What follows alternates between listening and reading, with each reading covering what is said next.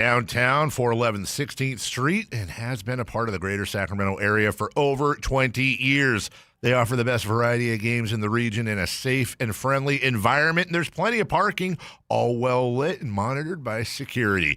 Come have a great meal at the cafe and restaurant inside. Capital Casino has the best food, the best service, and the best action. But please always remember to gamble responsibly. 1-800-GAMBLER. I move mountains for a living. Literally. That means I don't carry hand lotion, and when it comes to serious heartburn, I don't mess around with anything but Rolaids Max Strength. Its dual-active formula has 1,500 milligrams of calcium carbonate and magnesium hydroxide that relieves heartburn fast. And the best part? The roll fits right here in my pocket, so I can get back to moving mountains. Rolaids spells powerful relief. 1,500 milligrams is our highest amount of antacid per tablet. Read each label. Use as directed. Keep out of reach of children. Indeed presents hires you can't afford to get wrong, like a social media manager. Did you just post our Q4 earnings to your personal social media? Oh yeah, used a trending audio and everything. That's confidential financial data. Relax. It only went a little viral. The SEC just commented with the eyeball watching emoji. This is a job for sponsored jobs. This is what happens when you don't sponsor your job on Indeed. Next time, get matched with quality candidates with Indeed sponsored jobs. Visit Indeed.com/hire now and sponsor your job today. Whoa, what's all this? These screens, the food? All for the game, bro. Dude, let us pitch in. No need. I've got it all covered. With T-Mobile, I'm saving $1,000 bundling my wireless and internet. No way. Really? Yep, and the price of my plan won't change for 5 years. Wow, I'm definitely switching to T-Mobile. Goal! Here's to score big with T-Mobile. Families save up to $1,000 a year when they bundle fast, easy-to-set-up, all-in 5G home internet with 4 phone lines on Experience Beyond. And your plan price? Guaranteed for 5 years. Stay connected con tu gente and catch every match with T-Mobile. Join now at T-Mobile.com. Price guarantee on talk, tax, and data. Exclusions like taxes and fees apply. Savings based on third line free via monthly bill credits. Internet discount with $15 in monthly bill credits and auto-pay discount. Qualifying credit required. Credits may take up to 2 bill cycles and will stop if you cancel any lines or change plans. Skeeter here, my card. Field Tech, Sacramento Yellow Mosquito and Vector Control District. I never met a Culex terrasalis I didn't want to smack. That's Latin for mosquito. Hey, it's time again to fight the bite. Time to protect yourself from West Nile virus by applying insect repellent. Once a week, drain stagnant water and report dirty green swimming pools. Ew. They're breeding grounds. The Sacramento Yolo Mosquito and Vector Control District reminds you it's time to fight the bite. My card never gets old. For more information or to report problems, go to fightthebite.net. And we're live from the living room as Doug eyes up the matchday spread. He's reaching for the buffalo wing. Perfect. Hang on, what's this? Oh, he's gone for a can of Pepsi too. Incredible. What a finish. Sensational combination. Look at the delight on his face. There's no doubt about it. It just tastes better. Match days deserve Pepsi. Food deserves Pepsi. Grab a pack of Pepsi Zero Sugar for today's match. It's poetry in motion. KHD 1 Sacramento. KYMX HD3 Sacramento. Sactown Sports 1140. Your local sports leader. This is the Drive, baby! The Drive Guys, Kevin Gleason and Alan Stiles. It's drive time with the Drive Guys. Yeah, but I'm a little surprised that Alan, on this glorious day here from Las Vegas, we saw the Kings last night. They didn't win, but came back. Some positive things happened. Mr. Stiles, it appears, based on our conversation with Matt and Kayla, that you're a little disappointed with today's Darius Acuff news. Yeah, a little bit. I mean, how you keep people hanging, and obviously we're in a specific situation because we're out here. Yeah. You know, I don't think everyone back home is waiting on pins and needles to see whether or not Darius Acuff was going to play, but just the idea that he didn't play yesterday, they could have just announced that he was shut down, right? Maybe. I know last night, Brendan, where's Brendan? He's out by the pool. Brendan had asked Coach Darnell about, are the guys that played last night, they going to play the next game? And Coach kind of said, well, I don't know. We'll see. So, I mean, yeah, maybe. So kind of had an inkling that might happen. I think we might have talked about it, too, the fact that Acuff scored 26 in the last game, even though that was a game in which the Kings got mollywopped. I mean, that was a game where if you wanted, you could say, okay, he's done his work. He's done it, appears, based on what our friend Mark Haynes from the Sac Observer says, appears that's the case. Yeah, and I guess it's subjective whether or not he's done enough, but of course, I guess, in the minds of the coaches and the organization, they've seen what they needed to see, right? And maybe they were trying to make a decision on that whole thing yesterday, which is why they hadn't announced it yet. But now it feels like it is fairly clear that they're good. They're good, and we'll see you at training camp. Yeah. I thought that there were some positive things to take from that loss last night. 82-76, of course, Boston with the win. Kings did not put their best foot forward roster-wise, but they scored 4 points in the first quarter. Yeah. And I know we overreact so much to the things that don't go well that I think, Alan, we're well in bounds there. Again, both feet in, that's a catch, to say, had some positive things last night. Alex Karaban, for example. My guy, Elias Ralph, for example.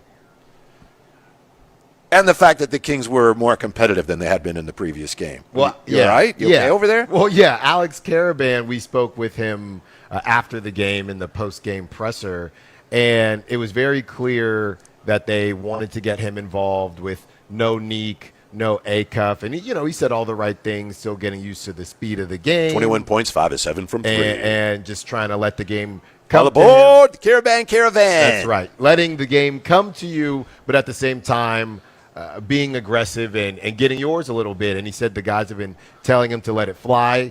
Jonathan Mobo was also available after the game, and he said, yeah, we've been telling Karaban to just let it fly, man. That's why you're here. So that was a huge, I think, huge game for him, just for his psyche. It doesn't really matter in the grand scheme of things, but just for his psyche. But I'll tell you what, and speaking with Alex Karaban, you can see that interview on YouTube if you missed it.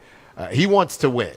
And he had this theme the whole time coming from UConn, and basically all they're worried about in this game tomorrow is trying to finish off the Summer League with a W. With a W. Yeah. That's all he cares about. Obviously, it's nice to see the ball go in the net, but they need a W. Yeah, he had some things that he could have smiled about last night, and I don't know if it's because, he was disappointed with the way he played previously, or, maybe he didn't like Brendan's questions. But he was not Mr. Cheerful, but he did say, yeah, I like to win. So you like that, Alan, right? Oh, yeah. I mean, it's something that a lot of these players that come from these blue blood programs, they got to get used to. Blue blood, schmoosh blood.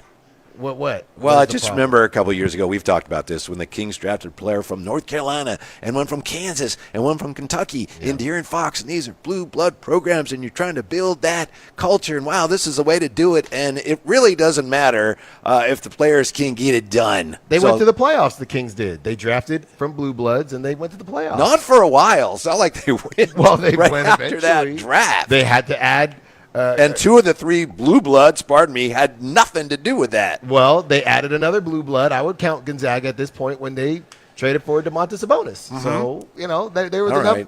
Right. The blood was blue, and they got to the playoffs. So you put more stock in that than I do, I guess, the blue blood. Oh, yeah. I love a nice pedigree. You have a winning pedigree, a winning bloodline. The Giants just drafted Peyton Bonds, the nephew of Barry Bonds. I mean, that's such a great pick. I mean, the kid just knows how to win. You know what I mean? When I'm drafting, if there's any connection to a blue blood program or your family, it's in your family, you fly at my draft board. Is Arkansas a blue blood program?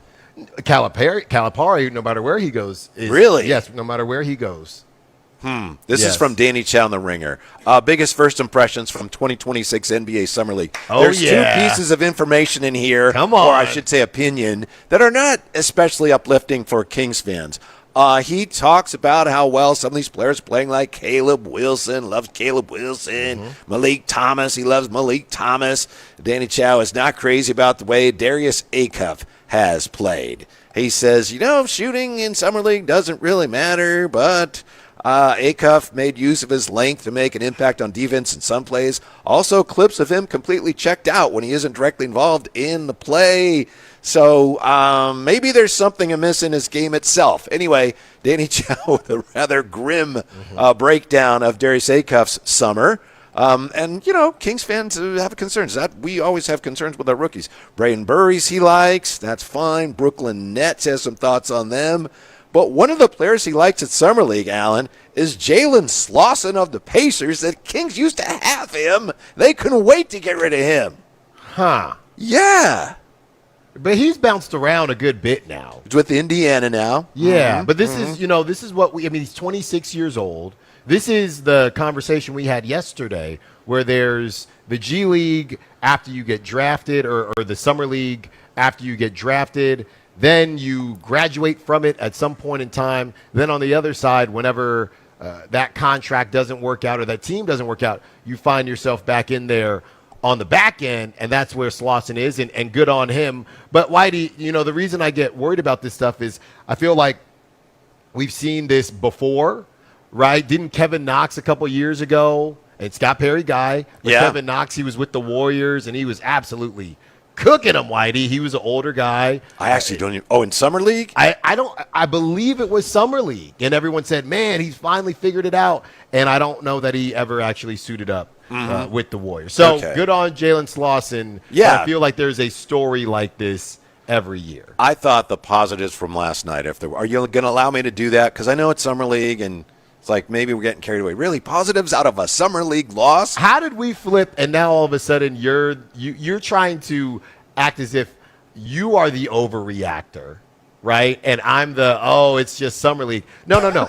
I'm the overreactor. Let's not get it twisted. Okay. But if you want to... What do you got then? No. If you want to join the overreacting for, a segment or two or for a day or two, I'll allow it. Okay, but my point is I don't believe I am overreacting. Okay, let's hear it. Yeah. Elias Ralph from Pacific. Look, I'm not saying that has any impact on the Kings' future, but that's a nice story. And Coach even mentioned him last night. And we're sitting around there, and I'm trying to tell everybody, hey, this guy, he's having an impact on the floor. He made it 3. What else did he do? The team was plus 13 in his 10 minutes.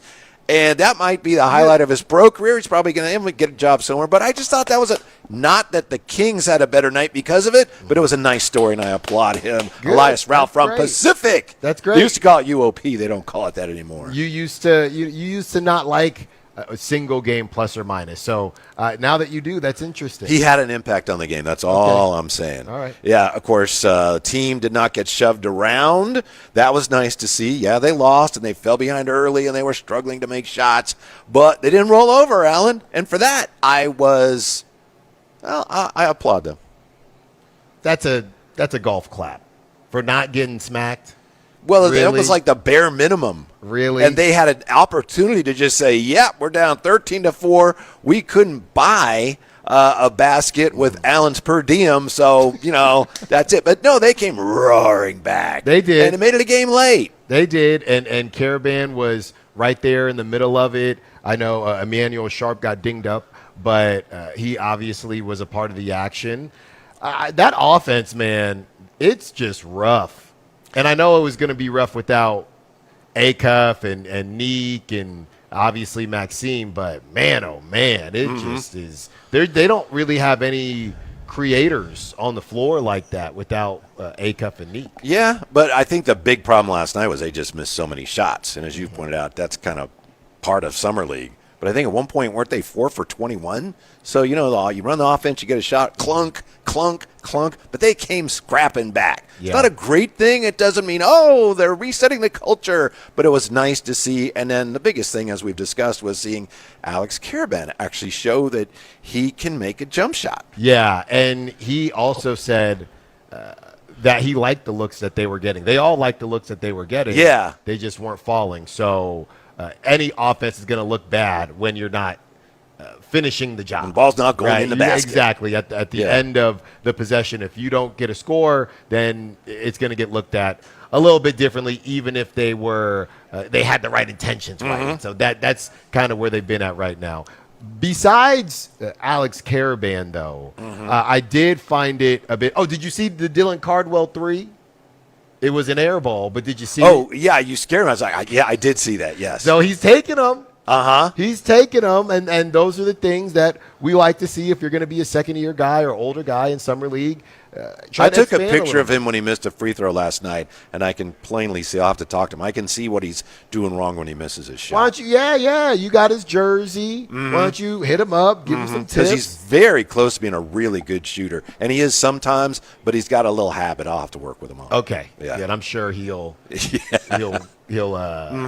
it all in. Yes. Glad to see the Kings were competitive last night. I don't know that they will ever be as competitive as Alan Stiles. You know that Alan's been talking for days now about his 40 run and his 40 time, and Stiles does whatever, which is great. But today, and I appreciate it, Alan was, ordered some food. Hey, Whitey, hey, Chris, you guys want to get in on this? Appreciate that very much.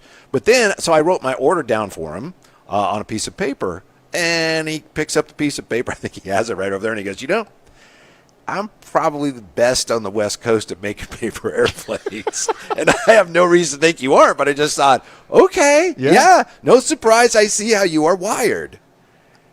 I just make a good paper airplane.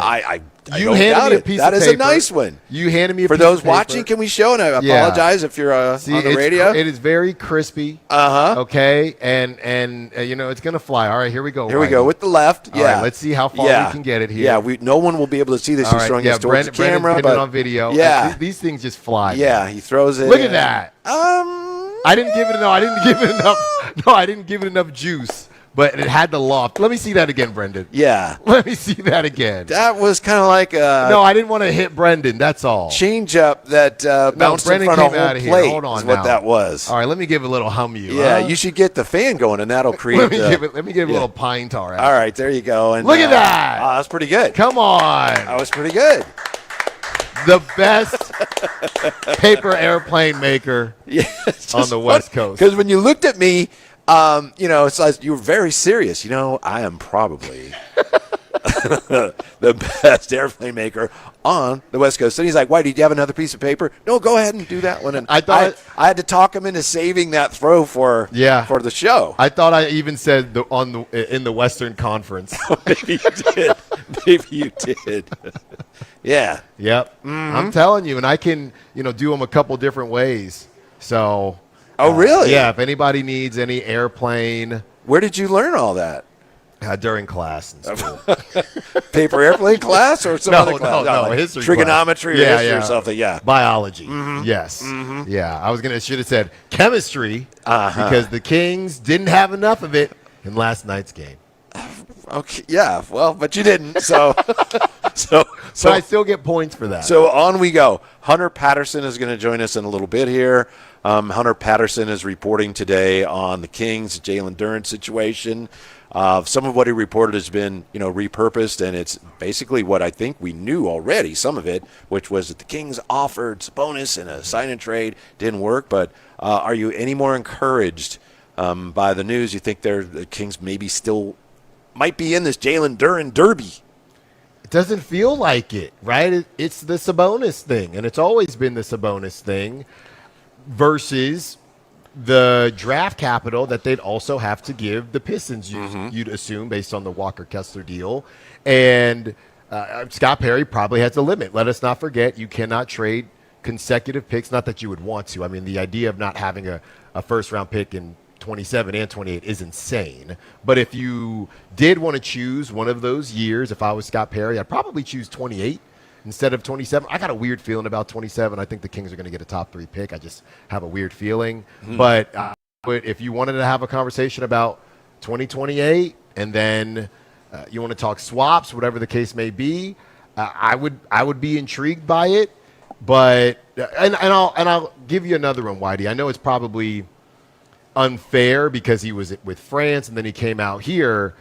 Maxime Reynaud, it's hard because obviously he's played in the NBA, all rookie, did not look outstanding, just met up with these guys, played with some of them, but not all of them. But Maxime Reynaud, watching him and watching Dylan Cardwell, does that make you does that sway you in either direction and how aggressive you would be to get Jalen Duren, right? Because we've had these conversations before about how good are these guys going to be. My opinion of my center position has not changed at all by the way the young centers played. Maxime did have one very good game.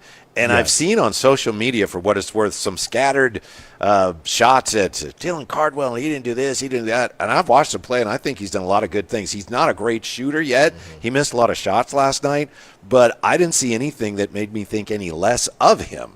So I don't feel any more, if I'm understanding your question correctly, I don't feel any more urgency to do anything. Right. It looks like perhaps now, and I think this is Mark Haynes, we mentioned, this is Chris Haynes, we mentioned Mark Haynes. I think Chris Haynes is suggesting that Jalen Duren is not happy with Detroit, and he may take their qualifying offer, which would put him in position to get big money as a free agent next year, and maybe the Kings could circle back on that. Who knows what things are going to look like in a year, but that could be their best pathway to getting him. Well, the other side of this is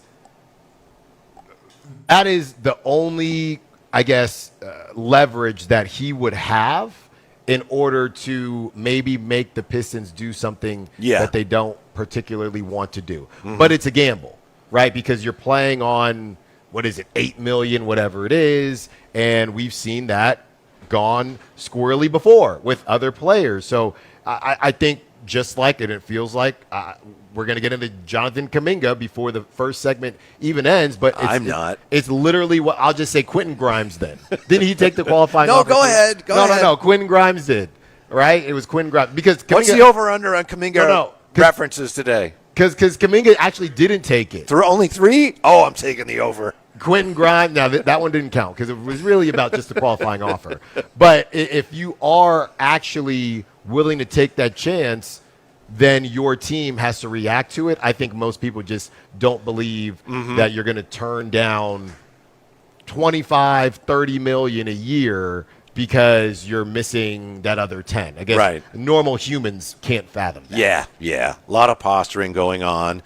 So we'll talk to Hunter Patterson about that coming up. Also, LeBron spoke publicly today at Fanatics Fest, and he was on a podcast with Tyrese Halliburton, and yet we still don't know where he's going.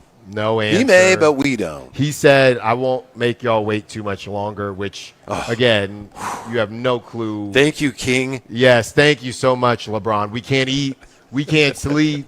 We can't enjoy the Vegas heat. No. We need to know, LeBron. We need to know. Whitey, this is what you were talking about, though, on the 916, my beloved text line. I'm sorry, but Cardwell is not good at basketball. Why this fan base keeps doing this is insane. The guy's probably a third-string center in this league. There always has to be the other side. Whitey. Well, I mean, he might be. I think he could be a backup. He's still for Dylan Cardwell, undrafted. If he was a third-string center who was a guy you could rely on for anything, I don't think that's bad. Maybe the whole issue here has to do with expectations. Maybe some people thought, wow, he's going to be the center of the future. I don't think anyone ever really expected it. It's still possible, but maybe my expectations are just not as high.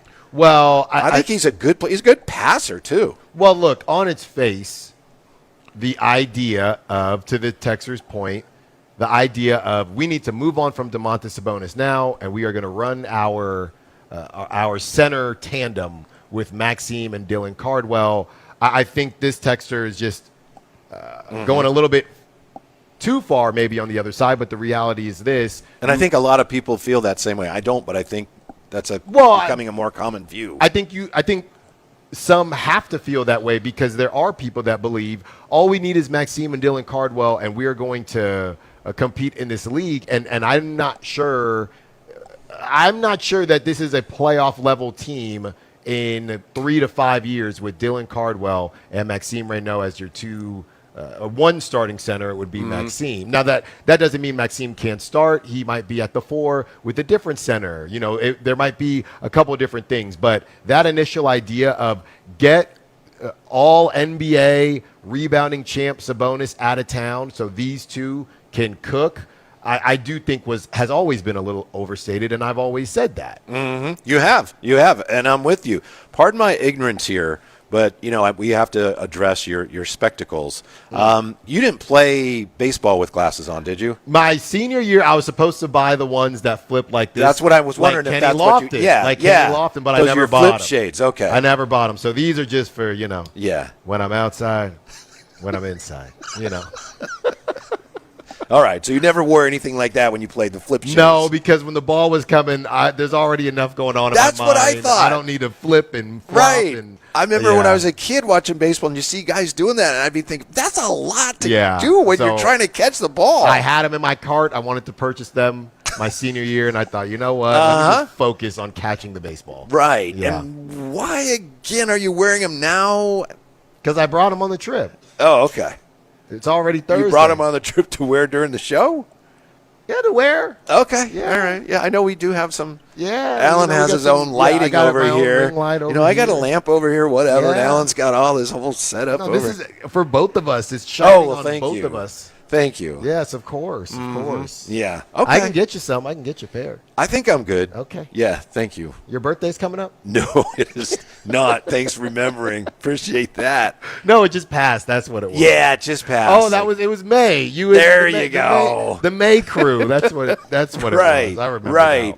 Kyle Draper's son, he just had a birthday, and we saw them Sunday, and I think Monday was his birthday, and I mentioned that because Kyle Draper is going to be with us today. Stephen No is going to join us. Stephen No is a writer from Sports Illustrated who said that Darius Acuff was on his Summer League loser list, and I don't know if I guess Darius doesn't care. He doesn't want to try to play his way off that list. Maybe he feels he's already done enough. Yeah, I mean, it's just one person's opinion, and Darius, and that was, to be fair, if I'm not mistaken, wasn't that written before the 26-point? Yes, game? it was. Yeah, it was. Yeah, so maybe it bounced him off, and he said, "I'm good. Yeah, I don't need to do anything else." Mm-hmm. And you got to be ecstatic because joining us today will be from LSU, Markel Sutton. Come on. I can't wait to talk to him. Just get a look into his basketball mind, his basketball brain, everything that he's been able to do. I just love. I don't think we're doing a lobotomy on him. No, I just love talking to guys that you can just sense the hunger that they have, the sense of urgency that they have, not lackadaisical. I can't stand that, Whitey. And Markel Sutton is the exact opposite of that. So I'm happy to talk to him. I don't know if the Kings are going to do anything major between now and the start of the season. Obviously, they're kicking all the tires and they're checking everything they can. I get the sense where it is now. This is my sense that you've got basically a handful of guys that are playing for the final two-way spot. Yep. I think that's as far as roster races, if you will. That's what's going on right now. And it's going to be tough. Mm-hmm. It reminds me of Hard Knocks. Yeah. You watch Hard Knocks. Sure. And, oh, man, hey, you were right there, man. You were right there. You get cut. That's what they need. That they need to run a documentary for Summer League. Mm-hmm. And I think we got the horses. Maybe we might be able to do something. Maybe we can. Oh, yeah. Maybe we can. And Markel Sutton, we hope that he finds himself on the right side of that whenever those conversations happen. Yeah. Speaking of that, they also have going on through Saturday here at Summer League. They have the Summer League Film Festival, which is the third annual. Mm-hmm. And the director of that, KG is involved in it, along with a gentleman who's a director by the name of Dion Taylor, who went to high school in Sacramento. So he's behind putting this thing on, and he's going to join us today as well a little later in the show. I love a good film, and I love a good festival. Oh, you should have been here last night. You were off. I think you had a teammate or something that you were hanging out with, former teammate. Oh, yeah, old we buddy were. of mine. Everybody else here, we were all here. They were watching Rocky. I didn't have anything to do with picking it. And now they're Frankie and Chris and Brendan watching it. I just came in and a bit of it. But did you see, and this is for In Style, Out of Style, but did you see they are making a movie about making Rocky? And it's called I Make Rocky? No, I didn't see that. I know, I'm serious. Yeah. I'm not kidding. That movie was iconic at the time. And now so this is what we're doing now. Uh-huh. We're making movies about movies. Isn't that called a documentary? No, because it's a movie. It's called I Play Rocky. That's what it's called. I Play Rocky. I Play Rocky. And it sounds like it's about Sylvester Stallone? It's about, yes, when he got the Rocky role. Okay. An actual film. All right. I'm not sure I understand the problem. You're saying What do you mean? A movie about a movie? So okay, I got you. So that's not him, but this is a movie about somebody portraying Sylvester Stallone. Yes. Yeah, okay. Yeah. That's ridiculous. Why? Well, okay. A movie about a piano. In style. No. I'm going to make a song about a song. Come on, Whitey. A movie about a movie. Yeah. I'm pretty sure that has been done, but I'll like this. I'll have to look further into it. This is actually ticking me off. I noticed that. You're kind of on edge today, and we're just getting started. Hunter Patterson joins us. Maybe he can settle Allen down as we continue here to Drive Guys in Las Vegas. Sactown Sports, don't go away. Even among the most heated rivals, nothing brings people together quite like a little bit of turbulence. When someone says, hey, there's an issue with the equipment, I don't feel particularly comfortable. And when they said equipment, I'm sitting on the aisle, and Frankie and I just slowly turn and look at each other, and we almost held hands to say, hey, you know what? Whatever will be, will be. Your local sports leader, Sactown Sports 1140. Hey, this is Jelly Roll. As many of you know, my song Winning Streak is about my own personal struggles with addiction. I first sought help for my addiction at 14 years old. Start your recovery journey. Choose a proven addiction treatment option that's right for you at ChooseChangeCA.org. The real you is worth recovering. Choose Change California provides access to proven treatment options for addiction to opioids and stimulants. ChooseChangeCA.org. This is your chance to recover your life.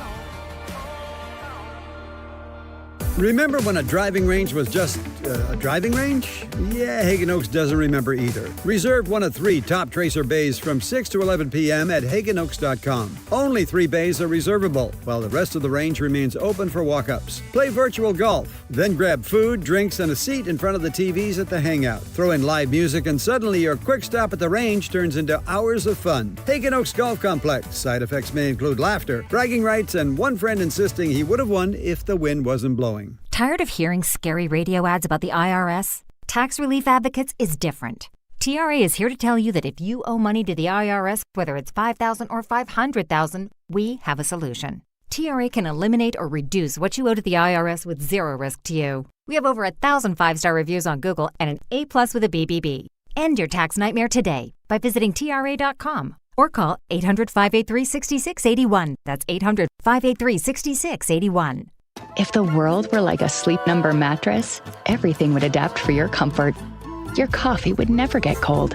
Your flight would always be on time. And your mattress would always respond to you and your unique sleep needs. Sleep Number mattresses are designed to respond to your body and shift with your changing life, helping you fall asleep faster and stay asleep longer. To experience a whole new world of comfort, visit a Sleep Number store or go to sleepnumber.com. Sleep Number. To a good life sleep. Hi, this is Adam Johnson, owner of Golf Fitness Solutions. Most golfers practice their swing, but ignore the body swing in the club. We help golfers move better, get stronger, reduce pain, build power, and play longer. Join us for a free trial week and see how golf-specific training can help you support your body and your game. Try a class, meet the team, and find a right program for your goals. Call 916-802-5175 or visit golffitnesssolutions.com. Golf Fitness Solutions. Move better, feel better, play better. Patrick was way behind on his IRS taxes. I was in way over my head. The total amount ended up being somewhere just over $30,000. $30,000. Then the IRS came to collect. Started getting letter after letter. A lien had been filed against me. They were going to basically hang me completely out to dry. He had to do something. That's when I reached out to Optima Tax Relief. Patrick's life quickly got a lot easier. It was very easy, pretty much hands off. They picked up the ball and ran with it. And how'd it go? I couldn't believe it. I had to ask 2 or 3 times. I saved an incredible amount of money. How does Patrick feel about Optima? Couldn't be happier. They definitely helped me. Optima Tax Relief, the best place to call. They're the best in the business. Do what Patrick did and call Optima Tax Relief for a free consultation. Call 800-375-2922. 800-375-2922. 800-375-2922. Optima Tax Relief. Testimonial from an actual client. Some restrictions apply. For complete details, please visit OptimaTaxRelief.com. Only one radio program captures the excitement of hunting and fishing as it happens. The award-winning California Sportsman with Sep Hendrickson. Only California Sportsman takes you where the action is, live on the water, live in the blind, and live with the top pros and experts in outdoor sports. California Sportsman with Fishing Hall of Famer Sep Hendrickson is your premier destination for all things outdoors. Sep's Saturday Morning Outdoors. Ultimate Bass and California Sportsman, 5 a.m. to 8 a.m. Saturdays on Sactown Sports 1140. You ever notice how the other guys scream about massive discounts on their Dodge, Chrysler, or Jeep Ram vehicles? Then you get to the fine print and boom, another $5,200 in mandatory ads. At Hoblet, we don't insult your intelligence. The price you see is the price you pay. No mystery add-ons, no bait and switch, no gotcha when you sit down to buy. Hoblet, family owned for 77 years. Transparency, straightforward pricing. Buy it right, buy it at Hoblet. Live from Las Vegas for NBA Summer League presented by Power Business Technology. Here's Whitey Gleason and Alan Stiles. We have been having a lot of fun here at Summer League here. The whole crew at the Sack Shack. Drive guys rolling on here. And I feel like our next guest, I'm thrilled that he's with us today, but I feel like he should be here at Sack Shack with us. You know? Because he used to be part of the crew. Well, he was. Yeah. He was here, right? He was in Vegas for a bit. Got to catch up with him, so it was good to see him in person. Used to cover the Kings. Now he covers the Pistons for The Athletic. Hunter Patterson. How are you, Hunter? It's good to have you on. What's going on? I'm doing well. I appreciate y'all having me. Hope all is well with y'all, too. Yeah, everything's fine here, although we are, a little curious about what may or may not be going on with the Kings and Jalen Duren. Do you think the Kings at this point have any realistic shot at acquiring him? Yeah, I think they'll end up getting a deal worked out. I think both parties understand that it's in their best interest to try to ink out a deal to remain together long term. So talks have been kind of, or negotiations have been, from what I've heard, just stagnant a little bit. But I think eventually, like the Pistons very much want him to be one of their building blocks moving forward. What's good, Hunter? Glad I got to see you a couple days ago. Now you up out of Dodge, already gone. Yeah. But Hunter, they want to get it done. We understand that. Why the malarkey? Why the tomfoolery? Why not just get it done and not chance maybe Jalen Duren being upset? Are they not worried about the relationship? It just seems as if this is unnecessary. I don't want to use the word drama, but just unnecessary. If what you say is true, they want to get it done. Is it from his side? Well, just do it. I would say initially I think there was interest from Duren to kind of just test his market if he knew he wasn't going to get the max. And some of just the push and pull kind of comes from Duren having an All-NBA year, becoming an All-Star for the first time during the regular season, and then during the postseason, numbers dropping like exponentially and essentially being outplayed by Paul Reed. And so I think it had to do with that. They wanted to kind of just allow Duren to test his market first.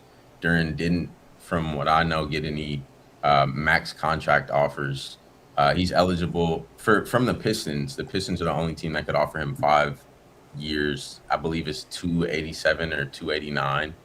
Other opposing teams, I believe, can offer him 4 years.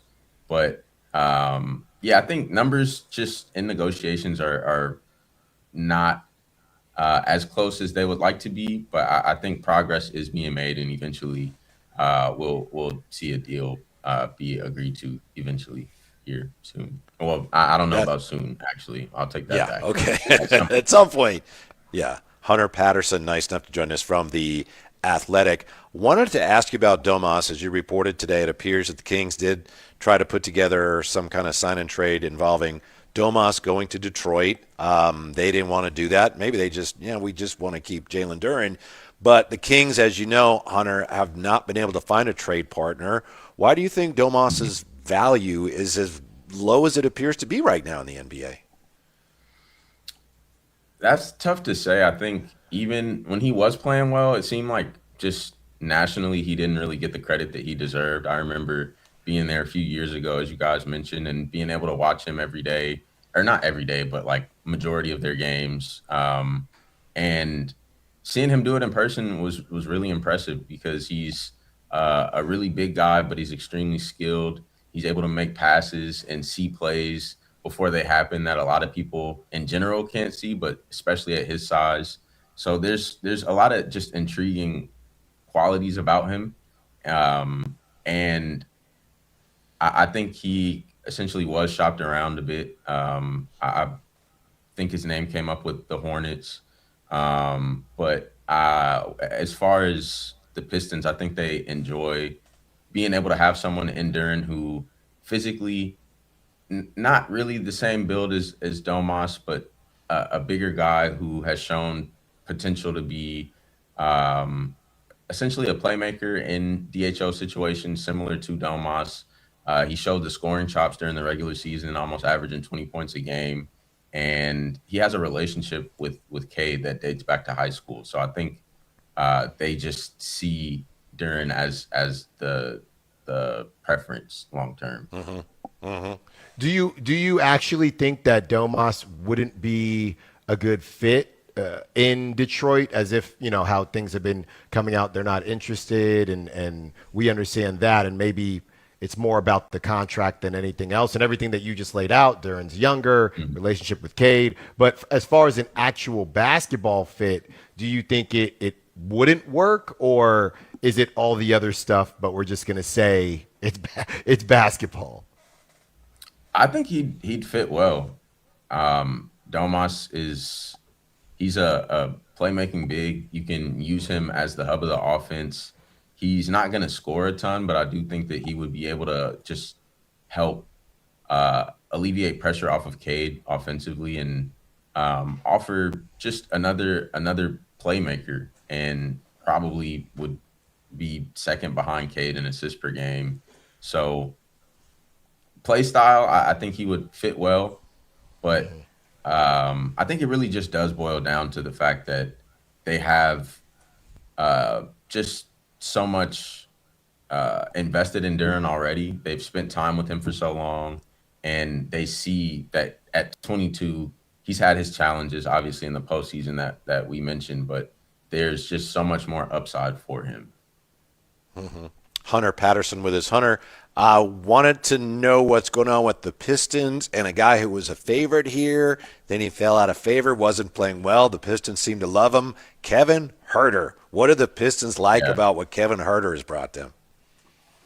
Yeah, they're high on him. I think that they were really optimistic from what I heard, and we're excited to get him in that trade. That actually landed them Ibuka Okori as well, where they were able to jump up a couple, or they went from 28 to 21 and then traded up again to 17. But they really like the fact that Kevin shoots. They think he doesn't really get enough credit for the playmaking ability and the ability to defend as well.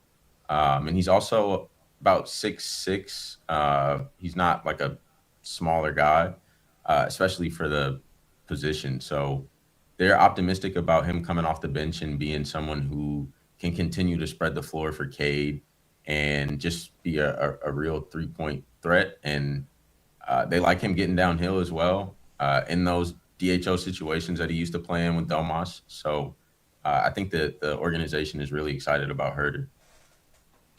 Ibuka Okori, you said the name earlier, Hunter.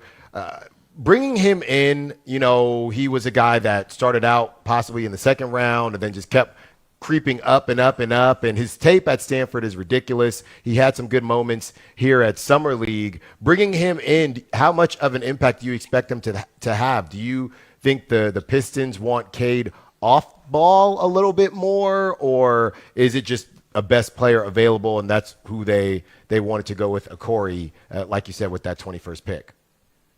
Trajan mentioned that Ibuka was someone that they had been interested in from early on in the college season. And Trajan actually, his son played at Brewster with Ibuka. So they have history. It's only been a few years. He played 1 year in college. Right. So they have history dating back a few years.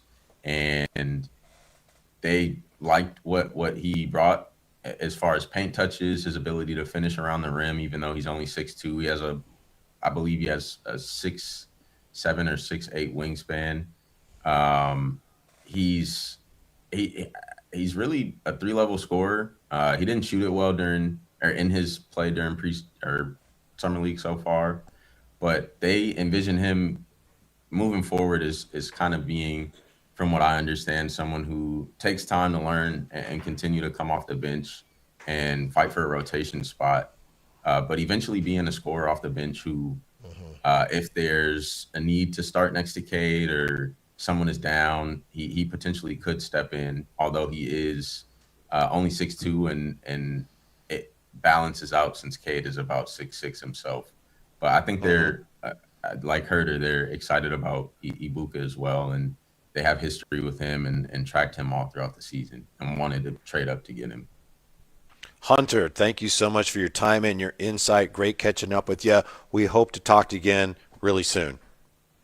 Likewise. Great to see y'all. Appreciate y'all having me. Absolutely. Take care. Hunter. Yeah, and then if something happens with the Kings and Jalen Duren, he's going to contact you first, right? That's right. He'll call me first. He'll call me first. All right. Thank you, Hunter. Yeah, when we come back, LeBron speaks. Steve Kerr, meanwhile, creating a firestorm of LeBron-troversy by the Bay. I'll tell you where LeBron is going. I figured it all out. Got that next from Vegas. Drive Guys on Sactown Sports. Take Sactown Sports with you everywhere you go with the Sactown Sports app. The most in-depth coverage of the Kings and 49ers. A library of written and video content. And all your favorite personalities all in one place. Download the Sactown Sports app today and get in on the action. Your local sports leader. Sactown Sports 1140. You know, I used to think all money managers were the same until I spoke with Fisher Investments. Really? How different are they? Fisher's investment counselors are dedicated to service, not sales, keeping clients up to date on their portfolio. Well, they probably just invest in a bunch of mutual funds like I do. Nope. They build a tailored portfolio based on their clients' personal goals, helping them stay on track for a comfortable retirement. Well, they must make commissions selling products. Actually, Fisher doesn't sell any commission-based products. They're a fiduciary, and they believe that's a conflict. Then they have some kind of complex fee structure. Nope. Fisher has a simple, transparent fee that's a percentage of their client's portfolio. So they do better when their clients do better. It sounds like Fisher really is different. Couldn't have said it better myself. Fisher Investments. Clearly different wealth management. Learn more at fisherinvestments.com/different. Investing in securities involves the risk of loss. Capital Casino is conveniently located in downtown, 411 16th Street, and has been a part of the greater Sacramento area for over 20 years.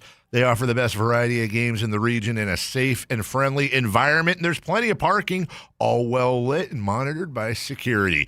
Come have a great meal at the cafe and restaurant inside. Capital Casino has the best food, the best service, and the best action. But please always remember to gamble responsibly. 1-800-GAMBLER. Hi, I'm Justin Gingery. One of the most common questions I receive is, what makes us different from other law firms? At Gingery, Hammer & Associates, we handle your case from beginning to the end. Whether your case reaches a settlement, whether it must go into litigation, or whether it has to go all the way to trial, we will be with you along the entire way.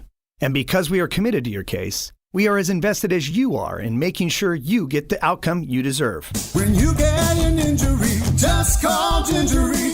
Join RVs of Sacramento as they celebrate America's landmark semi-quincentennial by honoring the true protectors of our freedom, the local first responders, firefighters, law enforcement, medical heroes, and military. You look after our country and communities. To say thank you, check out our massive America 250 celebration and sale all month long. Enjoy exclusive hometown hero discounts alongside spectacular anniversary savings for everyone. Over 400 units to choose from. Motorhomes, travel trailers, and fifth wheels from the top manufacturers in the industry. Bring the family. See the latest floor plans and let's celebrate 250 years of freedom. Visit us online at rvsofsac.com and explore RVs in Northern California's largest indoor showroom at RVs of Sacramento, 9501 East Stockton Boulevard, Elk Grove, right off Highway 99 across from the Elk Grove Auto Mall, or at our newly opened Forest River Direct Outlet store at 1051 El Camino Avenue in Sacramento. Family owned and operated, on-site all the time. Your experience is our number one priority. Adventure is calling. Answer the call at RVs of Sacramento. Is the volatility of the stock market driving you crazy? Is your retirement account sinking, yet you're getting older and you're starting to worry about, will I have enough for retirement? What about the money in the bank? These banks pay nothing these days. How do we get growth to get to retirement account? It's simple. Move into gold and silver. Want to know how to do it? Listen to my show, Striking Gold, with me, Kenny Michaels. Live from Las Vegas for NBA Summer League, presented by Power Business Technology. Here's Whitey Gleason and Alan Stiles. A lot of guests today from the Sack Shack. Thanks to Hunter Patterson for joining us with some insight into what may or may not be going on with the Kings and the Pistons and Jalen Duren. Kyle Draper, top of the hour. Also in the 3 o'clock hour, Markel Sutton. And as for the other guests, I mean, we've got so many, Alan. We'll just, we'll get to them when we get to them. But that's what's coming up most immediately. A guest fest here. Definitely. On a Thursday. On your favorite day of the week. It is my favorite day of the week. It really is. I forgot about that. You know how they don't have clocks in casinos? Not that I would know, but Schmallen was telling me. They don't have clocks in casinos, so you never know what time it is. I think that's how I feel right now, Whitey. I just don't even know what day. There's a clock right there, and it's Thursday, so yeah. Well, now I know. Yeah. I want to thank everybody for not only supporting us by watching, but the feedback. Ryan Coda on X said, those guys look like they're in a Wes Anderson film. So I appreciated that. So I was looking at it and studying the video. And we used to have, for those of you, I apologize if you've just been listening, we had on both sides of our logo behind us, we had these odd pictures. So today I just went and I took them down, and I don't know why we had these up, but hopefully that adds, I don't know, just addition by subtraction there by taking the potted plant pictures down. Yeah, when you're styling an Airbnb, it's a little interesting, how you want to go about it. Mm-hmm. And sometimes they'll have their family pictures up. And, I guess you can still use the house when you're not Airbnb-ing it, but I don't know that I would want to have family pics up. Mm-hmm. So then you end up with generic flowers. Right. Those are your two options. Family pictures or generic flowers. It just didn't really fit what we were trying to do here. Once we figured out what it was we were trying to do here. But everybody's trying to figure out, Alan, what LeBron James is going to do. Today he was at Fanatics Fest, and he was on a podcast with Tyrese Halliburton. Tyrese Halliburton said, "Where are you going?" And LeBron said, "Oh, come on, we talked about that backstage. I'm not going to talk about that." Hilarious. Yesterday, Steve Kerr was asked by a fan. Steve Kerr's in his car. "Hey, are you getting LeBron?" And Steve Kerr says, "Oh, we got him. Put that on Twitter." Then he drove away. Mm-hmm. That caused a little kerfuffle. He was just joking. So on it goes. On and on it goes. Actually, I don't know if you saw this from the Four-Letter Network, but it was one of their shows, and the description on one of their shows says, so-and-so discusses LeBron to the Warriors, as if it had already happened. So this is, Tinfoil Thursday, everybody was freaking out saying, did ESPN accidentally write something too soon? Okay, my first question then would be, whoever it was, did they actually discuss LeBron to the Warriors? Because you could discuss that without him actually going there. The way it was written was if it had happened. Really? Yes. I think he's going to Cleveland. I know that's not breaking news. It's not even really news, but I think it's going to happen. I'll tell you why. Of the scenarios that are available to LeBron, that is the one that is can't lose. Now, maybe he is most focused on, I got to win. You look at all the teams he could join. There's a chance that Denver, Minnesota, the Warriors, Cleveland, Philadelphia, there's a chance that any one of those teams, if he goes there, they could win. I think it's fair to say they probably won't. Mm-hmm. Cleveland, though, he goes there, they could win. Also, if he goes there and they don't win, it's not going to be seen as his fault because it'll be, That's so great that he went home for his last year. If he goes to any other team, any of those other teams, and they don't win, some people say, well, he wasn't good enough. They brought him in to be the final piece. So in terms of his legacy, going to Cleveland for LeBron is he can't lose. Well, he always can. There's a lot of more people like LeBron than they did during the Heat days, but I think there are still some haters, right? But sure. I hear you know how that is. Even you have a few, trust if me, not haters, a lot, strong dislikers. A lot. Don't get me started there. I'm staying out of trouble, Whitey. But anyway, if he loses, and the other thing is they'll just blame James Harden. Right. Or they'll just blame the guys that haven't done it before. It'll be they let LeBron down. Whereas if he goes somewhere else, LeBron let Joel or whomever down. Yeah, that's true. But again, it's just the story to go back a second time. It doesn't do anything for me. None of this really does anything for me. But I did find what was said and why people were freaking out. Are you ready for this? Yes. Yeah, I think so. Are you ready, Chris? So this is. Hold on, Chris. Okay, he's ready. Okay, he's ready. This is from a description for PTI. Pardon the interruption, of course. All right. So this would be online or somewhere? Yes. Somebody looking up, what's coming up? This is to listen to their podcast. Now, the episode has nothing to do with LeBron or Steph. It's about Argentina winning over England, the MLB All-Star Game, and more. But the title says, Steph Curry behind LeBron's stunning Warriors decision, ?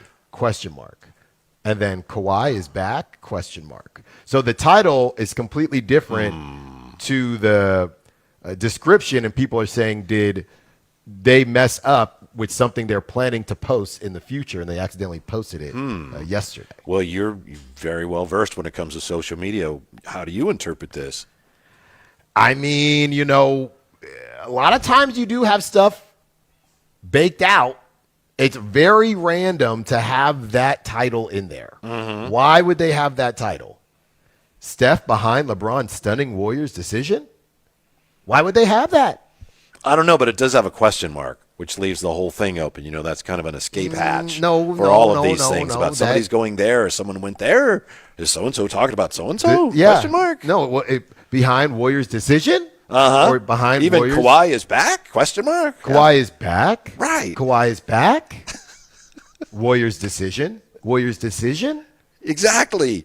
That, by the way, is what I love about the PA guy here in Vegas, and I think he does UNLV games, and I apologize, I don't know his name. I believe he's legendary. But he doesn't just say, maybe you notice this watching the games that are at the Thomas and Mack. If a guy has the ball, say, dribbles it off his foot or something, the announcer doesn't just say, out of bounds, Kings ball. He'll go, out of bounds. Like, can you believe that happened to him? Yeah, there's a little bit of feeling behind it. I think he did it in the Kings game when they were trying to come back from something, and it was foul. Yes. Foul. Yes. You can't do that there. Right, and I like it. It'd be very annoying, I think, if the games mattered and you were rooting for the other team. Right. Yeah. But if that could even be part of a home court advantage. If you do that for the other team, like, foul. Yeah. Double dribble. Can't do that. You know what else is great about the Thomas and Mack? This should be a league rule. I don't know how many arenas have this, but Jay and I last night, after the Kings game, we went up to, right, Jay? We went up to the Dairy Queen, and we got the same. The Blizzard that was chocolate chip cookie dough Blizzard. Large. It was tremendous. I saw you guys. You came back. Yes, they had that at the arena. Because at first I thought you were getting Dippin' Dots. Then you guys came back and you were set up. Yeah, Jay had said, right, that he wanted to get the Dairy Queen. And at one point he pointed, and I thought he was pointing to the Dippin' Dots, and I was going to wave that off. Wave it off. But no, we went to the DQ, Dairy Queen, and it was tremendous, Alan. Yeah, you guys did kind of sneak out of there. I don't, not to do the invite thing again, but. Huh? What? not to do the invite We didn't thing. sneak out. We said, let's go get some DQ. Yeah, but you knew I hadn't had dinner yet. I actually did. I don't know that I knew that. So I wasn't couldn't- really keeping score on I that. couldn't partake with you because I wasn't going to have it before dinner. Okay, maybe that's why we didn't ask you. So what's the problem? What is the Because problem? I wanted to have it too. Okay, I did offer to bring your backpack Yeah, you back did. That and was all very that. nice So of you. anyway, Very nice it was really good, and I'd like to see that at more arenas. Get more Dairy Queens in arenas. Uh-huh. Well, you just had a prototypical day at the arena. You had chicken tenders, you had Yes. fries, and you had Dairy Queen. I know you had said a couple days ago, I want to get a more substantial meal. Yes. But Jay and I yesterday, we You were both broke. like, You let's broke. do the chicken and fries. And it was really good. And then top it off with some DQ, Dairy Wow. Queen. Yeah, you got it all figured out, though. You know who else has it all figured out? Former drive guy himself, Kyle Draper. He's been hanging around in Vegas. He's going to join us. We'll find out what drapes. Used to be the LeBron of the show, right? He definitely called himself Self-proclaimed? that. Yeah. He said that. Yes, that's what self-proclaimed means. Yeah. So Kyle Draper going to join us next year. Drive Guys on Sactown Sports. SactownSports.com is your online home for sports in Sacramento. Dive deep into the Kings, 49ers, Raiders, Giants, athletics, and more with your favorite local personalities and some of the most trusted sports voices in the community. Stream Sactown Sports 1140. Watch original video content and read in-depth analysis all in one location. SactownSports.com. Your local sports leader. Sactown Sports 1140. This is the story of the one. As a safety manager at a manufacturing plant, he does everything he can to keep his coworkers safe. From finding ways to reduce risks to keeping safety supplies in stock. And for that, he relies on Grainger. Grainger offers a broad range of quality products and next-day delivery, so he can always play it safe. Call 1-800-GRAINGER, click Grainger.com, or just stop by. Grainger, for the ones who get it done. With 25 award-winning years in Northern California, Ashton & Price is your local injury law firm. Pro attorney tip, if a firm presents it's local but they're in LA, red flag. If your first consultation is not with a lawyer, big red flag. At Ashton & Price, your first consult is with a local attorney, and if serious injury prevents travel, a lawyer will come to you. Still not enough? George Washington's my uncle. At Ashton & Price, no red flags, just red, white, and blue. Remember, for the best advice, don't think twice. Call Ashton and Price. Everyone loves to be outside, and so do mosquitoes. Protect yourself against mosquitoes and West Nile virus by following these simple tips. At least once a week, look around your yard and drain stagnant water from any containers where mosquitoes can breed. Remember to use an effective mosquito repellent, especially at dawn and dusk when mosquitoes are most active. Close all doors and be sure screens are in good working condition. At the Mosquito and Vector Control District, we're here to help. Visit us at fightthebite.net.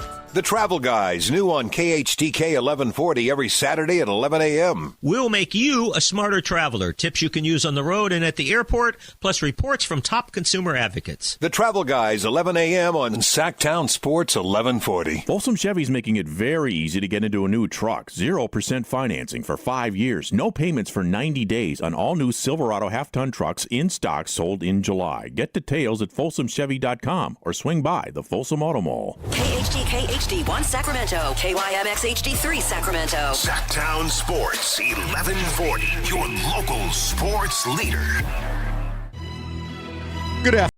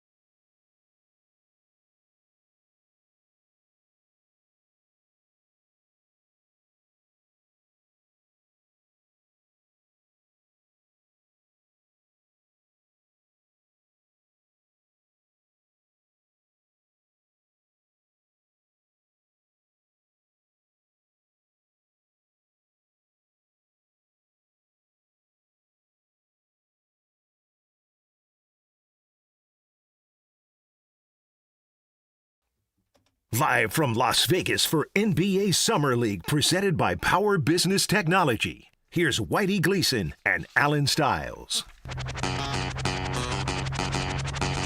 He's going to join us bottom of the hour. And, we've been just talking about LeBron. I'm sure we'll talk more about LeBron. We have the former self-proclaimed LeBron James of the station, Alan, coming up. It's been a while. Oh, wow. You talked to Drapes a little bit Sunday, right? You yeah, a little bit. You know him. He was kind of big leaguing me a little bit, but we still said what's up. How so? I thought he just said, "Hey, how you doing? How are you, Alan?" Yeah. I believe he should be ready to go. Let's see. Not yet. Okay. Not yet. We're going to get Kyle Draper here in just a moment. And, yeah, we did have the opportunity to catch up with him a little bit on Sunday here from Las Vegas Summer League. Alan, how are you doing with the news? I know when we found out you were you got your dauber down a little bit. Darius Acuff appears to be, according at least to one report, done for the Summer League. I'm feeling better about things a little bit, and I want to see the other guys step up. It's an opportunity. Because that's the other thing, Whitey. We did not hear about the other players. We didn't hear about Neek. We didn't hear about any of them. Yeah. Yeah. Okay. Well, here's a guy who always steps up. I mean, the self-proclaimed, as I said, LeBron of the station. Kyle Draper with us. How's it going, Drapes? Oh, there y'all go. Okay. I was wondering where you guys were. Okay. Where's the pool at? It's right out there. Right, Frankie's out there right now sunning himself. Can you hear me okay, man? Oh, I think do we have some issues here with the audio? Sorry, Drapes. I think we're having a problem. Yeah, I think we lost the connection was bad. Yeah. All right. We'll see if we can. Yeah, connection was not ideal. Which we had that a time or two when Drapes was on the road trying to check in. So yeah, we'll catch up with him there. But yes, we have Frankie out by the pool, and Drive Guys rolling on here. Yes, the news today. I don't know that the Kings have confirmed it yet, but it comes from a very good source that Darius Acuff is done for the summer, and we're still waiting to hear who then will play in their finale tomorrow against the Charlotte Hornets. The Hornets once again, and they had, who is it? I think it's Hans Steinbach. Balling out for them. So, Hannes, yes. Now, I don't know if he's been they shut him down yet either, but I believe he was balling out yesterday, and that's the other thing too. You're not even in the big arena anymore. Wow. Right. That's over. Right. Yeah. All right, Drapes, back with us. How you doing? A lot of people follow your every move, but there are still a few people don't know what you're up to these days. So what you got going on? Man, a lot, man. I just actually left Thomas and Mack Center recording the Straight Game podcast, and we had Meta World Peace on. We had Brendan Haywood, Baron Davis slid on by.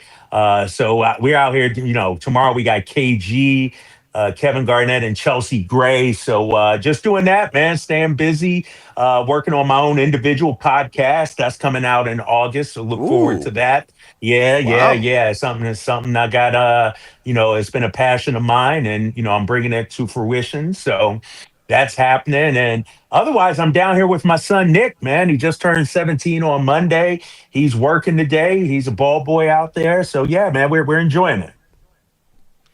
So, Drapes, you're out here Summer League, and I know you said you recently took off. What did you think the vibes were like compared to Summer Leagues in the past? I thought it was going to be, pretty big with all the big names in this draft and the DeBonsas and everyone. We weren't here until, obviously, that Monday, but It felt like I expected it to be a little bit more buzzy than it was, Drapes. Well, those first couple days, it was pretty buzzy.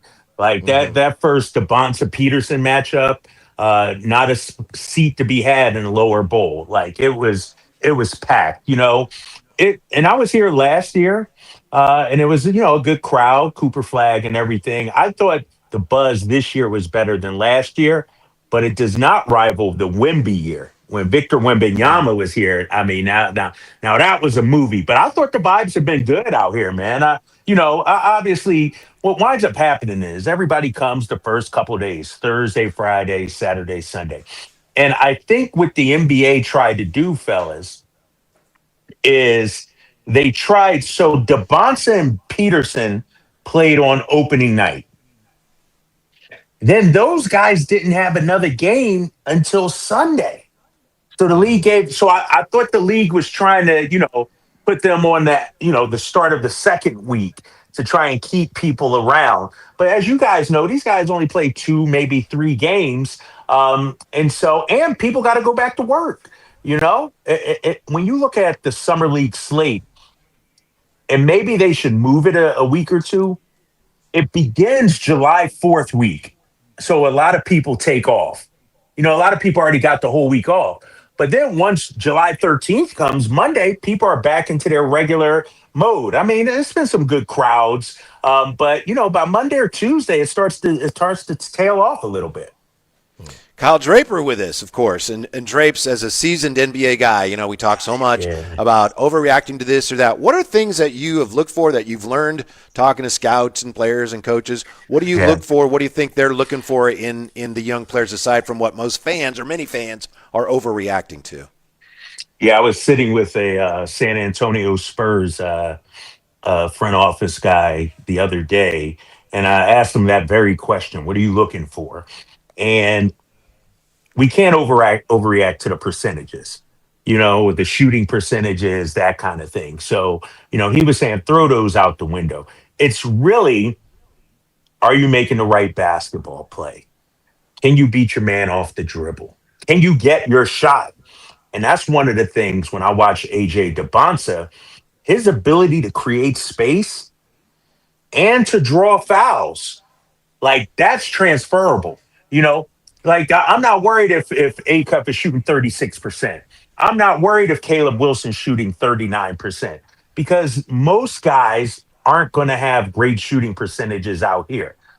One thing I'm looking at, though, is body language, compete level. Are you out here trying to be a dog? Or are you trying to, realize it's summer league and so you're only going 70, 80%? One thing I like about Caleb Wilson, I'll throw DeBonsa in that category also, and I'm going to throw Boozer in there too.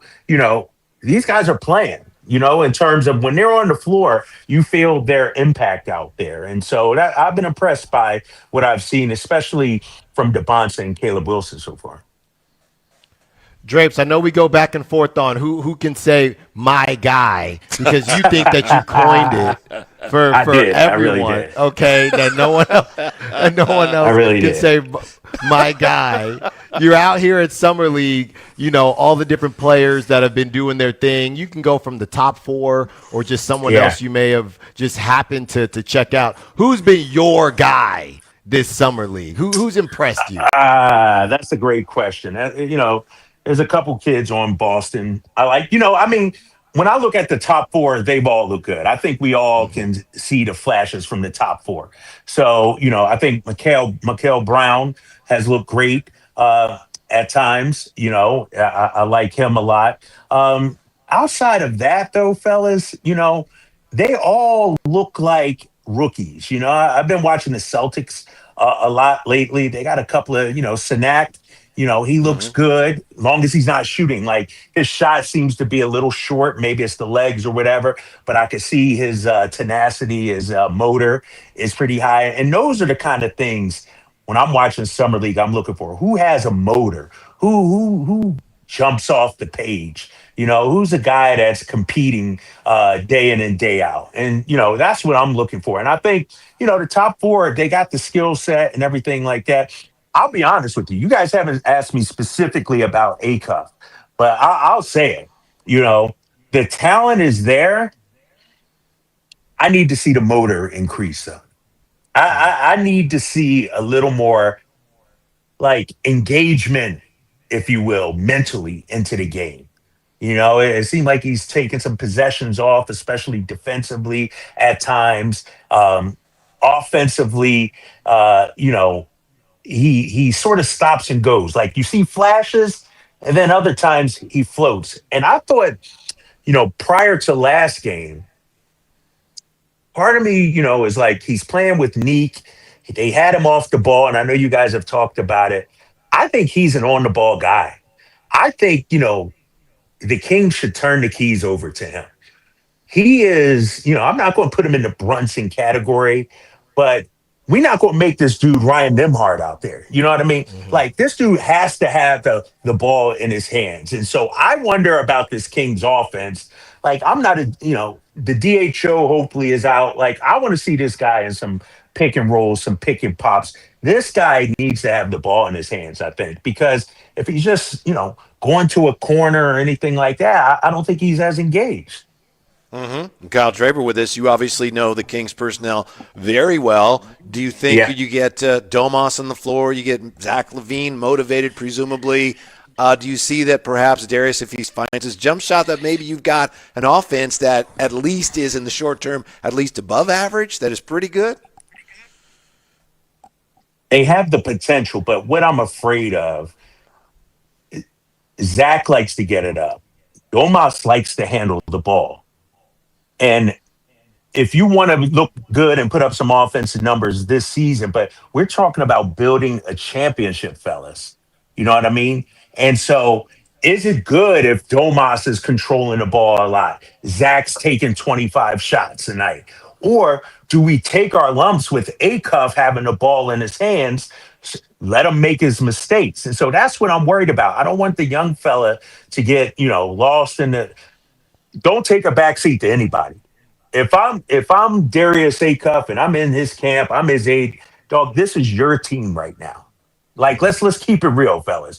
We know the Kings have shopped Zach LaVine. We know they've shopped Domantas Sabonis. So those guys aren't part of the future. And I'm talking 2-3 years down the line. This is probably Zach's last year in Sacramento. So to me, it should be all about the development of Darius Acuff. We can't have another Keegan Murray situation where all of a sudden you bring in DeMar DeRozan and now Keegan is like, what about me? No, we got to hand the keys, I think, to this young kid. You brought up Keegan Drapes, and when you were laying out the team saying, LaVine needs his shots and Sabonis needs the rock, where does that leave Keegan, right? I mean, remember, you were there, DeMar. This is Keegan's team now. What that last, Drapes? 3 months? Until they drafted Acuff? Right. Well, here's the thing, Alan. Keegan's going into what, year 5? Like, come on now. Like, if I'm the Kings, it's the Keegan and Acuff show. You know what I mean? Like, and Zach is my guy. That Zach LaVine is my guy, 1,000%. But he's not the long-term solution. So are we going to be playing him 35 minutes? Maybe to boost his trade value, but Keegan needs to get some touches. What's the offensive pecking order, do you guys think? When it comes to this team, is Domas taking 15 shots a game? Is Zach taking 19 shots a game? I don't know if that's the recipe to building a championship contender for this team going forward. Yeah, I would guess that to your point. I think ideally they would love for Darius Acuff to get comfortable enough here once the season starts so they can give him the keys, but we'll see, obviously, how that all works out. I'm curious, what do you think Coach Christie will have to do, or what will the team have to do under him this year? Got a lot of balls in the air here, but what will have to happen for the management to say, oh, yeah, he's the guy we want to bring him back after this year?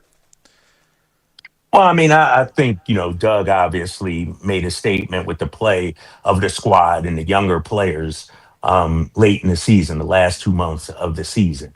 But when I look at the coaching staff for the Sacramento Kings, there needs to be some unity. And when I say that, Doug's the top, and he needs to have lieutenants under him that he not only trusts, but he also leans on as well. And so being the head coach isn't just X's and O's, fellas. It's setting the culture of your franchise. Hibbs was a great coach out there in New York. Mike Brown comes in, and all of a sudden, the Knicks, turn into champions, And so to me, it's not about X's and O's per se with Doug, because he has to lean on his staff for that. I think they need to win games too. Like, we can't have it start like we did this last season. Like, I know we got some young players. I know the rookies you're going to lean on heavily, but you can't come out the gate 4-15 or something like that. Because to your point, even with Zach and Domas and Key, you got too much talent to be that bad again this season. And so you not only have to develop the young guys, you got to get some wins, I think, if you're Doug Christie this season. Drapes, you said you've been watching the Celtics a lot. What'd you think about the trade? Jaylen Brown out to Philly. It's bittersweet, man, because I was there draft night when JB was drafted in Boston. I heard the boos from the crowd. They weren't booing him because they wanted Jimmy Butler at the time. They thought they were getting Jimmy Butler in a trade, so they were booing that they didn't make that trade. But I've grown up with Jaylen Brown, in Boston, man, and he's one of my favorites. With that being said, I'm from Philadelphia, big fella. I'm a Sixers guy, I'm like, oh my gosh, the Sixers got Jaylen Brown. And here's the thing, and I'll keep it real with you. From my time in Boston, I spent 11 years there. One of the things that city is notorious for is when they trade a player, then they start talking airing his dirty laundry, talking bad about him. The comedian, Jay Moore. You guys remember that comedian? Yeah. Look it up. He did a skit about Boston fans after they trade one of their athletes. And it was hilarious because Johnny Damon got traded. Johnny Damon was a great Red Sox player, but the minute he got traded, he had a weak arm, And so that's how it is in Boston. And so I hate to see, people start talking. Jaylen Brown was phenomenal for the Celtics this season. And you guys know as well as I do, I'm not necessarily a stats guy. To me, Jaylen Brown was the heart and soul of that franchise. And he brings exactly what the Sixers are lacking: some toughness, some physical play, and impact night in and night out. I think he's going to be great in Philly. Well, where does the LeBron of the station formerly think that LeBron is going to end up this offseason? Oh man, he got us all guessing, right? I heard Pat Riley talk about, he got to land one more big fish this offseason.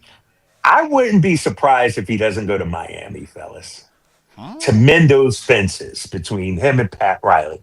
First of all, it's a great place to live. The Golden State thing, I wouldn't be opposed to that because him and Steph are so close. Him and Draymond are so close. And wouldn't that be cool to see two legends of the game, two greats, two all-time greats, just sort of ride off into the sunset together? Because we've been talking about them pairing up for years now. And so I'm not looking at, people have thrown out Minnesota and stuff like that. Cleveland's in there as well. But if he goes back to Cleveland, to me, James Harden, then they're letting go, because I can't see LeBron wanting to hitch his wagon to a team with James Harden, as a starter out there. And so to me, it's either Miami or Golden State. Philly, I just don't see it. I mean, because he got to count on Embiid. Are you hitching your wagon to Joel Embiid for the postseason? Like your final year? Do you really want to go to Philly and play with Joel Embiid? So I think it's Golden State and Miami. That's just my gut feeling. Some of the other crazy trades there that have happened this offseason already, Drapes, with Giannis, LaMelo. The Kawhi one's not official yet, so I don't know about that. But a lot of different trades. Which team do you think got better than the others, even though they all made, or so many teams made a trade? I like I said, I love the Sixers because Jaylen Brown, provides something they just didn't have. I think that catapults them to a top 2 or 3 in the Eastern Conference. I don't necessarily like the LaMelo situation. Like those are two ball dominant players in Ant-Man and LaMelo. I think we're seeing recently, you don't need 2 ball dominant, 3 ball dominant. You need one guy and you surround him. And so is LaMelo going to be a role player? Is he going to be, or is he going to, do what he did in Charlotte? His shot selection is questionable sometimes. I don't like, I feel like losing Randall, losing Nas Reed, picking up LaMelo, that's not a net gain, far as I'm concerned. I do like if the Clippers deal goes through and Kawhi in Toronto. I like what Kawhi, Scotty Barnes. You got some length, you got some defense out there. Y'all know I'm an RJ Barrett guy as well. And the Giannis Miami situation, their roster's incomplete, right, boys? Like, Oh yeah. they need they need some backcourt help. I know they got my boy Davion and everything, but losing Norman Powell, like that's why they need a perimeter scorer out on that team, man. And so Giannis is great. I just worry about him and Bam together. You know. Yeah. Drapes, we'll let you go on this one. And this is a variation of what Alan asked you. He asked you about your favorite player so far. But I'm just wondering, when you watch the games in Summer League, which young player does Kyle Draper look at and go, that guy plays like me? Who of all the youngsters plays the most like a young Kyle Draper when he was from man. to Rasheed Wallace? Oh, that's tough. That's tough. Because I got a throwback game now, Whitey. You know what I mean? Like these young guys, they're out there taking threes and everything like that. I was not a 3-point shooter. I was a Rip Hamilton type, an elbow jumper, DeMar DeRozan type. So I don't, I was going to say AJ DeBonsa, really. I was going to say AJ. That's what I was going to say, man. All right, give me a Cam Boozer, maybe. Not the greatest of handles, but he could do a lot of things really good. All right, give me Cam Boozer. All right, I'm going to say Cam Boozer. All right, thank you very much for your time. Hopefully, we'll run into you again before you take off. Thanks, Drapes. We appreciate it. Good to talk with you. All right, fellas, take care now. All right. Thanks, Drapes. Yeah. So the former LeBron James of the station is now the AJ DeBonsa. That's right. Of podcasting. That's right. Wherever the newest or the hottest draft pick or player goes, that's Drapes. Yeah. That's Drapes. Speaking of the youngsters, the young players, Markel Sutton's going to join us bottom of the hour.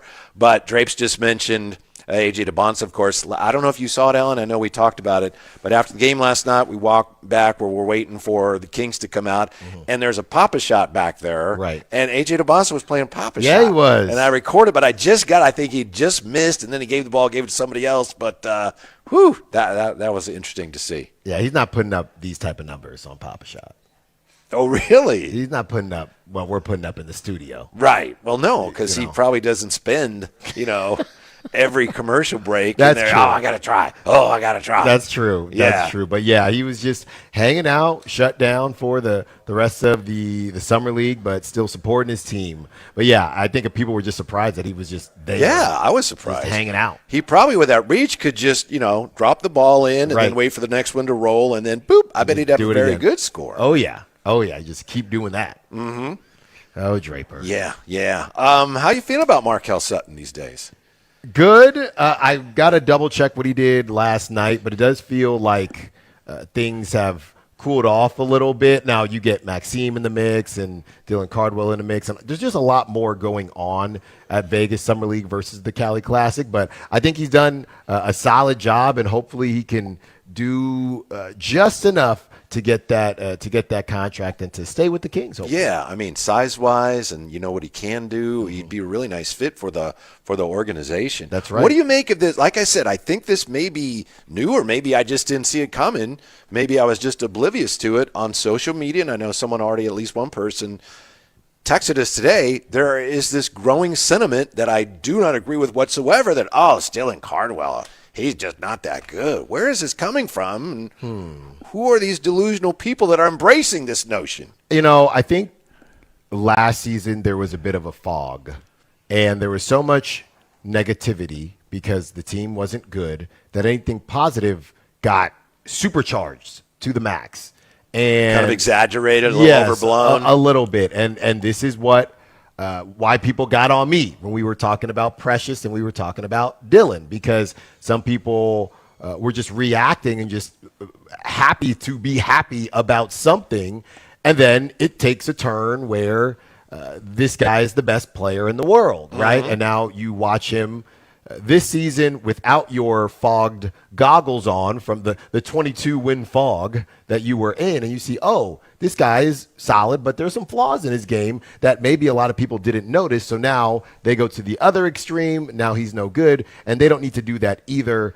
Fans, we're going to be really hot and really cold. That's all part of it, but just a little bit of nuance can go a long way. He's very physical. He mixed it up with somebody again last night. Oh, yeah, he works very hard, Yeah. and I think he is showing that he's an underrated passer. He made a nice pass last night. He just had 4 assists. And I know Summer League, who cares? But he did that last year. Good passer. Got to work on his shooting touch. I've already figured out a few things. If he needs any more help, we got that dialed. But that's the guy's like, well, we could expect nothing from him. Oh, he's an NBA player. To me, that's a tremendous win. Right. And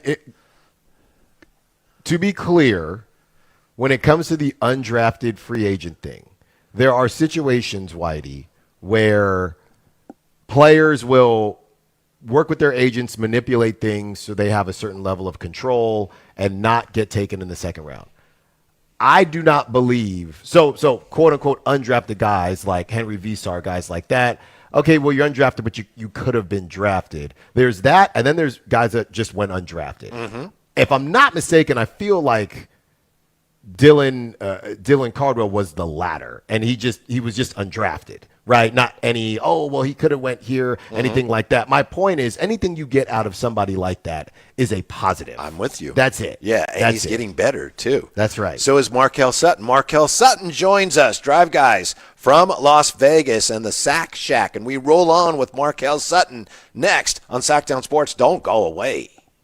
The top young talent is on display at NBA Summer League, and Sactown Sports has boots on the ground. Join Jason Ross, Whitey Gleason, and Alan Stiles as they broadcast live from Las Vegas, presented by Power Business Technology. And stay locked into SactownSports.com and the Sactown Sports YouTube channel for the latest on every game, every practice, and all things Kings this summer. Power Business Technology, copiers and printers for your office needs.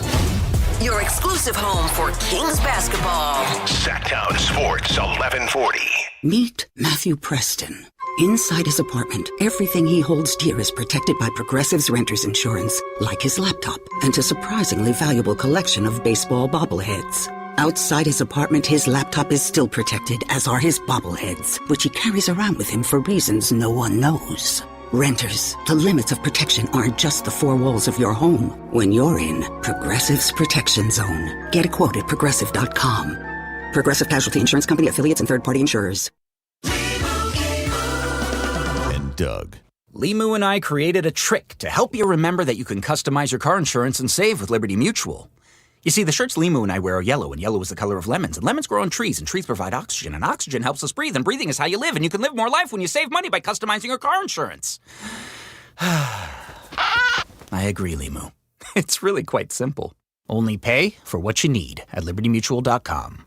Liberty, liberty, liberty, liberty. Want the best movie experience in town? Join Sactown Sports IMAX Pass by visiting SactownSports.com. Sign up today. You can win tickets to see this week's films at the Esquire IMAX Theater.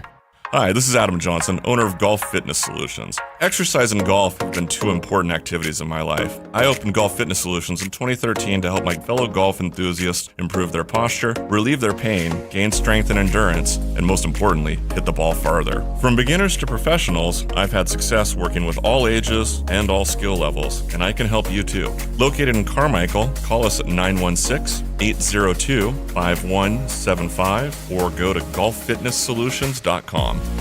If you have unfiled taxes or are in debt to the IRS, this is important news. Did you know the IRS has programs specifically designed to help people struggling with tax debt? Powerful tax assistance programs that can save you thousands if you qualify. No one knows these programs better than the experts at Optima Tax Relief, America's most trusted tax resolution firm, A-rated by the Better Business Bureau. Their award-winning tax attorneys and licensed professionals have resolved over $3 billion of tax debt for their clients. One call to Optima can start the process, helping to put an end to your worries about wage garnishment, asset seizure, and other aggressive IRS actions. Find the best options to solve your tax problems. Call the experts at Optima Tax Relief today for a free consultation. Call 800-375-2922. 800-375-2922. 800-375-2922. Optima Tax Relief.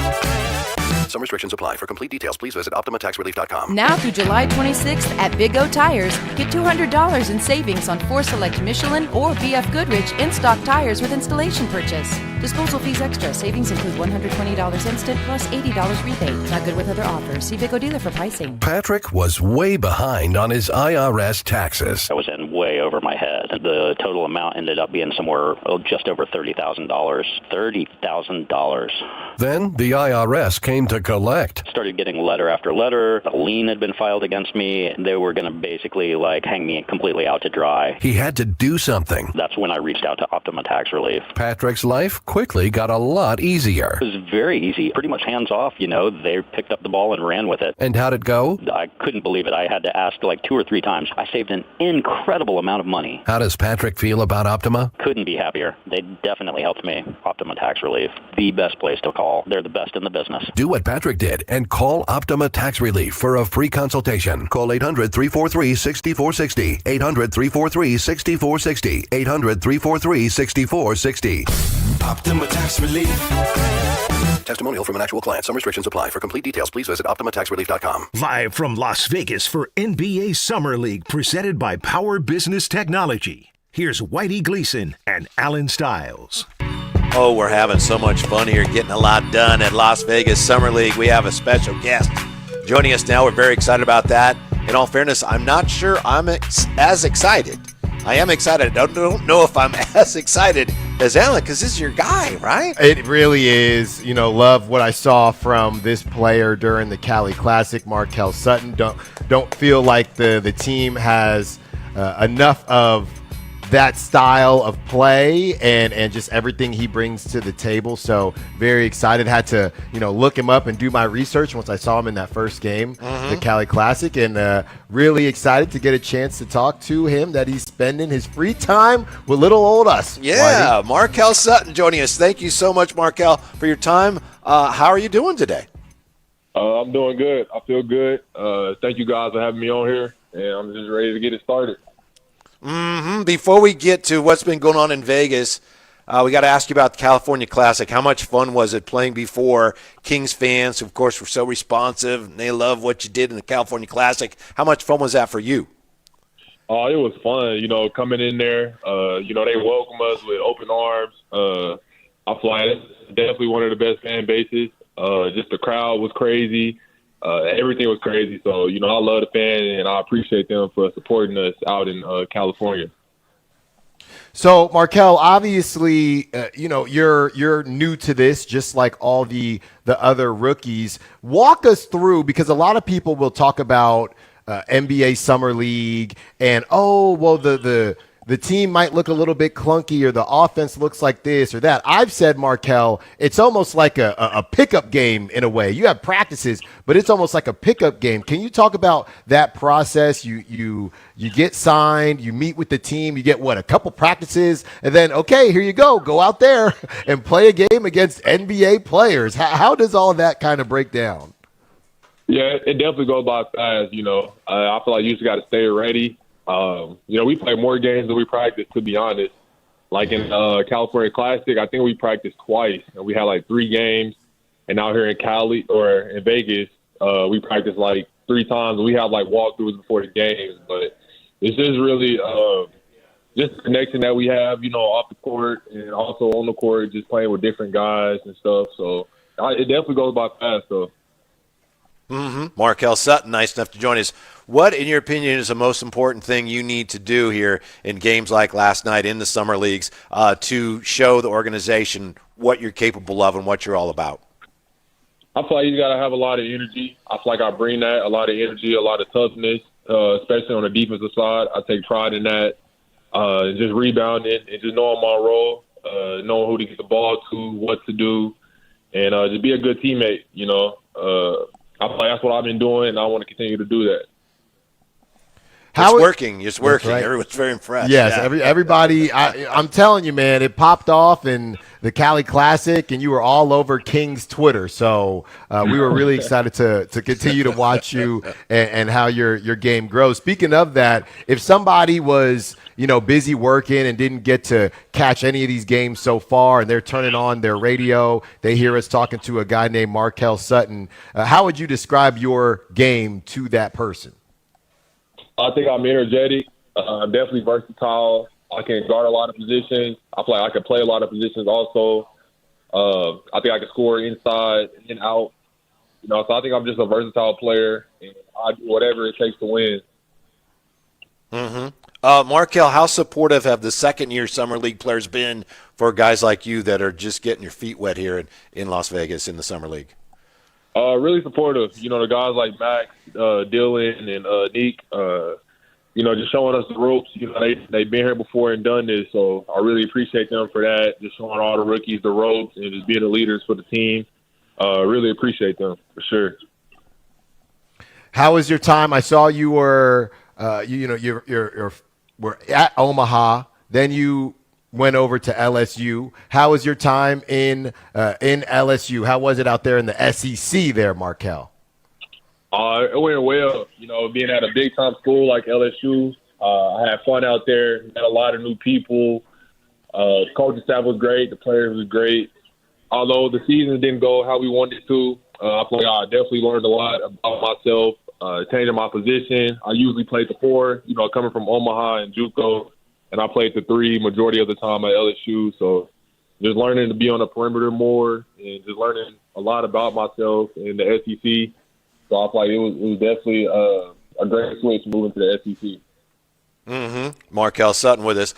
I apologize if I don't have this right. I believe I do. But speaking of LSU, you guys play Charlotte tomorrow. Max McKinnon on the roster. So you would be playing against, if you're playing, you'd be facing one of your former teammates, right? Yeah, he already told me about that before it came out. I think he sent it to me, and then he was just talking stuff, and we had a good laugh about it. But he was my roommate actually at LSU too, so I seen him every day. That's my guy. He's like a brother to me. I can't wait to see him and play against him. Mm-hmm. No layups though, right? No layups. Yeah, no layups. Nah.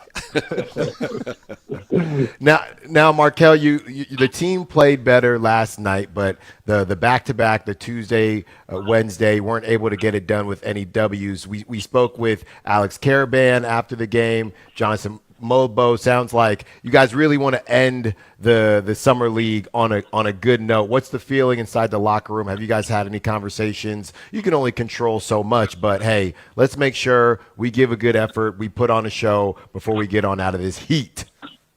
Yeah, we definitely want to end it on a good note. I feel like we have a really good opportunity to. A lot of guys are going to be able to play that really haven't got to, I feel like.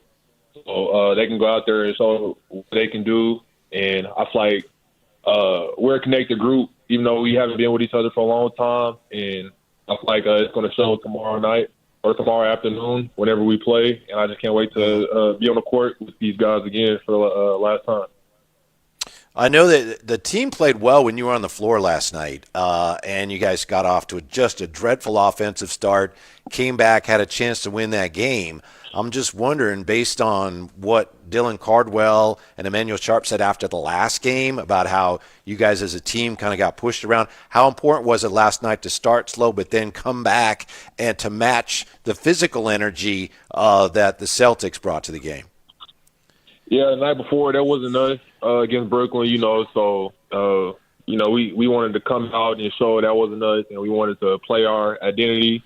Although we didn't start that way against the Celtics, I feel like we definitely ended that way. We were more tougher and bumping them off spots. Although we didn't come out with the W, I feel like we definitely showed our identity and the effort and just the togetherness that we had together out there. Mm-hmm, mm-hmm. Markel, one more opportunity. I got one more question. It's not even a question. It's a request. We've been watching. We saw the highlight tapes, Markel. We know what you got going, Mr. Sutton. I need you to catch a body tomorrow. I need to see you dunk tomorrow. Markel, you get in that lane, you take flight. We've seen you do it before. Before you leave Vegas, before you get on a flight, I need to see you take flight, my guy. I know you got it. I seen it. We need one in Vegas, man. I definitely got to leave with a bang. If I get opportunity to, I'm definitely going to do it for sure. Let's go. Markel Sutton, thank you for your time. We know you got a lot going on here. You're working, so thanks for taking a few moments with us. We appreciate it, and good luck tomorrow. We hope to see you soon in Sacramento this fall, Markel. Thank you. Yes, thank you. Markel Sutton joining us. By the way, speaking of Summer League, everything we got going on here, NBA Summer League is here. So are we, the Sactown Sports 1140 crew, out in full force here in Las Vegas. And we want to thank Power Business Technology, and they can be your eyes and ears for all things Kings, or they're helping us do that. Power Business Technology, copiers and printers for your office needs. How was that, talking to your guy? Oh, that was great. No, Yeah. wasn't he great? He was. Oh, and if he dunks tomorrow. Oh yeah, I kind of hope he doesn't, because if he does, you're going to act like it was That's my you, guy. You dunking. That's my guy. Take flight. Markel Sutton. That was great stuff. Yes, when we come back, a scout's view on Summer League prospects who forced him to change his mind. Any Kings involved in that? We'll find out next on Sactown Sports. The top young talent is on display at NBA Summer League, and Sactown Sports has boots on the ground. Join Jason Ross, Whitey Gleason, and Alan Stiles as they broadcast live from Las Vegas, presented by Power Business Technology. And stay locked into SactownSports.com and the Sactown Sports YouTube channel for the latest on every game, every practice, and all things Kings this summer. Power Business Technology, copiers and printers for your office needs. Your exclusive home for Kings basketball. Sactown Sports 1140. What's up? We're talking to Chad Hoblet of Hoblet Dodge Chrysler Jeep Ram in Woodland. I've heard you're extending the 4th of July sales event because the deals were so good. They were the best deals of the year, and we wanted to keep the savings going. Explore California like never before in a new 2026 Jeep Wrangler Sport when you save up to $8,500 off MSRP. Whether you like off-roading, camping, or exploring, this is the Jeep for you, and you won't find a better price. Oh yeah, that's one of the most iconic models that really gets back to its roots. Iconic really is the best way to describe it, but Hoblet is so much more than Jeeps. Whatever you're looking for, you can find it at Hoblet with our Hoblet Certified Pre-Owned Supercenter with 200 vehicles and over $50 under $30,000. Search, select, and save through our whole inventory at HobletDodge.com. Nobody beats Hoblet, period. $8,500 total net savings on select new 2026 Jeep Wrangler Sport after $3,500 Hoblet discount and factory incentives. Incentives may include $500 military or first responder bonus cash for eligible members. $1,000 Hoblet trade-in assistance with eligible trade. 3 is net savings. Sample VIN 208-262. And we're live from the living room as Doug eyes up the matchday spread. He's reaching for the Buffalo wing. Perfect. Hang on, what's this? Oh, he's gone for a can of Pepsi too. Incredible. What a finish. Sensational combination. Look at the delight on his face. There's no doubt about it. It just tastes better. Match days deserve Pepsi. Food deserves Pepsi. Grab a pack of Pepsi Zero Sugar for today's match. It's poetry in motion. Country in the Park 2, presented by your California Army National Guard. October 23rd at Hart Health Park at Cal Expo with Bailey Zimmerman, Russell Dickerson. Plus more. Enjoy line dancing, live DJs, mechanical bull, and food trucks. Tickets start at just $70. Country in the Park 2, October 23rd at Hart Health Park at Cal Expo with Michelob Ultra, the California Office of Traffic Safety, and Caltrans. More info at CITPFest.com. Join RVs of Sacramento as they celebrate America's landmark semi-quincentennial by honoring the true protectors of our freedom, the local first responders, firefighters, law enforcement, medical heroes, and military. You look after our country and communities. To say thank you, check out our massive America 250 celebration and sale all month long. Enjoy exclusive hometown hero discounts alongside spectacular anniversary savings for everyone. Over 400 units to choose from, motorhomes, travel trailers, and fifth wheels from the top manufacturers in the industry. Bring the family. See See the latest floor plans and let's celebrate 250 years of freedom. Visit us online at rvsofsac.com and explore RVs in Northern California's largest indoor showroom at RVs of Sacramento, 9501 East Stockton Boulevard, Elk Grove, right off Highway 99 across from the Elk Grove Auto Mall, or at our newly opened Forest River Direct Outlet store at 1051 El Camino Avenue in Sacramento. Family owned and operated, on-site all the time. Your experience is our #1 priority. Adventure is calling. Answer the call at RVs of Sacramento. Live from Las Vegas for NBA Summer League, presented by Power Business Technology. Here's Whitey Gleason and Alan Stiles. We just had a very nice conversation with Markel Sutton. He spoke about how important it was for the Kings last night, even though they came up short against the Boston Celtics in Summer League. They came from behind after a bad start, made it a game. They were competitive. They were physically forceful, which was important because in the previous game, of course, there wasn't a lot of that. So it's good to be competitive. Sometimes maybe if you're not a professional athlete, can you be too competitive? I don't know. Working with a guy who has been posting videos of himself running 40s, and then today, and he didn't like come after me on this or anything, but he was telling me how he is the best paper airplane maker in the Western Conference, whatever that means. I'm sure they have some type of competition on the Ocho. I need to look it up because I would win it.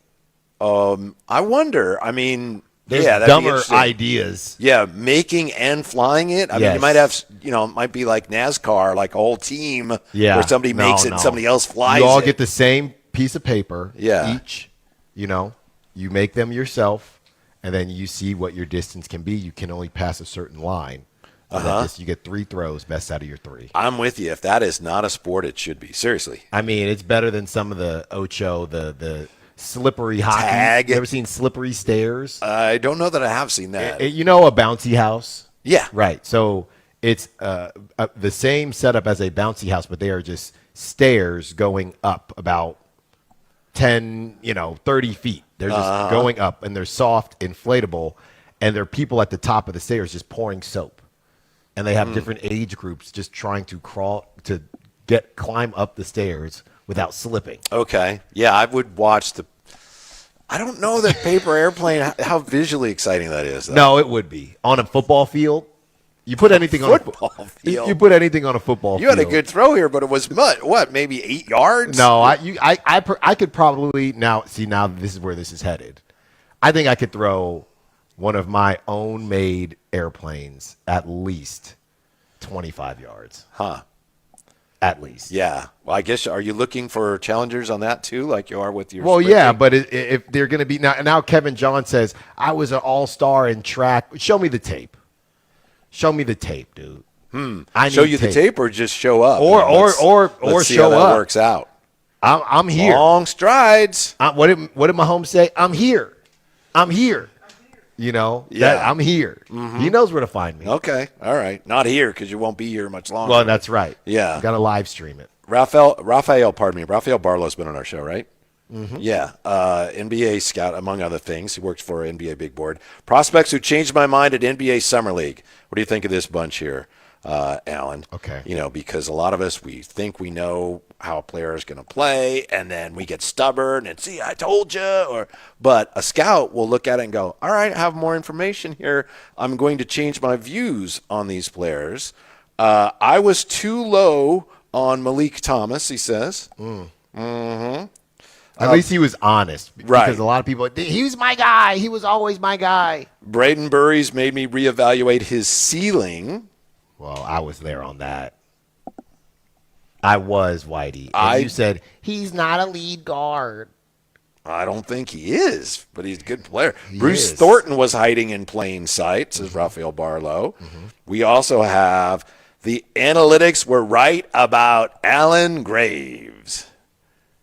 I knew there was no chance. But he went. Didn't he go in the teens? I believe he didn't even make it to the 20s. See, Whitey? Mm-hmm. Santa Clara. Blue blood. No, the scout, Raphael Barlow, says of Summer League, I overthought Koa Pete. Yeah, he looked great. And he's not alone. I think in this day and age, if you can't shoot the 3, you're just going to be devalued. But he's got that little midi, and it looks really good. Yeah. So that's that. No Kings there, but we know that Danny Chow in the Ringer, we talked about this at the start of the show, has said that, boy, Darius Acuff, he hasn't played well, and that's not always a concern, but there may be fundamental issues with the way he plays going forward. So people are going to be scrutinizing that very closely going forward. Yeah, he's polarizing, and I think the Kings organization, they like polarizing players. It just feels like that, so he'll fit right in, and they're going to ride for his guy. What? That's interesting. Why do you think the Kings organization likes polarizing players? It just feels like that, from DeMar DeRozan, that was recently. I know I wouldn't call De'Aaron Fox polarizing, but they're always and Whitey, if they don't actually get them, feels like they're always in the mix for them as well. So that's kind of a contributing to it. What do you think of this notion? And again, the report came out today. I don't know that the Kings have confirmed it, but as you probably heard, Darius Acuff, according to a report, is not going to play anymore in Summer League, only one game left. But Danny Chow says that Acuff had great games playing high-intensity college environments, in environments like that against some of the best teams. Maybe Summer League's vibe just isn't getting his blood pumped quite the same. Oh, I like that. I like that. A little bit of copium, but possibly true. I'm good with that. Yeah. He also says, or maybe there's something amiss in his game itself. Acuff's game isn't predicated on blow-by speed, but he's also more of a straight-line mover and lacks a degree of lateral flexibility on drives. That was all mitigated in college by being an absolute flamethrower on and off the ball. But at the NBA level, says Danny Chow, the ability to get to preferable areas on the court at will is what defines stardom as an on-ball creator. There's a lot of negative space to play with between each of his hard-pounding dribbles, and finding ways to manipulate defenses to the march of his own beat could be a real difference maker. So he's worried about, well, I mean, again, it all comes back to the athleticism. You want to hear who he compared before the draft, who he compared Darius Acuff to? Sure. Randy Foye. Remember Randy Foye? Randy Foye, who was a good player, a powerful guard. I don't even know if he ever made an all-star team. Really good player, but the Kings obviously need Darius Acuff to be a lot more than that. And I would bet you all of the Kings and Darius Acuff and all his teammates would say, nothing against Randy Foye, but he's going to be way better than Randy Foye. Right. So take that up with Danny Chow, not me. Yeah, that would be a rough one. I am interested, though, and text line and the YouTube chat, of course, 916-339-1140.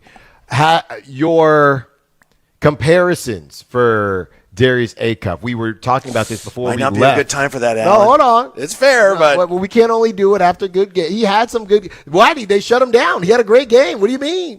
What's the problem? 26. Great efficiency. What's the deal? This is the perfect time. No, he graduated.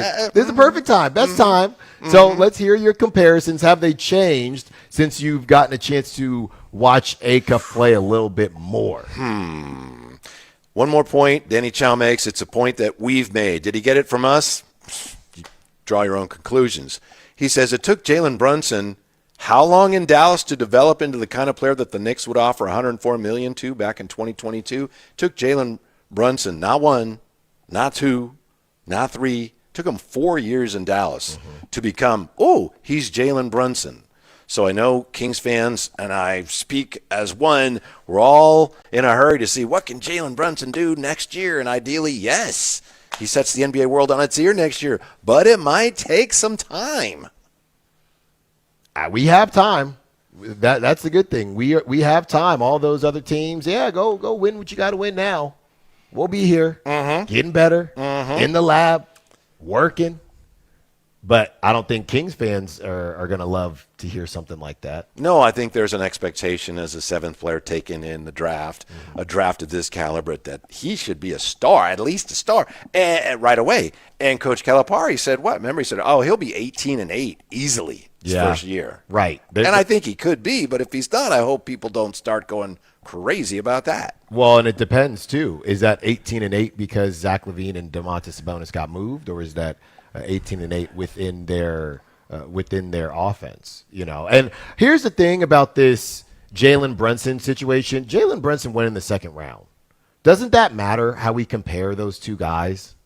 Jalen Brunson, one guy got drafted 7th in a ridiculously stacked draft. The other guy got drafted 30th, and we're supposed to say it should take them both the equal amount of time? Well, why not? I mean, the bottom line is, do you end up anywhere near what Jalen Brunson has become? If so, then, it doesn't matter how long it takes. But it's a little bit different. Good. But it's a little bit different. He was paired with Luka. The expectations were different. He could develop at his own pace. If anything, he was maybe undervalued. I don't know. I do think there's a context there that everybody's missing because they're both undersized and they get compared a lot. But getting drafted 30th to 7th, and Jalen Brunson did not get drafted to be the face of the Mavericks. Hardly that. Okay, so I think you're saying no patience. You got to do it sooner. I'm not saying that. I'm saying I just don't know if it's apples to apples. Maybe it's apples to pears. But where you're drafted matters. Mm-hmm. Yeah. You like apples? How do you like them apples? You like pears? I love pears. We have a fruitless pear tree in our backyard that actually produces pears. One of life's great mysteries. Produces wonderful, wonderful pears. Then it's not fruitless. It is supposed to be a fruitless pear tree, and a big part of the tree produces no fruit. But then there's a separate offshoot of it that I just let's see let nature run its course. Delicious pears. I wouldn't eat those. They're really good. Why not? If they're not supposed to be there, then I don't know. You're going to end up in Narnia with Matt George. They're big and they're really delicious. All right. That's one of life's great surprises. Our fruitless pear tree is bearing wonderful fruit. So what I'm saying, Alan, is to Kings fans, anything can happen. Anything. Dare to believe that the fruitless pear tree of the Sacramento Kings can bear glorious fruit as soon as this year. Don't bring any of those fruit into the office. Do not bring those into the office. I wasn't going to. It doesn't usually produce that many. Okay. If we get like 8, we're like, all right. So now you're selfish. Now you're keeping the fruit to yourself. I don't want your pears. We are going to talk to Stefan No coming up on the show. That's coming up in a little bit. Stefan No, who writes for Sporting News, and he already had Acuff on his list of Summer League losers. Maybe we can talk him out of that when we come back. Could Jalen Duren still be in play for your Kings? Don't give up on the fruitless tree producing fruit. The Drive Guys from Vegas on Sactown Sports. Even among the most heated rivals, nothing brings people together quite like a little bit of turbulence. When someone says, hey, there's an issue with the equipment, I don't feel particularly comfortable. And when they said equipment, I'm sitting on the aisle, and Frankie and I just slowly turn and look at each other, and we almost held hands to say, hey, you know what? Whatever will be, will be. Your local sports leader, Sactown Sports 1140. This is the story of the one. As a safety manager at a manufacturing plant, he does everything he can to keep his coworkers safe. From finding ways to reduce risks to keeping safety supplies in stock. And for that, he relies on Grainger. Grainger offers a broad range of quality products and next-day delivery, so he can always play it safe. Call 1-800-GRAINGER, click Grainger.com, or just stop by. Grainger, for the ones who get it done. Progressive provides protection for your boat and other outdoor vehicles so you can explore new things. Oh, I can finally try pesto. We meant like water skiing. I've just never had pesto. Or maybe take the boat somewhere new. I mean, is pesto spicy or sweet? Oh, guess we'll find out, right? Right. Bundle home or auto insurance with your boat, RV, or motorcycle and stay protected with Progressive while you explore. I don't know. Maybe I'm not ready for pesto. Progressive Casualty Insurance Company and Affiliates. Not available in all states or situations. Get in the zone, AutoZone. Summer's finally here, and we're kicking it off with a whole lot of free. Free brake pads with Duralast rotors. Free oil filter with 5 quarts of oil. Free Armor All wipes with Armor All glass cleaner, and more. More free, so you can have more summer. Celebrate free at AutoZone. Now through July 27th. Restrictions apply. Get in the zone, AutoZone. Hi, I'm Justin Gingery from the law firm of Gingery, Hammer, and Associates. When you have been injured by the fault of another, you will want advice you can trust. If you know an attorney you can trust, I hope you call that person. But if you don't, please call me. I promise I will be the attorney you can trust. Along with my partner and associates, I have been helping accident survivors recover for their injuries for over 25 years. And we can help you. There's no charge for calling, so please call us today. When you get an injury, just call Gingery. Patrick was way behind on his IRS taxes. I was in way over my head. The total amount ended up being somewhere just over $30,000. $30,000. Then the IRS came to collect. Started getting letter after letter. A lien had been filed against me. They were going to basically hang me completely out to dry. He had to do something. That's when I reached out to Optima Tax Relief. Patrick's life quickly got a lot easier. It was very easy, pretty much hands off. They picked up the ball and ran with it. And how'd it go? I couldn't believe it. I had to ask 2 or 3 times. I saved an incredible amount of money. How does Patrick feel about Optima? Couldn't be happier. They definitely helped me. Optima Tax Relief, the best place to call. They're the best in the business. Do what Patrick did and call Optima Tax Relief for a free consultation. Call 800-375-2922. 800-375-2922. 800-375-2922. Optima Tax Relief.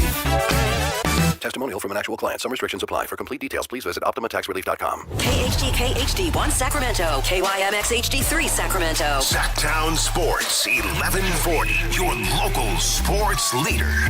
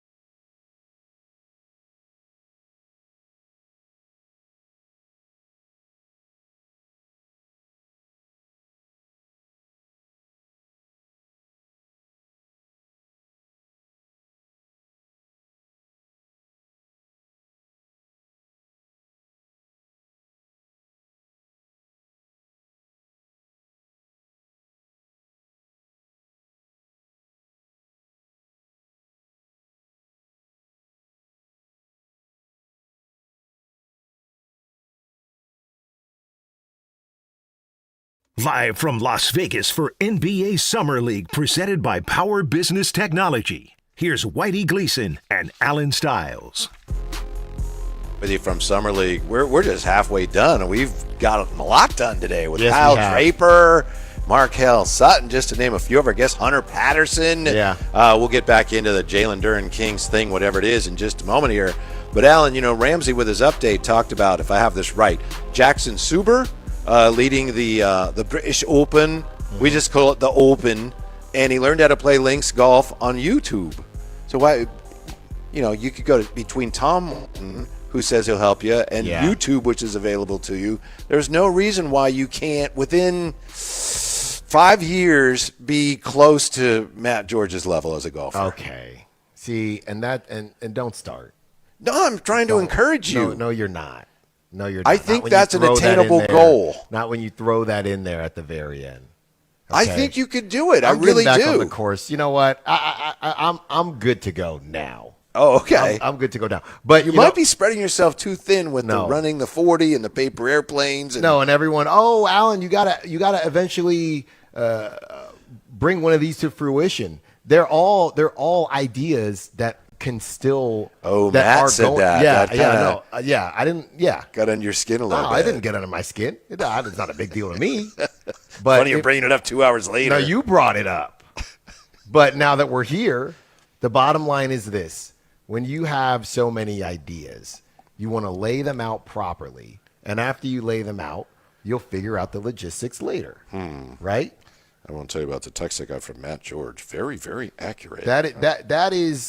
That's what I'm working on right now. Yeah. But now that you bring up YouTube, I forgot. There is another version of what we talked about last week, right? Remember how I said the golfers that won't get lessons, and then every time they golf poorly, well, I've never gotten a lesson. Mm-hmm. There is a variation of that, which is the YouTube golf guy. So I golfed. I think Chris was with me, and we golfed somewhere. Christopher Laud? No, Chris Watkins. And we golfed. I forget where it was. We got Beach Hut Deli after. But the guy with us, he was cooking early, and he said, "Oh yeah, I learned everything I know from YouTube on golf." So he's saying that for the first 6-7 holes. Then he starts cooling off a little bit, and all of a sudden it's, well, I learned all this on YouTube. Oh, I see. So it's the same version of, hey, I've never gotten a lesson, but when he was cooking, all he needed was YouTube. I just hope that people who have grown up with YouTube their whole lives don't realize how great it is to have it. How, there was a time way back when in the dark ages where sometimes it was, you had to find a book or something to look up how you do something. And now anything, around the house, well, I need to fix my sprinklers or whatever it is. How do you play this song on guitar? YouTube it. It's incredible. Yeah. How to play golf in your case. Well, I have not used it, but I know, but I think there's a chance it can help you. It probably could. Wasn't there something that was YouTube school or just the idea of learning things just via YouTube? Mm-hmm. It's changed everything. Mm-hmm. It really has. It's unbelievably incredible. And now it's being used as some type of wedge for you, or as a weapon, I should say, wedge? To attack me. Ooh, short game struggles? Attack me. No, because I wanted to golf out here. You're like, timing might be tight. I don't know how we're going to do it. And I felt it, Whitey. I really liked that course, and we didn't get to go. Why didn't you go? You didn't need me to go. I didn't want to go alone. Okay, well, weren't other people going to go? It was just tight. Chris is working his butt off. Oh, okay. Yeah, right. And we're just trying to survive here. Yeah. That's true. I'm sorry if I let you down on that. Yeah, I guess there's no chance you're going to let me go to the Mobster Museum now, huh? No. Okay. No, now we'll go. Hey guys, the four of us. You guys want to go to the Mob Museum? We'll see you later, Whitey. I don't get all right. You can take the other car by yourself behind us. All right, I'll find some other museum to go to. I'll go to the Wax Museum since you don't want to go there with me. Yes, please go to the Venetian. We'll catch up with you later. By the way, are we going to go see the fountains at the Bellagio? You seen them once. It's water. I know. It's in the air. It falls. It's Niagara Falls. That's a big deal. It's water. Right. It's water. You can turn on your sink and turn it off. It's water. Yeah. But Whitey, somebody was getting upset with me earlier in the first segment of the show because of I Play Rocky. I was making fun of the movie. Yeah, that was weird. Which part? Your whole objection to having somebody making a movie about the making of a movie. Yeah, and now someone on the text line says Gatekeeper Allen at it again. Yep. I know I'm not alone. Said. I know I'm not alone on this. Making movies about movies. Go watch the movie. I don't police fandom of sports or films. We're going to talk film festival later today. Watch a film. I like a film. I dissect a film. I love to watch a film. That's fine. But a film of a film is, like I said, it's inception of a film. Mm-hmm. Yeah, I didn't have a problem with it. I'm not sure why you did. First, I thought you were talking about documentaries, but just maybe that's why last night the crew here decided to watch Rocky. I don't know. And do you know what the bicentennial is or was? Yes. Okay, because we're watching it and somebody asked me, what is this movie about? And I said, well, I think they want to have a fight for the bicentennial. Oh, what is that? And so, I see. When you have younger. That's the problem. And then, we just had the 250th. It was a 200th. Mm-hmm. Yes. Is there anything that we should get even guardedly optimistic about, Alan, when it comes to the Kings and their pursuit of Jalen Duren? I don't think so. Here's the world. He really doesn't like what they offer him. He is truly, the agent says to them, no, he will sign the qualifying offer. He really will. Mm-hmm. We're not playing around. And even in that situation, the Pistons, you would think, would say, okay, fine, we'll give him what he wants. But the other world of that is, man, if he's really going to sign the qualifying offer and we really don't want to pay him anything more than, I think they don't want to go over 35 a year. We really don't want to pay him that. Okay, let's see who is out there for a sign and trade. There truly aren't a lot of teams with the salary to even move that the Pistons, I think, would be interested in. Obviously, the Kings, technically, they're not interested in Domantas Sabonis, but they have the means and they have the contracts to maybe get something done. So he would have to truly threaten to sign the qualifying offer. And then on top of that, still, I believe the Kings would have to pay a pretty penny in draft capital, some swaps and maybe they would protected first and maybe unprotected in there because of it's all the Lakers' fault as usual with Rob Pelinka destroying the sign and trade market with that Walker Kessler deal. You could find yourself having to give up multiple first-round picks for somebody like Jalen Duren. One of the things that makes it hard for us to figure out, and I say us, I mean everybody, all fans, what's really going on is because, let's say, you're the team and I'm the players camp, and my agent and I want you guys to think, if you don't give me all the money that you can give me, you don't max me out, I'm going to be very unhappy. Yes. And I'm going to, at the very least, just sign the qualifying offer and you're going to lose me next year. Whereas you guys are like, we'll see about that. We don't have to do anything and we can find some kind of happy medium.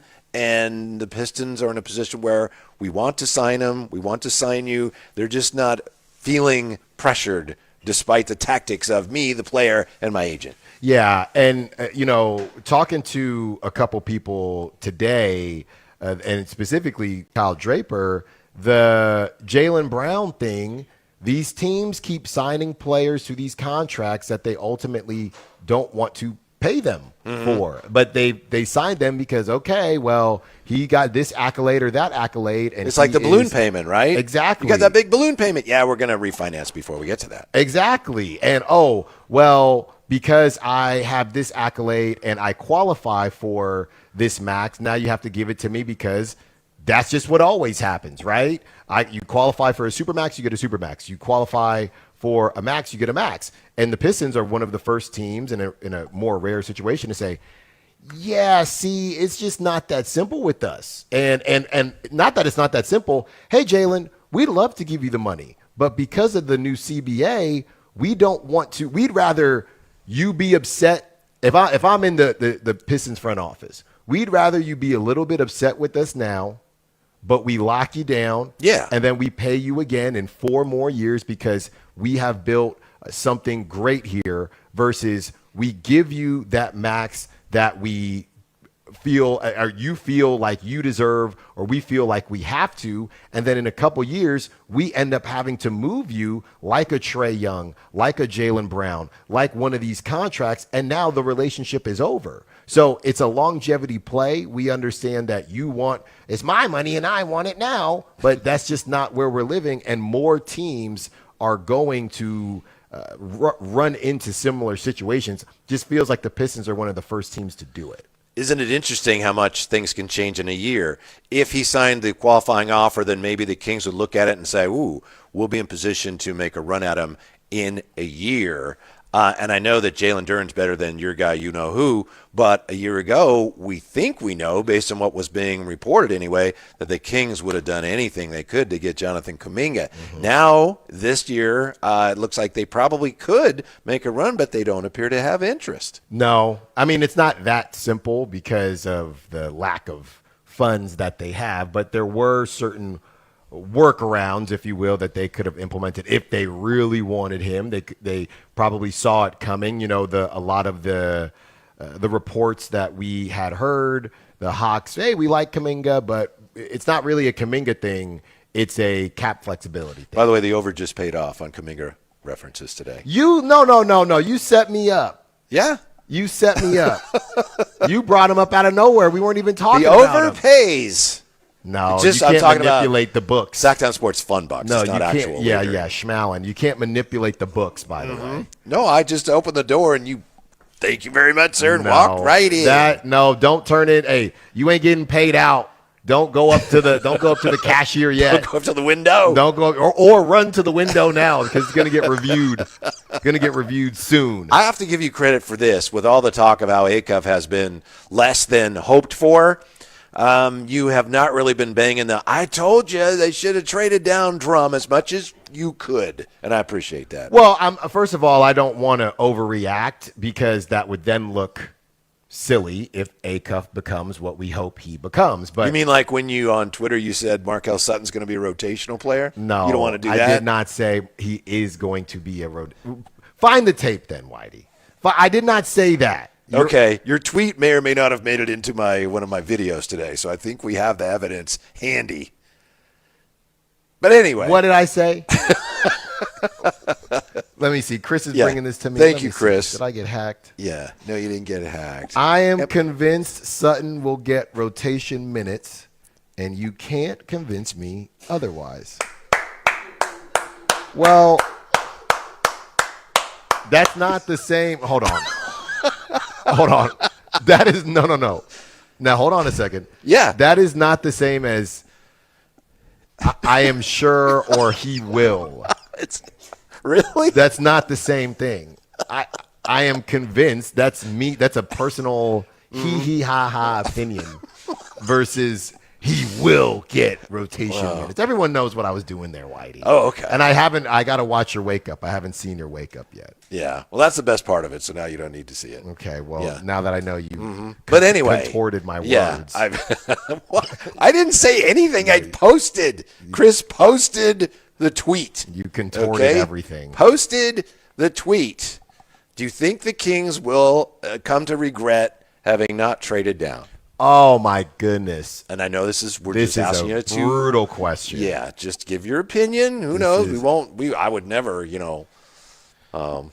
This is a brutal hold question. It against you going forward. This is a brutal question. But you know what? I think that the only way wouldn't you have to just look at one of the teams that drafted two players, right? Isn't that the only and it's real way it's to do impossible because we're not sure what the Kings could have gotten. We think we can guess, but we don't know for sure what the option would have been.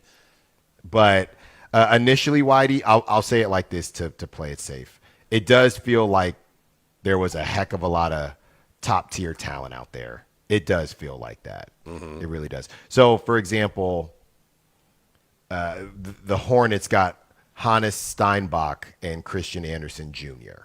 So those were two that we talked about. Oh, and there you go. The Pistons, for example, they traded with OKC, but Whitey, OKC got Ade Mara and Ibuka Okori. So imagine the Kings getting Ade Mara and Ibuka Okori. It's just too early to tell, but like I said, I'll play it safe and say does seem like there's a lot of talent out there. Okay. It does. Mm-hmm. And with that, Whitey, instead of Christian Anderson, you had Alan Graves right there. LeBaron Philon didn't go till 22. Yeah, I'm still not. I mean, he's a good player. Whitey, he's been insane. I don't know. In Summer League. No, I think there's something, this the way he plays, you just don't, for some odd reason. There's certain guys that don't play your way. They don't point their thumbs out when they pass the basketball. When your thumbs are guys that turn the ball over a lot of missed shots. I don't know. Maybe it's just me. He's had the ball on a string. An absolute string. Mm-hmm. Not one of your guys. That's fine. Well, I guess I'm not the only one if he lasted till 22, right? I'm not the only person. No, because coming out of Summer League, it's how did he last so long? We missed on him. Mm-hmm. People were even doing that about Caravan. What? Well, the guys that got drafted after Caravan. I've seen. Okay. I've seen Kings fans say, we could have had X, Y, or Z. Oh, Malik Thomas. Yeah, well, that's one of them for sure. Yeah. But great game from Caravan yesterday. I think he really needed it. I think there is probably a little weight off of his shoulders, and he's going to get another opportunity to cook tomorrow. If the Kings were guilty of anything in the draft, if they were, and there's not enough evidence to convict anyone here, they may have been, see what you think of this, guilty of, for a team that's like, wow, the cupboard's pretty bare here, of drafting for need instead of who's the best player there when you're picking. When you're starting from scratch almost, you just need the best players. But they went out and they got, we need a point guard. We need that point guard. And I know this is supposed to be a good point guard draft. We need a guy who's going to be the star. Then we need a wing. and we need a defensive backcourt player. I think they got good players, and I think it's going to work out. But they may have, if this doesn't work out, they may have, just going to bookmark that, they may have been guilty of drafting for need more than a bad team really should. In general or for each pick? Well, because going with a point guard. Why? Because we need a point guard, and it's a good point guard draft, and he's the best one. And okay, take him. And then we got to trade up to get Caravan. We need wings, and he's a wing that's available there. I know this is all premature because these guys might all end up being really good players. No. I'll meet you there on Caravan. I just can't meet you there on A-Cup because I just feel like he was the best player available for the consensus best player available. Yeah, and it's possible that was their thinking too. I mean, they could have. I mean, did you see Nate Ament last night? He had a good game. The Bucks, didn't they end up with 2 picks? Yeah. So you could have had Nate Ament and Burries? Man, I don't know. That's certainly possible. See, not now. I mean, I saw some moves from Burries. But we'll see. It's still early. I'm not saying they should have done it, but there does seem to be a high level of talent out there. Darius Acuff did not have a very good summer league, and there are questions about how good he can be. Is that an overreaction or is that fair? Let me state it this way. My question is this an overreaction or not? Darius Acuff struggled more than you'd hope he would in Summer League at raising serious questions about how good he is. Overreaction or? That's an overreaction. Serious questions about how good he is an overreaction. Now, the question of whether or not he's going to be Jalen Brunson, that's not an overreaction, right? Like watching him so far, you could question his not his ceiling, but kind of, his ceiling. I think you could question that, but seriously question. That's why I asked if that was an overreaction. That was not my premise. That would be an overreaction to me. Yeah. I am disappointed that he's not going to play one more game, but I get it. So you don't get it. I just would have liked one more. I would have liked one more. What difference would it make, though, really? I mean, they got smacked, Whitey. Yeah. They got smacked, and a lot of those points, they were later.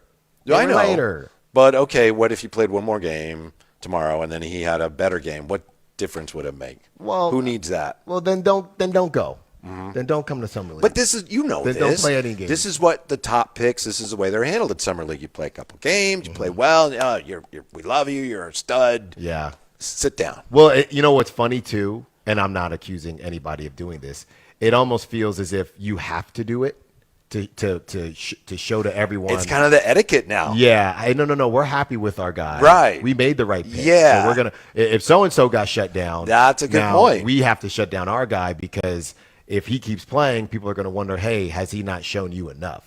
So it's almost politics, Whitey. They had to shut him down. We had Kyle Draper on earlier. We appreciate Kyle Draper's time. He said, boy, I think they got to run the offense through Darius Acuff. He's got to be the engine that runs the offense. You can't have the offense running through Domas.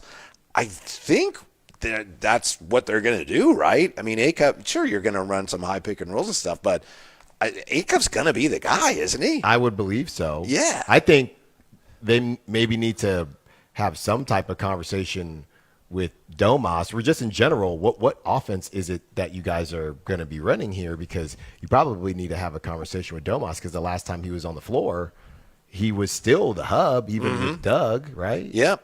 One of the things that's going on here at Summer League is they have the Summer League Film Festival, and they have that at the Thomas and Mack. And coming up in the bottom of the hour, we're going to talk to Sacramento's Deion Taylor, who's one of the guys who put the whole thing together with Kevin Garnett. So we've got that coming up with a local angle here. But I'm just wondering, before we get to that, Alan, what is Alan Stiles? Apologize if we've talked about this before. Alan Stiles' #1 basketball movie. Basketball movie? I go Finding Forrester, by the way. So, Rich Wood? Rich me. Coach Carter. Okay. Coach Carter for me. It just, every time, if it came on right now, I'd stop the show and I'd watch it. Really? Oh, yeah. How come? I just got to. Yeah. Okay, I know you got to. How come? It's just a great movie. Okay. Just sounds like it gets you inspirational. Yeah, I think I think I might have been in high school or right after high school when it came out. So it was, kind of same age. And then the actors, I've seen them in a lot of different things. Obviously, Samuel L. Jackson. And I had a sister, and her name was Linda. It gets me every time. Oh, speaking of sisters, my wife was asking last night. I was talking to her, Shinya, and she asked, wait, Alan's first concert was Backstreet Boys? Yeah. And I said, yeah. And she said, does he have a sister? I said, yeah. And she said, oh, I bet that's... No. No, okay. No, we were leading me and my buddies, we all went. Really? Yeah. Okay. I was in 4th grade. Oh, okay. Come on, everybody was slapping. Did your sister go? No. Oh, all right. No. Okay. It was me. Good. I led that charge proudly. And you don't have any temptation or urge or we're desire going to go. Yeah, we're going to, not now because this is a business trip. We're here to work. We're here to work. And that's all we've been doing. Right. Running up the clock. Overtime. Yeah. Extra overtime. Okay? What is it called when it's holiday time? All of it. Work. Triple overtime. So it's not, really, it's just not on my brain. But since you bring it up, I'd love to go catch them. Okay. I asked my buddy who's going tonight how bad the tickets were. He said they weren't terrible. Not terrible. Look at that. Yeah. I thought they would be worse than what he told me. Maybe that comes into play here going forward, huh? I need something. See, you know it. I have daughters who were very young at the time they really hit it big. Yeah, we all I heard listening. a lot of Backstreet Boys. Yeah, Backstreet Boys, NSYNC, and if you need a little break, 98 degrees. 98 degrees. I couldn't remember how many degrees it was. Always 98. Yeah, I can't remember where to set the thermostat. Right. Let me check. 68 degrees because then it's not too hot. That's the perfect temperature. Okay. Yeah, so we will come back here with Deion Taylor from Sacramento, director, and he's putting together the Summer League Film Festival. We'll find out what that's all about when we come back. It's the Drive Guys in Vegas on Sactown Sports. Take Sactown Sports with you everywhere you go with the Sactown Sports app. The most in-depth coverage of the Kings and 49ers. A library of written and video content. And all your favorite personalities all in one place. Download the Sactown Sports app today and get in on the action. Your local sports leader. Sactown Sports 1140. From the FIFA World Cup to competitive business environments, grand ambitions lead to game-changing achievements. At Bank of America, we're there to support businesses at every step, providing insights and expertise to help you gain an edge. He shoots, he scores! What would you like the power to do? Explore winning business solutions at BofA.com/gamechangers. Bank of America, official bank of the FIFA World Cup 2026. Ryan Reynolds here from Mint Mobile. With the price of just about everything going up, we thought we'd bring our prices down. So to help us, we brought in a reverse auctioneer, which is apparently a thing. Mint Mobile Premium Wireless. How to get 30, 30, bit to get 30, bit to get 20, 20, 20, bit to get 20, 20, bit to get 15, 15, 15, 15, just $15 a month? Sold! Visit mintmobile.com/radio. Upfront payment of $45 for 3 months, $90 for 6 months, or $180 for 12-month plan required. $15 per month equivalent. Taxes and fees extra. Initial plan term only. Greater than 50 gigabytes may slow when network is busy. See terms. Wow, what is all this? These screens, the food. All for the game, bro. Let us pitch in. No need. I'm saving $1,000 bundling my wireless and internet with T-Mobile. I've got it all covered. Goal! Here to score big with T-Mobile. Families save up to $1,000 a year when they bundle 5G home internet with 4 phone lines on Experience Beyond. Compared to regular rates after a third line free on Experience Beyond plan with internet bundle discount via monthly bill credits and auto-pay discount. Credit stop if you cancel or change plans. At Power Business Technology, we're not another big box corporation. We're your neighbors, locally owned and operated. We know what businesses like yours need, from reliable printers to high-performance copiers. We'll help you find the right solution with personal service you just can't get online. Need setup or support? We're just down the road and always happy to help. Power Business Technology, family hometown service with big-time solutions. Contact us today for all your business printing needs at 844-POWER-BZ. That's 844-769-3729 or visit us at powercopiers.com. Hey, it's Carmichael Dave, and yeah, I've been on the air here just shy of 25 years, and you guys know that when I endorse something, I have a few very important things. Number one, I love it when they're local. Number two, I have to be willing to use them myself. This is where Pest Pros came in, or comes in, I should say, because I've known these guys as Kings fans a long, long time. I also have a mouse problem at my house. I also have a cockroach problem at my house. And I did it the old-fashioned way. Went through Facebook, got a hold of these guys. We became friends. And when I found out what Pest Pros does in the community, I thought, I've got to have you guys on the air. We've got a partner, locally owned, locally operated. Their kids go to school with your kids. You're going to get pest control somewhere. Get it with Pest Pros. Here's how you get a hold of them. PestProsPS.com or call them at 916-588-9345. That's 916-588-9345 and tell them Carmichael Dave sent you. Country in the Park 2, presented by your California Army National Guard, October 23rd at Heart Health Park at Cal Expo with Bailey Zimmerman, Russell Dickerson. Plus more. Enjoy line dancing, live DJs, mechanical bull, and food trucks. Tickets start at just $70. Country in the Park 2, October 23rd at Heart Health Park at Cal Expo with Michelob Ultra, the California Office of Traffic Safety, and Caltrans. More info at CITPFest.com. In celebration of 80 years of 49ers football, Sactown Sports is counting down 80 of the most memorable moments that have shaped the team's storied legacy and winning tradition. Here's today's faithful flashback. Number 40. One of many. San Francisco's first championship parade. After beating the Cincinnati Bengals to win their first Super Bowl, it was time to celebrate. January 25th, 1982, the first major championship celebration for San Francisco happened, and it was absolutely packed. The lead car featured owner Eddie DeBartolo, head coach Bill Walsh, and then Mayor Dianne Feinstein. They made their way down Market Street towards City Hall. In that 49ers' first Super Bowl victory, which led to the first ever major professional sports championship for the city, in what many called the biggest street celebration in the city since the end of World War II. Faithful flashbacks on Sactown Sports 1140. Live from Las Vegas for NBA Summer League, presented by Power Business Technology. Here's Whitey Gleason and Alan Stiles. Yeah, we're coming to you from Las Vegas Summer League. That J-Ross 49er flashback brought back some memories, Alan, as he talked about the celebration, the parade after the 49ers won their first Super Bowl. Because, as you probably know, I was a vendor at the time for the San Francisco Pretzel Company. That's right. My cart that day was at City Hall, where the parade was wrapping up. And the pretzel company that day, it was supposed to be football-shaped pretzels with, like, cheese laces. They didn't come out that well. Oh, no. It was just like a cheese log of some kind.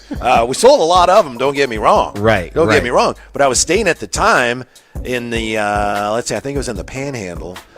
So then I couldn't catch my bus afterwards because I shut all the buses down because of the parade and everything. So I had to walk through the Tenderloin to get to my where I was staying there after the big day. Man. Yeah, and who knew that was going to be the first of many 49er Super Bowl wins. What's your problem with Brock Purdy? I don't have a problem with Brock Purdy. I like Brock Purdy. Oh, okay. Yeah, Brock's my guy. Because somebody today before the show said, can we do anything where we criticize Brock Purdy? And maybe it was No, I said, can we do anything on the criticisms of Brock Purdy? Oh, okay. Unfair. All right. Why do you Brock think, Purdy. then let me rephrase it, and I apologize. It's okay. Why do you think other people don't like Brock Purdy? Well, I do think there are some Niner fans out there that have just very, very similar to our Dylan Cardwell conversation. They're just people that have taken it to the other side too much, where it's Brock Purdy's basically Josh Allen, and based on these metrics, he's Patrick Mahomes, and people that do that, I think, ruin it for Niner fans that I think for the most part believe, hey, Brock is a really good quarterback. I think there are a lot of fans that responded to the hate Brock was getting early on from being drafted last. So then in order to combat it, they went in the opposite direction, where the reality is he's a solid quarterback. He's a good quarterback. Then you have your Chris Sims of the world that, Brock is literally nothing without Kyle Shanahan, which just isn't true. So, yeah, I think, funny enough, we keep running into, and I've said this word instead of Kuminga, you should have said the over-under on polarizing today because you just said Kuminga again. Well, I've already smashed that over. Yeah, it's like so it's over now. You should have taken double that. You should have put more down for Schmallen. But Brock is another guy who is extremely polarizing because of his story, because of the team that he plays for. It's always going to be because, pardon me, but he doesn't have the strongest arm. He never will. No. And his mobility, I think people don't realize that he can be mobile when he needs to be, but people are like, he can't throw the ball 90 yards, so he's not a good quarterback. There is some of that too. But then on the other side, remember that he's got the same 10-yard shuttle as Lamar Jackson. And it's just, what? What are we doing? So, I mean, I think the longer Brock plays, then he had to get paid, and I don't think he's overpaid. That was a big deal, too. That was similar to the conversation of Jalen Duren in a way. Hey, you are slotted to make this much money. This is what some of your peers have made in similar situations. We're going to give it to you. Now, they don't want to give it to Jalen Duren, and the Niners did, but then there were a lot of people. Now, all of a sudden, it's a problem that Brock is getting paid this money, but it wasn't a problem when all these quarterbacks that he's ranked higher than got paid, And the one that you think I have a problem with Brock. No. I don't know where I got that idea. It's how certain people speak about Brock on both sides, but more so when it's, hey, he's Josh Allen. But who says that? No, I'll tell you off air. You know who's out there. Okay. You know who's out there. But it's the Jordan Love to me. I know you don't like it. Oh my goodness. I literally get a headache just thinking about it. Well, don't think about it too much. Why? What's the problem? I'll tell you my problem with him. I don't know why they keep putting him in these conversations. Well, he's really talented, but my issue with him is you can't tell. It's supposed to be a good thing if you can't tell if a guy's winning or losing, but he looks like he really doesn't care one way or the other and provides like zero leadership. When you're hey, 2-minute drill, Kayla's 2-minute drill, let's get it going. And he's like, he's too cool, Yes, he's too cool. Yes. But that's the problem, Whitey. Part of being a leader is getting fired up like Frankie, our leader here. But you don't get to try anything out when you pay somebody after 5 games. And that's what the Packers did. They didn't get any type of test run to see who this guy is. He didn't have to really. Now, I know he sat right behind. They got scared, right? Aaron Rodgers. He's going to be really good. We got to pay him. We got to pay him. Not him. Who? We got to pay him. And now you have guys like he shouldn't be making more than Baker. Not to me. But I would agree with that. Yeah, I would absolutely agree with that. But Baker's in a different. In fact, that's not even close. You're right. Phase of his career, and timing is everything. They say. Why do you know that saying? So I look at Brock, and I really do. I don't know. I think he might be so close to just properly rated now because there's overrated, underrated. I think at first he was vastly underrated. Then I think some fans wanted to overrate him just to combat it. I feel like we are getting close to properly. Okay. As we mentioned, the Summer League Film Festival, part of Summer League for the 3rd straight year. It's a showcase of sports, film, and culture running today through Saturday. The event is presented by Kevin Garnett and our next guest, Sacramento's own director Dion Taylor. Dion, thank you so much for joining us here. What was the genesis of this event, the Summer League Film Festival? And thank you so much for having me, man. I'm a little hoarse from screaming. But the genesis was basically a few years ago. We just, myself as a former athlete with Kevin Garnett and a few other partners, we just was like, man, there's no space for athletes who have concepts, ideas, films, documentaries. There's really no place. We're always a little bit too late for Sundance. We can't make it to Tribeca. You know what I mean? And it was like, okay, what do we do? So we just decided to build our own. And 3 years ago, and it's become this massive entity now where now this year we have 120 movie submissions. We selected 50 movies that are playing today, kicked off today over the next few days. And you have everybody here from KG to Andre Miller to, you name them, they're all here excited. Trevor Ariza, I think we have around, this morning at the kickoff, we probably had around 41 NBA players and about 16 NFL guys all attending. That's tremendous. Yeah, that's awesome. Yes. Can you break down the types of films that are playing? I know you said there are a bunch playing today. Do they all skew towards sports or basketball, or is it kind of an array of different types of films? No, it's really an open door for whatever movie it is. The idea is to create the new wave of filmmakers to allow the athlete who might be a filmmaker to tell his story, and that story could be conceptually a basketball story, it could be a football story, or it could just be a regular life story. But the opening is for the athlete as the filmmaker, as the producer. So we have the George Raveling doc is in here, and then across the board we have an amazing documentary that is out of China about a monk who likes Michael Jordan. You know what I mean? It doesn't matter. Then we have a couple of thrillers. So it doesn't matter as long as it's open and it's giving future filmmakers an opportunity to come off the floor and to make films. That's what we're looking for. Deon Taylor's nice enough to join us. He's a director. He and Kevin Garnett putting together again this year the Summer League Film Festival. Deon, I believe, born in Chicago, grew up in Indiana, and then played high school basketball in Sacramento. So how about the game itself, Deon? Obviously, as you said, you were a fine player. What has the game of basketball meant to you personally? Man, it's everything, man. That's why I wanted to, after doing this for 20 years as a filmmaker, but understanding that the only reason I was able to break into film as an independent artist was because of basketball. Just the ability to be told no, to understand how to respond when things don't go your way, to be coachable, to understand that, even though you miss that shot, the next shot might go in. It's no different than when you're just playing the game of life.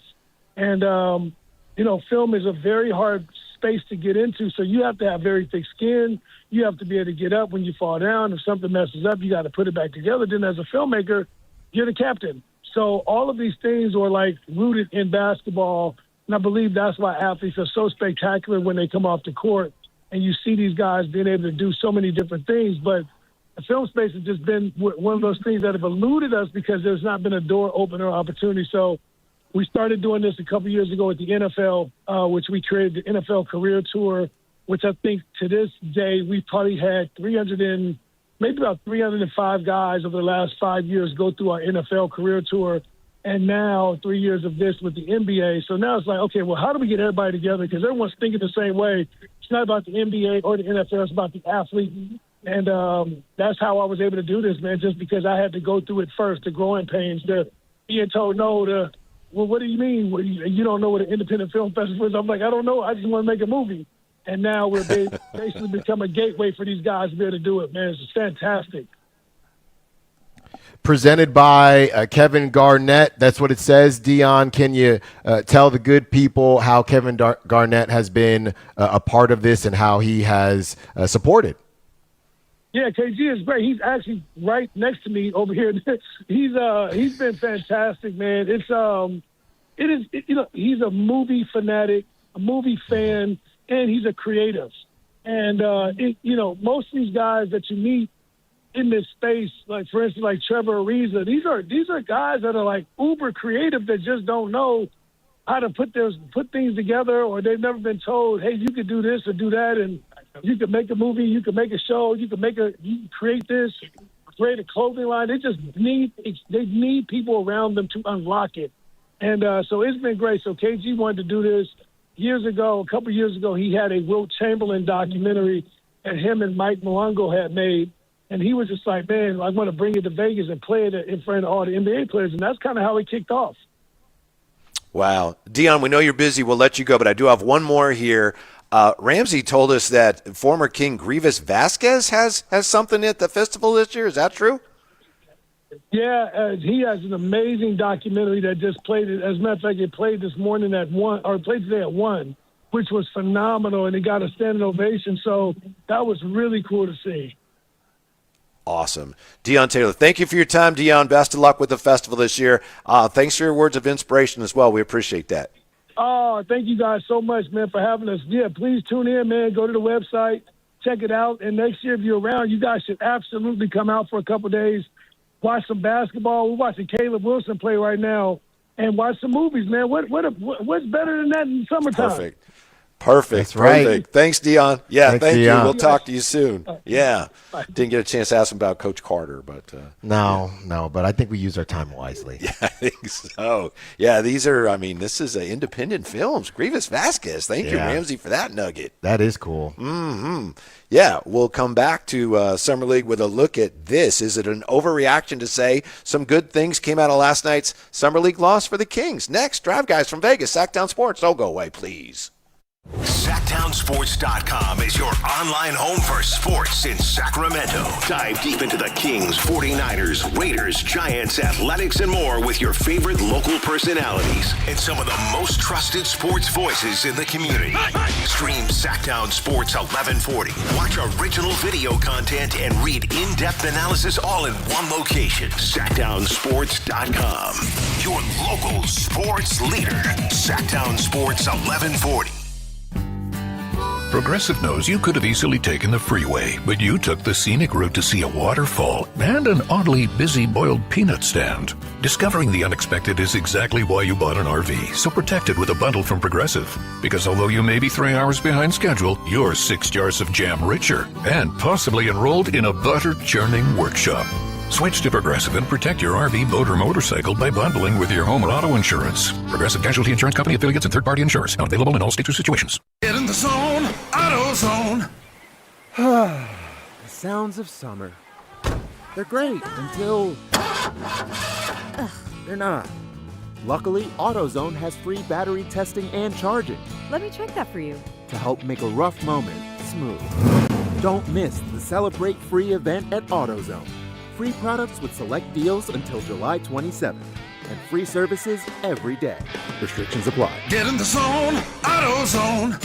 This is Sactown Sports 1140. Hey, it's Carmichael Dave. What's up? It's Matt George. What's good? It's Alan Stiles. With the most trusted voices in the community. This is Jason Ross. Hey, it's Kayla Anderson. It's Whitey Gleason. Ready to help promote your business, both as partners and customers. All you have to do is ask. Pick up the phone, dial pound 250 and say, grow my business to get connected with a team member today. That's pound 250 and say, grow my business. Our team will review your product, quickly pair you with a perfect endorser, and create video and audio samples all at no cost or obligation to you. With the most live and local on-air lineup, a dynamic content-driven website, and a state-of-the-art mobile app, Sactown Sports 1140 is tailor-made to help you connect with a sports audience in Sacramento. So why wait? Dial pound 250 today. Say, grow my business, and let us help take you to the next level. Dawn or dusk, I'm on the hunt. Skeeter here, Sacramento Yellow Mosquito and Vector Control District, and I'm wearing Skeeter Vision, night vision goggles that light up skeeters at dawn or dusk like the 4th of July. Mosquito, 12 o'clock. Got 'em. So fight the bite by wearing long sleeves and pants at dawn or dusk when they're most active. Apply insect repellent and drain stagnant water. It's a breeding ground. Dawn or dusk, the Sacramento Yolo Mosquito and Vector Control District reminds you to fight the bite. For more information or to report problems, go to fightthebite.net. Hey, what's up? We're talking to Chad Hoblet, Hoblet Dodge Chrysler Jeep Ram in Woodland. I've heard you're extending the 4th of July sales event because the deals were just so good. They were the best deals of the year, and we wanted to keep the savings going. Right now, you can save up to $17,000 off MSRP on new 2026 Ram 1500 crew cabs. America loves Ram trucks, but what about my perfect truck? We have you covered at Hoblet. We are truck people, so you won't find a better selection of new Rams with the features that matter anywhere. Plus, with almost 600 new Rams available, your Ram is waiting at Hoblet. Just one of the reasons Hoblet is consistently one of the top Ram dealers, not just in California, but the entire nation. Search, select, and save through our whole inventory at HobletDodge.com. Unbeatable prices, unbeatable selection, nobody beats Hoblet, period. 17,000 total net savings after $41.62 dealer discount and $11,338 factory incentive. Incentives may include 15% below MSRP incentive, 1,000 Hoblet trade-in assistance with eligible trade, and 500 military bonus or first responder bonus for eligible members. 10th net savings, sample VIN 390660. See dealer for details. Live from Las Vegas for NBA Summer League, presented by Power Business Technology. Here's Whitey Gleason and Alan Stiles. Coming to you from Summer League, of course, Styles, Alan Styles, that is. What do you think of LaMelo and the Timberwolves? Is that going to work? I know we talked to Kyle Draper today. He's skeptical. Two guys that need the ball a lot. And the reason I ask is because Minnesota had the LaMelo Ball introductory news conference this week. There were some interesting things said, but you think it's going to work? Is it coming together for him? I think it'll be really fun in the regular season. I think when teams are loose and it's 1 out of 82, I think they'll run some teams off the court. But playoffs, I'm not sure how it'll look during the playoffs when things slow down. By the way, Chris Finch said at the press conference, he said, you got to have a big backcourt. We learned that through the playoffs this year. I remember talking before the draft, that 2020 draft in which both Ant and LaMelo Ball were taken, along with Tyrese Halliburton and, of course, James Wiseman. We were talking to him about the players, and David Thorpe is a guy that works with players individually. He said, I would not draft LaMelo Ball. I said, why not? And he said, he's just not competitive. And this was before they even, before he was drafted. Right. So I do think that's kind of been one of the knocks against him. Is he that serious about basketball? We'll see. You used the word fun. Tim Connolly, the GM, said, quote, this is supposed to be fun. He enjoys life. He enjoys playing. You don't want to make this anything but where it's a joyous atmosphere, end quote. To me, I read that and I say, yeah, that's not going to work.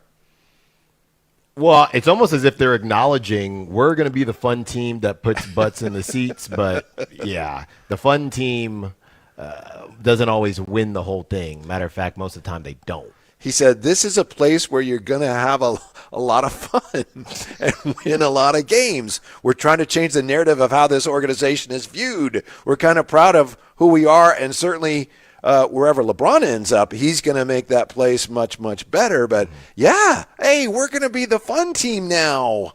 Yeah, I mean, it was fun going. It wasn't fun going to Western Conference Finals in consecutive years. Mm-hmm. That wasn't fun. I just think everybody wants the apex player, right, Whitey? That's obvious. Whether it's Ant or Luka, everybody wants that. But it does feel like as much as you want that, there are certain types of players that these GMs that know much more basketball than we do, at least they're supposed to, they don't necessarily know what these players need, around them. How many different bites of the apple did they try the Mavs with Luka? Oh, well, it needs Porzingis. It didn't really work. Oh, well, Brunson, I guess they let walk. Obviously, they didn't think it worked enough, and then they got him Kyrie. So you have guys like that and Anthony Edwards. This is now, we'd all love to have Ant on the squad. But this is now I'm not even saying it's Anthony Edwards' fault, but this is about what, Whitey, the third or fourth iteration since he's kind of become one of those guys where they don't know really what he needs. They're just trying stuff at this point. Yeah, I'm going to ever so gently and respectfully push back on one thing you said, because with Porzingis, for a while anyway, I know overall you're right. I mean, it didn't work. They moved on. They were the most efficient offense in the history of the NBA. Mm-hmm. But it was the COVID year, and so, things got a little sideways on them. Offensively, it was working. And I know a lot of people were saying they got Porzingis shooting threes. And Rick Carlisle, the coach at the time, would say, does anyone look at our offense? We're like, it's a record-setting offense, so that's why we have them shooting threes. But the two of them apparently just didn't get along. And Interesting. Yeah. Okay. Yeah. Well, it still didn't work. It didn't. You're right. But yeah. that is a good note because so many front offices try a bunch of different things. Whitey, when we have the guy now, it does depend on the type of player, and we'll see what happens next. But this could be the conversation with Cade Cunningham. Mm-hmm. They haven't really done it. They've been dealing. That's the other thing about. And Hunter Patterson, we spoke to him, a beat writer for the Pistons for The Athletic. Go check that out on YouTube right now. Or what? Not right now, but in a couple minutes here. Right. But in a couple minutes here. But he's a pro. He's another guy where we'll see what happens next season. The Asar Thompson conversation and Jalen Duren, assuming they get that figured out. What are we missing? What are we missing? I think it's interesting how teams are built now and why the Celtics were able to get it done they just how they were formed and everything made sense. I think get a heliocentric guy and get some shooters and some lob threats, and you're good. That's good enough to be in the regular season and probably be in the bottom half of the playoffs. That's not enough to get it done anymore. Yeah, what do you think of this? Speaking of Luka and Porzingis, as I recall, I'd have to look this up to be sure, but I can remember this, and I talked with Sam Amick about it. I remember reports surfacing that this was a possibility. You know, Scott Perry was with the Kings when they drafted De'Aaron Fox. Mm-hmm. Scott Perry went where? To the Knicks. To the Knicks. Yeah. Yes. And then the Kings had a chance they had the second pick. Who were they going to take? The suggestion was that Scott Perry with the Knicks was like, we got Porzingis, we're paying him a lot of money, he's got a bad knee. So there was a suggestion that a proposal was made, give us Fox and you will have Porzingis. So the Kings, if that's true, the Kings could have had Luka and Porzingis. Wow. But the Kings wanted to keep De'Aaron, and they didn't want Luka because they thought 2 point guards, no, we need, a front court player. But, my understanding is that was a possibility. That could have been a thing. Uh-huh. Now, would it have been, are you just adding the Luka thing? Or well, that's why Scott Perry's like, hey, if you have the second pick, if you draft Luka, you could trade us Fox, and we'll give you Porzingis. Dang. So, true. I tend to buy. Wow, Whitey with the sources on a third. It is summer league sources. It's a Thanos Thursday. That is, and goodbye Fox. He's gone now. SLS summer league sources. It's not a SOS. It's an SLS. We got an SLS. Whitey Gleason with the sources. Wow. I'm just remembering what was written at the time. That's all. This is a SLS alert. Yeah. Okay. All right. Alert. I admit, sometimes, usually it's a waste of time. What could have happened? But that one's a fun one for me. I like to, that could have been something. Wow. Well, can't go back now. Can only go forward. Yeah, we'll come back with a look at Summer League and the Kings, what we learned today about the next game. Can we draw anything from last night's game? Also, LeBron and his future, and Allen has decided he wants to go all in on poor Brock Purdy. That and more coming up next with the Drive Guys on Sactown Sports. The top young talent is on display at NBA Summer League, and Sactown Sports has boots on the ground. Join Jason Ross, Whitey Gleason, and Alan Stiles as they broadcast live from Las Vegas, presented by Power Business Technology. And stay locked in to SactownSports.com and the Sactown Sports YouTube channel for the latest on every game, every practice, and all things Kings this summer. Power Business Technology, copiers and printers for your office needs. Your exclusive home for Kings basketball. Sactown Sports 1140. This is the story of the one. As a safety manager at a manufacturing plant, he does everything he can to keep his coworkers safe. From finding ways to reduce risks to keeping safety supplies in stock. And for that, he relies on Grainger. Grainger offers a broad range of quality products and next-day delivery, so he can always play it safe. Call 1-800-GRAINGER, click Grainger.com, or just stop by. Grainger, for the ones who get it done. This is the story of the one who keeps multiple buildings running smoothly day after day. Plumbing that flows, HVAC that hums, cleaning supplies that keep surfaces sparkling. That's why she counts on Grainger. With easy reordering online and 24/7 support, Grainger helps her keep the products she needs on hand. So shelves stay stocked and buildings stay ready. Call 1-800-GRAINGER, click Grainger.com, or just stop by. Grainger, for the ones who get it done. Liberty Mutual customizes your car and home insurance. And now we're customizing this rush hour ad to keep you calm, which could help your driving. And science says therapy is great for a healthy mindset. So enjoy this 14-second session on us.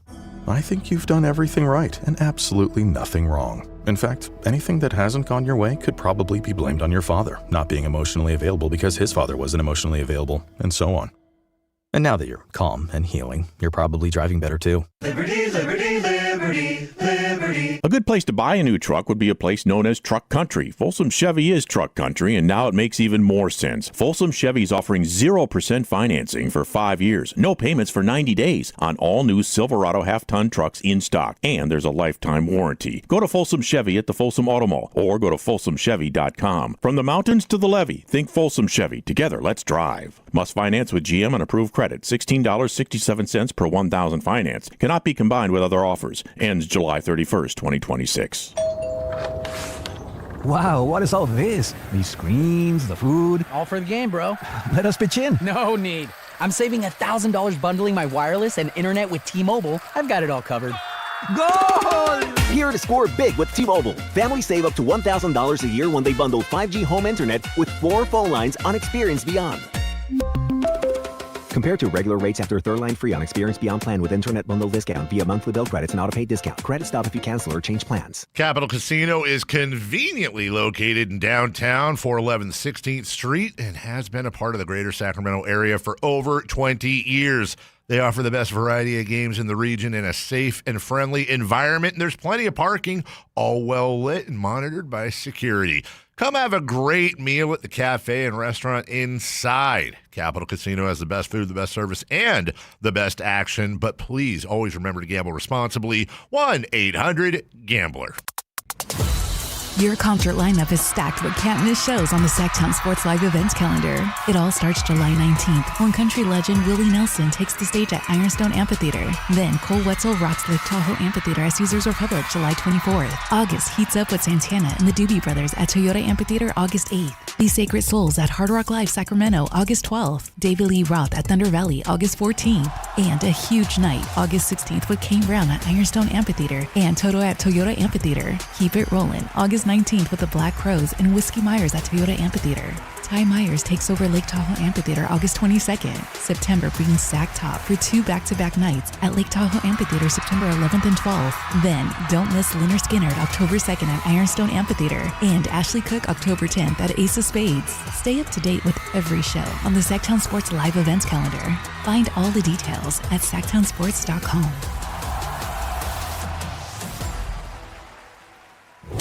KHD1 Sacramento, KYMX HD3 Sacramento. Sactown Sports 1140, your local sports leader. Good afternoon again. This is Ramsey Barker here with your updates from the first round of the Open. Your leader coming in with a 5 under 65 today was American Jackson Suber, who learned how to play links golf via YouTube. Sitting with a 4 under 66 are 2 players in Sunjae M from Korea and Dan Brown from England. You've got 9 tied with a 3 under 67 today, including Modesto's Bryson DeChambeau, Cameron Young, and 2018 Open champion Francesco Molinari. Sitting just behind them are 11 tied at 2 under 68 on Thursday, including Scotty Scheffler and Colin Morikawa. 7 strokes back, shooting a 72 today, was Rory McIlroy from Northern Ireland. We are now in the 5 o'clock hour, last hour today from Summer League in Las Vegas with Kevin Whitey Gleason and Alan Stiles. Live from Las Vegas for NBA Summer League presented by Power Business Technology. Here's Whitey Gleason and Alan Stiles. Wow, Ramsey's right. Last hour today. We got a lot for you, though. No worries. But then that's it for today, and then tomorrow's show, and then our time here in Vegas is done? Yeah. It really does seem like we just got started. Okay, remember when everybody was making fun of me because I said, how is it only Tuesday? Yes. It does now feel like this is why Tuesday's the worst day, because now all of a sudden it's Thursday and it feels like it went by pretty quickly, right? Good. Yes, it does. Yes. It went by fast. It seems like yesterday we were taking like 14 shuttles to get to the rental car. It really does. Yeah. And I don't want to go. I don't want to leave. Well, I don't want to leave now. Mm-hmm. We've made we've set up shop here. We've all hung out, played music in the pool. We worked our tails off. Worked. Work. Mm-hmm. That's all it's been. Yes. So anyway, just kind of dawned on us here that, wow, this spectacular week is approaching finality. But on the other hand, we still got another show tomorrow. We've got another hour here today. And another game. That's right.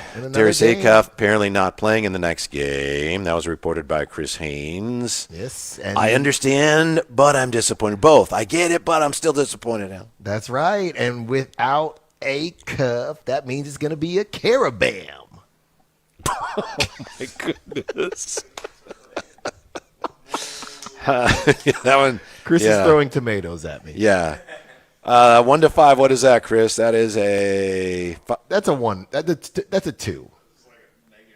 Oh, negative. Negative. Yeah. Oh well. Yeah. Alex for 3. Carabam. Yeah. A lot of those last night. He had 5. That's right. Carabam. Bam. Bam. Carabams last night. That's right. You're not going to say that to him, are you?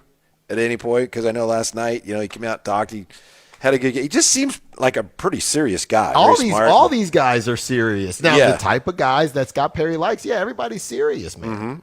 Now, when you're losing games, you don't want to be hee, ha, ha. But Markelle was a lot of fun. Markelle Sutton, go check that out on YouTube. My guy, a wing, a 6'7", 6'8" stud out of LSU that can shoot it. Plays that multiple can defend, positions. That can rebound. We ran out of time, but I wanted to ask him where he felt more comfortable. Now, obviously, he's going to say, I'll play wherever, but just a 3 versus a 4. He said he played more 3 at LSU. Big boys out there in the SEC. So he played the 3. When we asked him, I think I asked him, whoever, split, it's like Lennon McCartney, everybody shares. Yeah. Asked him about. I made him laugh. So. Yeah. I asked him about what do you think you have to do? What's most important for you to do here to get the attention of the organization and the coaches to impress them? And he talked about showing that he's willing to do whatever it takes. And I know some of that is, kind of cliche, but as he was saying that, I was remembering what Coach Musselman told us on Monday or Tuesday when we talked to him. And we asked Coach Eric Musselman, what do you look for? As a coach, what do you look for? And he said, one of the things is these players, the guys that are going to be role players, you want to see how willing they are to embrace that and what they do about that. And I just thought, wow, what Coach Eric Musselman said and what Markelle Sutton said is that is a perfect match. He understands the situation and understands what he needs to do to maximize his opportunity. Yeah, and there's only so many things you can control, and as they say, control what you can control.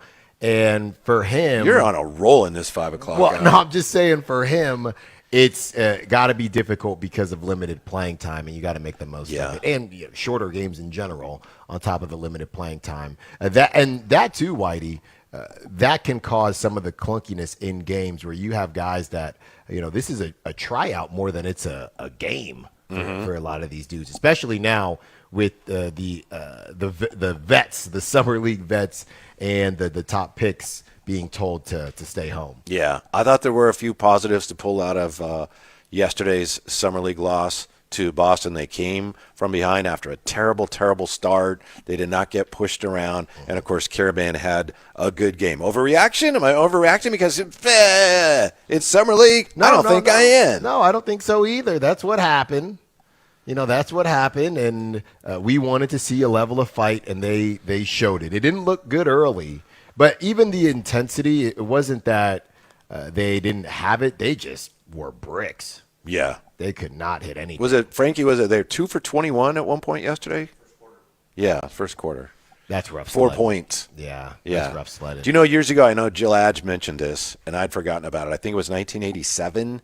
The Kings were playing the Lakers in L.A., and they were down 40-4 in a real game, a real NBA game. 40-4. Yeah, I think it might be like the next game. I think they said, hey, Jerry Reynolds, you're the coach now. Really? You're the head coach. Oh, yeah, that was a great Laker team. Yeah. Yeah, but 40-4. Oh, yeah, it would. Ran out the building. Uh-huh. Wow. Yeah. That's brutal. Yeah. Yesterday they came back and got back in that game. So be nice to wrap things up on some kind of positive note. You know what? No, forget that. They need to win. You got to win a game. Look, at this point, you look around, and the same way when Acuff was playing, it was about Acuff. I'm looking around, Whitey, win, lose, or draw. If Emmanuel Sharp plays, let him rock. Okay, if Alex Caravan plays, let him get his shots up. And then, my guy, Markel, that we just talked about, Markel Sutton. I just want those three to go off. I don't care if they win or lose. I just hope they win. I hope that Caravan plays well. I hope my guy, Elias Ralph, plays well. And I hope that Markel Sutton has a good game but does not dunk. Because if he dunks, that's all we're going to hear about, because Allen said, hey, my man, you got to dunk. Is that how I said it? No, not really. It really isn't. But you said you wanted to see him throwing down, and he kind of responded to that. He did. Yeah. He said he's going to find his opportunity. So, yes or no, Whitey, would you consider this summer league for the Kings a stinker? It's trending that way. You still have one more game, but yeah, it's been really disappointing because of the enthusiasm that they brought into Summer League and the way they started Summer League. Yeah. And, well, it's funny because you could say the summer, and that would include Cali Classic versus Summer League, which is specifically us spending our time in Vegas. Right. I don't think the summer was a stinker, but I do think that Summer League has been a bit of a stinker. Yeah, I think so. We want to be talking about UCA. Basically, how people have talked about Caleb Wilson is how I think a lot of us were hoping that we'd be all talking about A-Cuff. And it just didn't.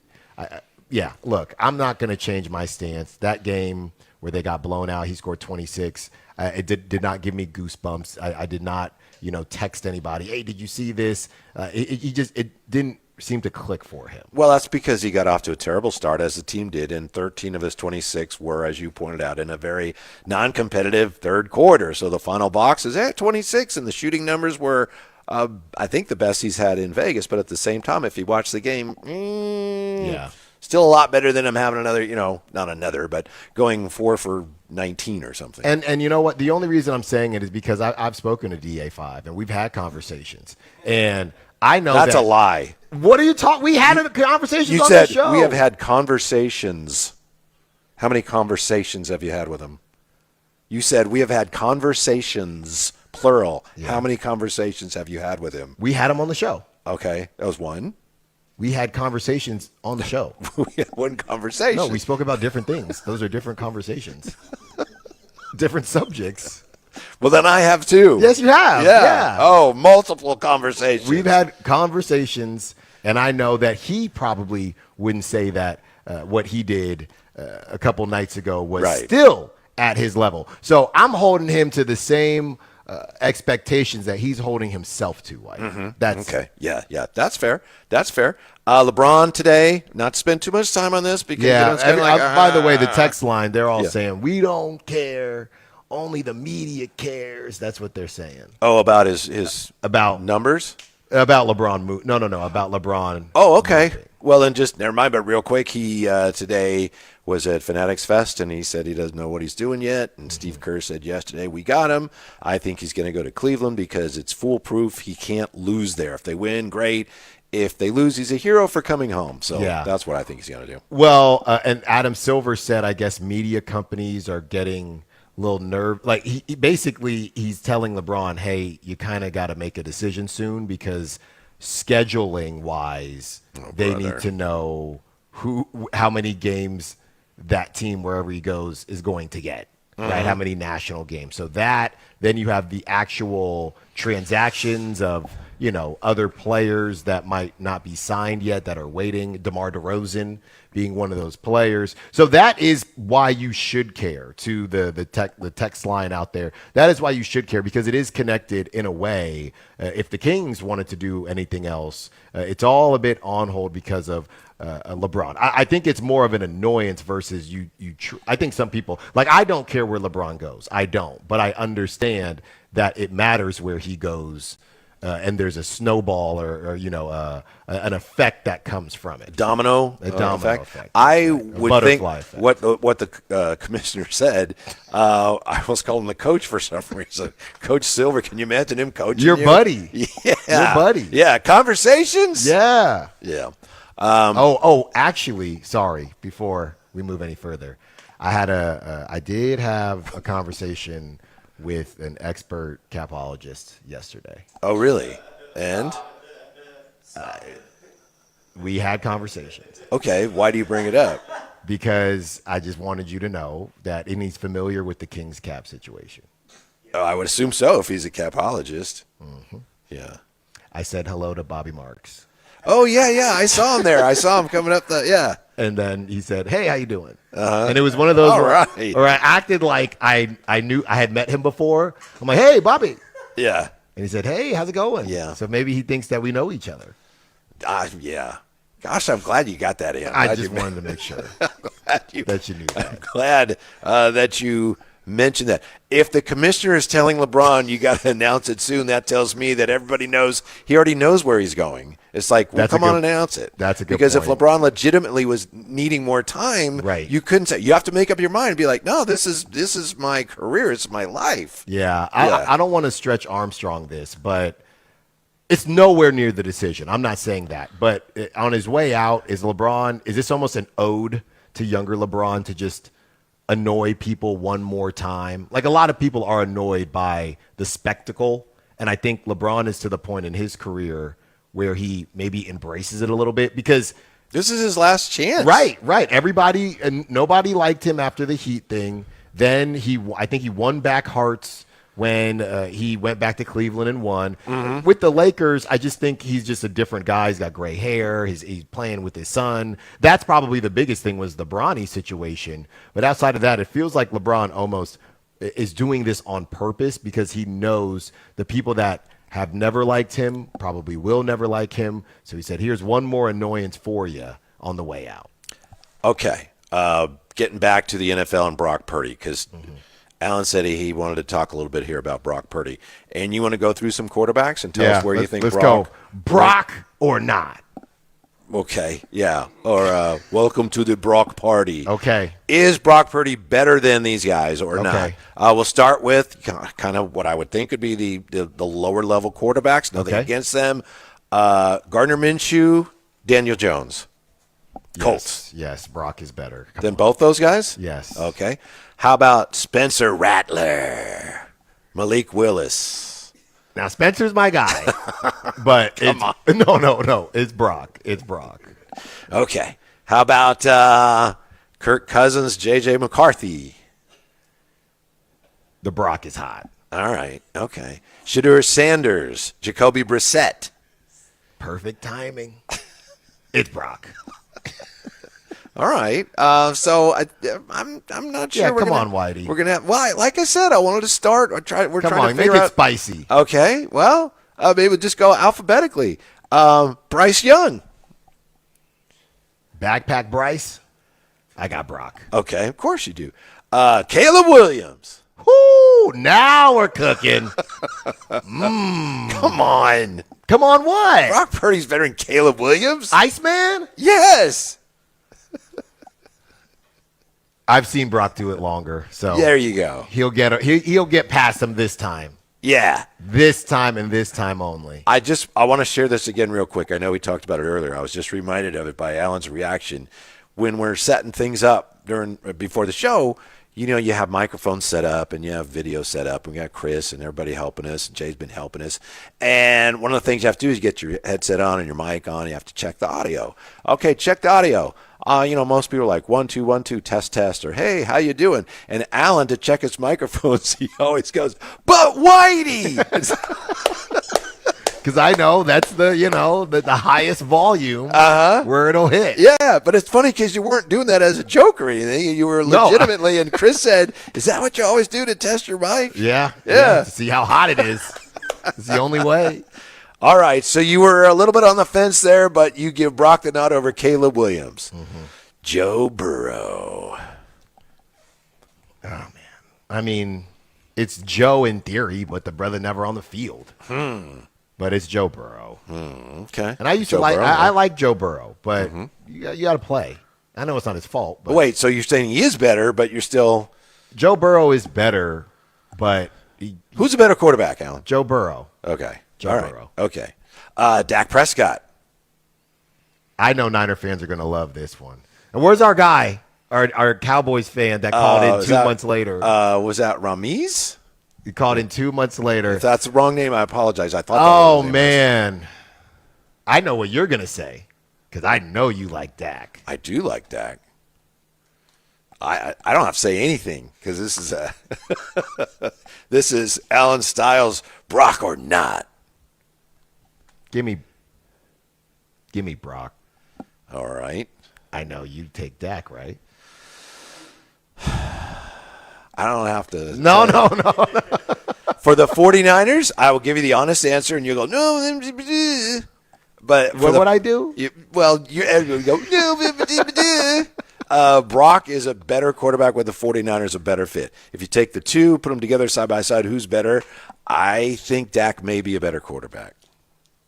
I'm giving it to Brock, and I know wins shouldn't be a quarterback stat, but Brock kind of owns Dak, and it's really hard for me to look past that. Yeah, that's fair. Yeah, but they, don't actually play each other head to head. It's not NBA. Well, that's why I said that caveat to begin with. Jared Goff. Oh, my guy. Wait. A Berkeley Bear. Okay. I love those Bears. Why?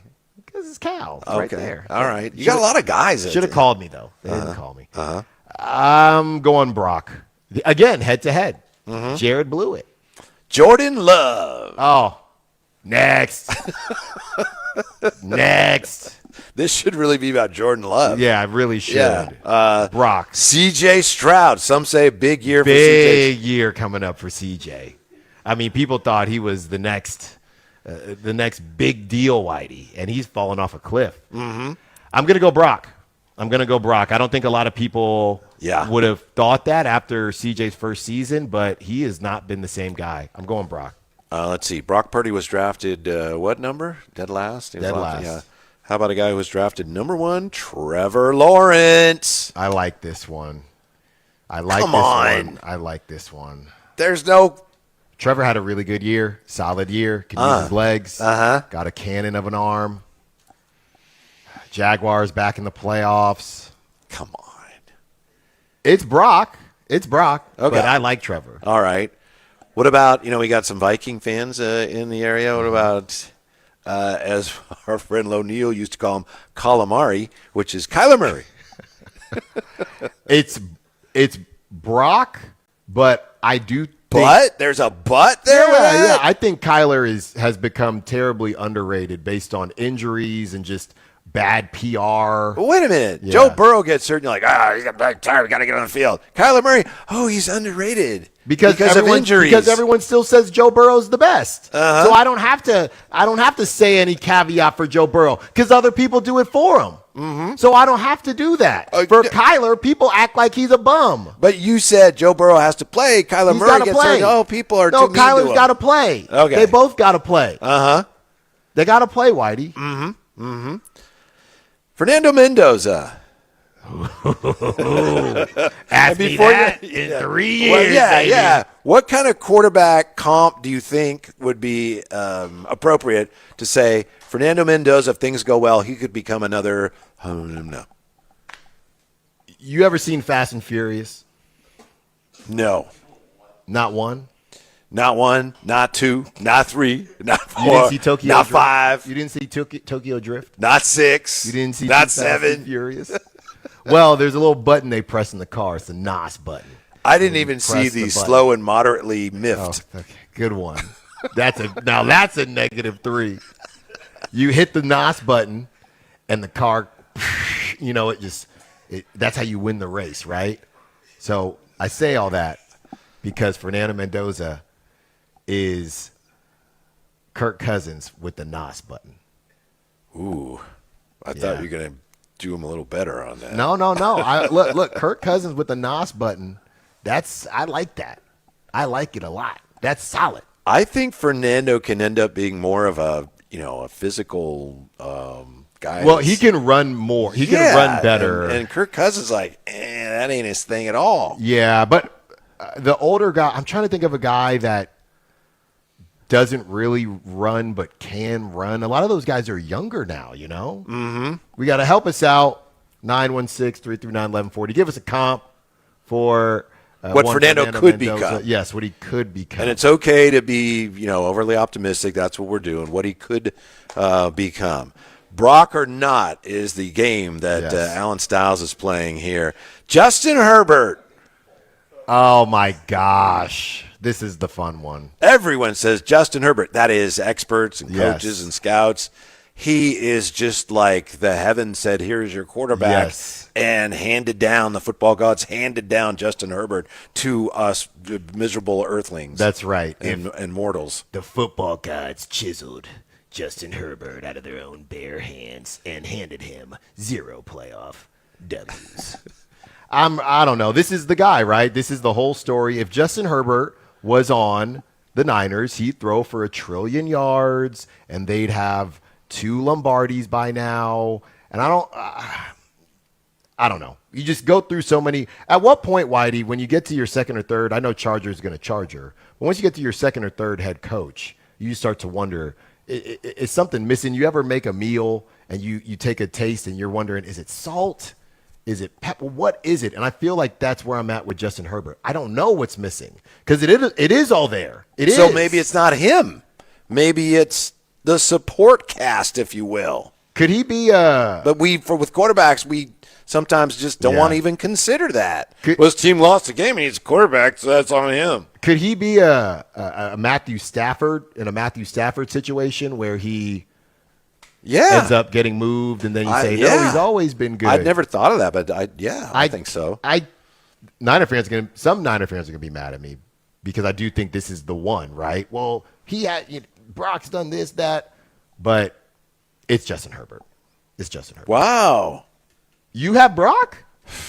I think I would. Whoa. But I understand the physical tools and all that. But, despite everything I said, I mean, Brock is I want winners. Yeah. Okay. But I think that's an interesting one. Hopefully they all are at least moderately interesting. 4 left for you here. Okay. Sam Darnold, Baker Mayfield, Cam Ward, Jaden Daniels. Is Brock Purdy better or not? Sam Darnold, Baker Mayfield, Cam Ward, Jaden Daniels. Well, you forgot Jalen Hurts as well. That's another good one. Well, that's a no-brainer. Brock is the guy. Yeah, and who else did you say? You said that's a no-brainer. Then you gave me Cam Ward. Yes. Cam Ward. Jackson Dart, no. Brock Purdy. Better than Jackson Dart. Sam Darnold, Baker Mayfield, Cam Ward, Jaden Daniels. Can I just say that Sam Darnold put some respect on his name? Put some respect on his name right now. Oh, man. If your team wins a Super Bowl and you're not the MVP, that's almost like, man, you're a loser. Whoa. That's not true. I think there's some truth to that. That's the way I see it. If you're the quarterback, your team wins the Super Bowl, are you the MVP? No. Oh, okay. It's a team effort. I'm going Brock, but you're annoying me now. Wait, you sound like you didn't really want to do that. Because he won, and I like Baker winners. Mayfield. Baker. Did you see him dancing? He was hitting the Dougie at the golf tournament. I love Baker. Okay. I think Baker is underrated. Okay, I do too. Who's better, Brock Purdy or Baker Mayfield? I can't say it on air, can I? Brock. Brock or Mayfield? I don't know if we got your truest answer there. It's Brock. Brock Purdy. Remember, this is a guy who can make himself cry. Literally make himself I'll do it cry. right now. Got the fan going. It's easy. I think work. Jaden Daniels. I mean, give me more than 1 year, man. Okay. And stop crowning these guys too early. That's what everybody does. So it's Brock. If you want to crown him, then crown their ass. Crown them. Yeah. Jaden Daniels. Let's see another season, buddy. How about Baker Mayfield or Brock Purdy? Tell you what. It's really tough. Okay. It's Brock. Stephen No has Darius Acuff on his list of Summer League losers. Can we get him to reconsider? We'll find out when Stephen No from the Sporting News joins us. How about Stephen No? Next on Sactown Sports.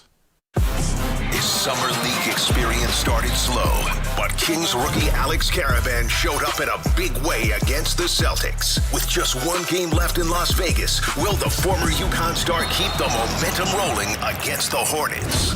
Your exclusive home for Kings basketball. Sactown Sports 1140. T-Mobile has an exclusive bundle for customers 55 and up. I'm Sarah Bowl. Yeah, I'm Frank Bowl. A reliable network is key for us. And with T-Mobile, it's been wonderful. And going to the 55-plus plan saved us so much money. A lot. And that's important. Trying to keep costs down. The home internet's been perfect. It's fast, it's quick. The setup was so easy, it took less than 15 minutes. It was like, ta-da! If you want simplicity, coverage, reliability, you want the whole package, T-Mobile has it. Right now, T-Mobile customers 55 and up can get 2 phone lines on America's best network, plus America's fastest 5G home internet for just $30 each. $30 per month each line with autopay plus taxes and fees. Minimum age 55. Pricing for home internet rely on 2 lines of Essentials. Choice 55. $35 connection charge per line required. Best mobile network and fastest 5G home internet based on analysis by Ookla of Speed Test Intelligence data 2H 2025. All rights reserved. Skeeter here, my card. Field Tech, Sacramento Yellow Mosquito and Vector Control District.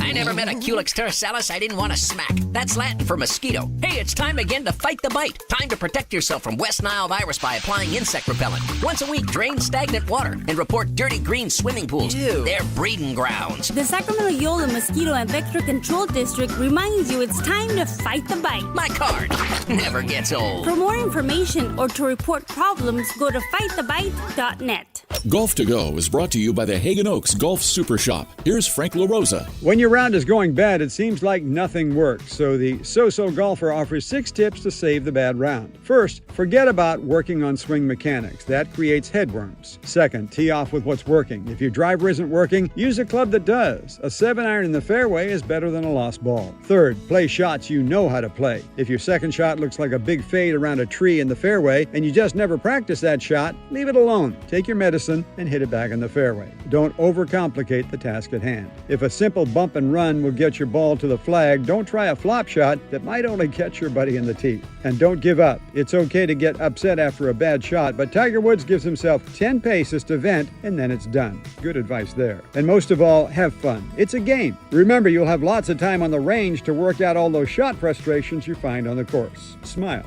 tip your hat, and get on to the next shot. That's your Golf to Go. I'm Frank LaRosa. If you have unfiled taxes or are in debt to the IRS, this is important news. Did you know the IRS has programs specifically designed to help people struggling with tax debt? Powerful tax assistance programs that can save you thousands if you qualify. No one knows these programs better than the experts at Optima Tax Relief, America's most trusted tax resolution firm, A-rated by the Better Business Bureau. Their award-winning tax attorneys and licensed professionals have resolved over $3 billion of tax debt for their clients. One call to Optima can start the process, helping to put an end to your worries about wage garnishment, asset seizure, and other aggressive IRS actions. Find the best options to solve your tax problems. Call the experts at Optima Tax Relief today for a free consultation. Call 800-375-2922. 800-375-2922. 800-375-2922. Optima Tax Relief. Some restrictions apply. For complete details, please visit OptimaTaxRelief.com. Live from Las Vegas for NBA Summer League, presented by Power Business Technology. Here's Whitey Gleason and Alan Stiles. Drive Guys back at the Sack Shack in Vegas for Summer League. And Alan, we've got a very special guest. This gentleman is the senior NBA writer for the Sporting News. He's also the guy, we talked about him this week. He had Darius Acuff on his list of Summer League losers, a preliminary list. Yes. Stefan, no, nice stuff to join us. How are you today, Steph? I'm good. Thank you so much for having me. We just wanted to know, Darius Acuff did have 26 points in his last game. One more Summer League game to go. We'll see if he plays. Is there any way, Stefan, in your mind, that he can play his way off of your Summer League loser list at this point? Absolutely. I mean, Summer League is all about overreactions. If you look at how some of the star point guards in the league have played in Summer League, look at a guy like Derrick Rose, Jalen Brunson. I mean, there's a long list of players who have looked terrible in Summer League and then had very productive to great NBA careers. So I wouldn't take too much stock into it. Yeah, as you said, Acuff played a little bit better. I think like in the last 3 quarters of his most recent game, the first quarter was still a little bit rough for him, but yeah, I think there's still a ton of time for him, obviously, and I wouldn't put too much stock into a bad couple games. Yeah, well, of course, your list is kind of an overreaction. We overreact to your overreaction, sure. And here we are, Alan. Yeah, that's right. That's what it's all about. Watching Summer League, how has your, I guess, thought process about this draft class changed either positively, negatively, or not at all? Kind of seeing what the core four at the top have done so far and the rest of the first round and even the second round. Well, we thought that this was going to be a special draft, and I think that's definitely the case. I mean, there have been so many players that have just had outstanding performances. I mean, you mentioned the top four. Caleb Wilson, he came into this class, and the knock on him was maybe not as good of a defender as people thought. Maybe doesn't really have a consistent three-point shot. I mean, this guy was Steph Curry in his first game. It was crazy. I think he went 7 of 11 from three. He had 7 threes in his entire college season last year. And he's just been wiping away shots on the defensive end as well. I mean, the other 3 guys in that top 4 have all played pretty well too. And you just go down the list. There have been some second round steals. You know, Acuff's teammate, Malik Thomas, has looked awesome. I think he was the 33rd pick in this draft. So a lot of talent to talk about for sure. Stefan No from the Sporting News joining us. Wanted to ask you about Alex Caravan, that Malik trade. That was actually the Cavs and the Kings making that deal. And with the pick that they got from the Cavs, the Kings, of course, took Alex Caravan. He has been struggling, did have 21 last night. What did you think of that pick, and how do you see him fitting in with Sacramento? Yeah, I didn't see Caravan's game last night where he had 21, as you mentioned. Definitely his best game of the Summer League. I did watch him in person, though, for some of his other games. You know, to be totally honest with you, I thought Caravan was more of a second-round guy. I can see why the Kings chose him because he does have an NBA-ready skill set. This guy was a big-time winner at UConn, so you have to like that, and he has a translatable skill as far as his shooting. He had not shot the ball very well prior to last night's game. I don't put any stock into that because three-point shooting is pretty fluky, and you know that he's going to make threes in the NBA. The issue with him is that he doesn't really do much else. You know, he's not a great defender. If I looked at all of his isolation possessions last year at UConn, he only had 3 of them, and I think he turned the ball over on 2 of them and barely hit the rim on the other. So he's not a guy that's going to create his own shot at all. Now, is that important? Not really when you're drafting for that particular skill set, which is just, again, like a guy who can fly off screens, who can hit open threes, spread the floor for Darius Acuff to get him the easiest situation for his development. So from that aspect, I think it makes sense. But as far as, you know, if I were running the Kings, I would probably want a little bit higher of a talent play with that pick. Again, though, I can understand what they were thinking with that. So we've seen some people, you know, it's a who's who out here, Summer League. You see Zach LaVine, Domantas Sabonis talking to Maxime Reynaud. If you were the Kings, where they're at as far as the price tag for Domantas Sabonis and how his value just doesn't really seem to be there, would you just go into the season maybe changing your mindset, thinking, hey, let's see how Acuff and Domantas Sabonis work together? We're probably not going to be good anyway, but let's just see what happens, maybe build his trade value. Would you be interested in seeing Acuff and Domantas Sabonis work together? I hadn't really thought of it, but I mean, I think that could make a lot of sense because we know that Sabonis is a pretty good screener.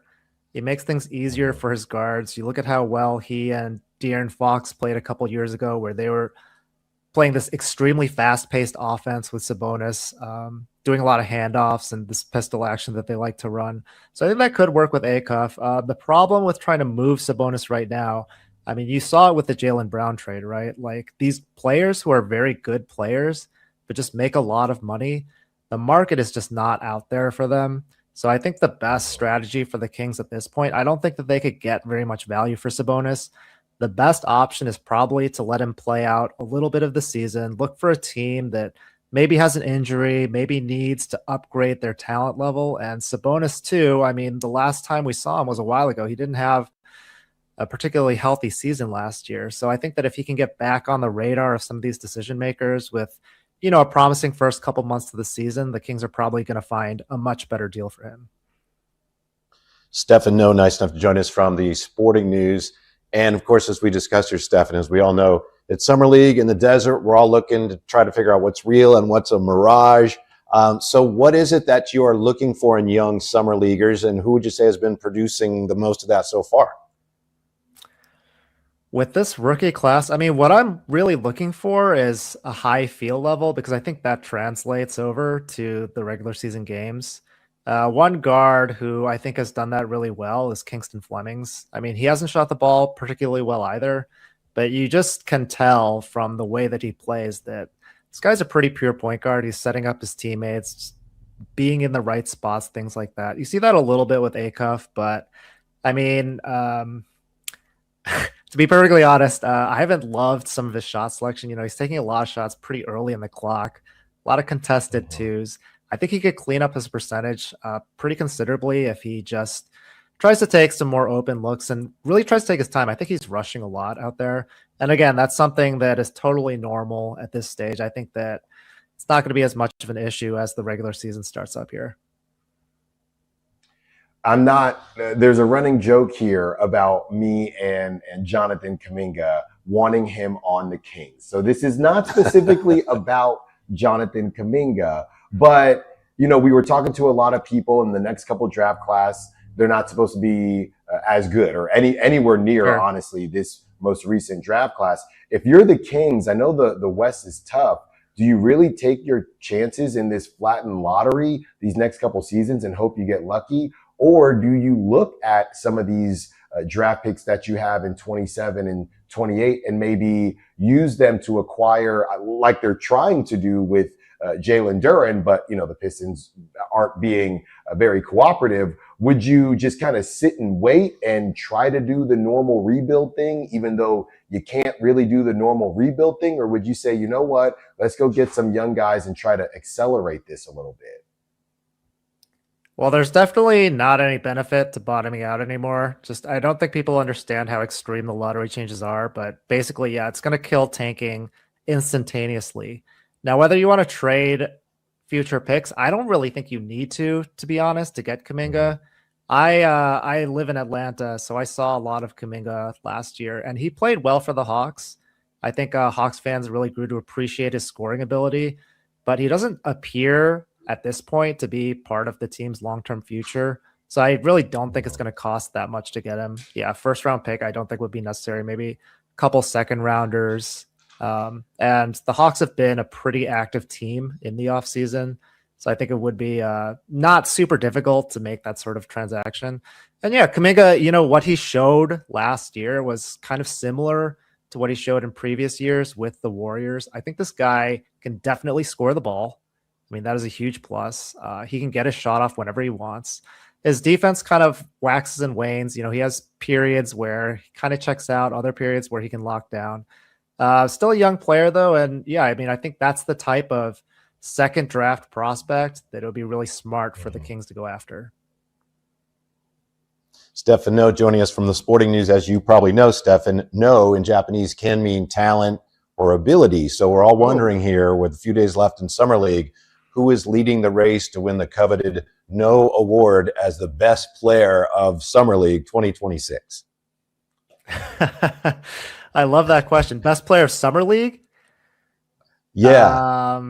I mean, as I said, Malik Thomas has been really good. I don't know. Like, I'm not, to tell you the truth, I'm not like super duper locked into individual performances in Summer League. I'm more just like looking at the prospects in the first round. I think like some of the veteran guys have been a lot better. You know, there's this saying like too good for Summer League.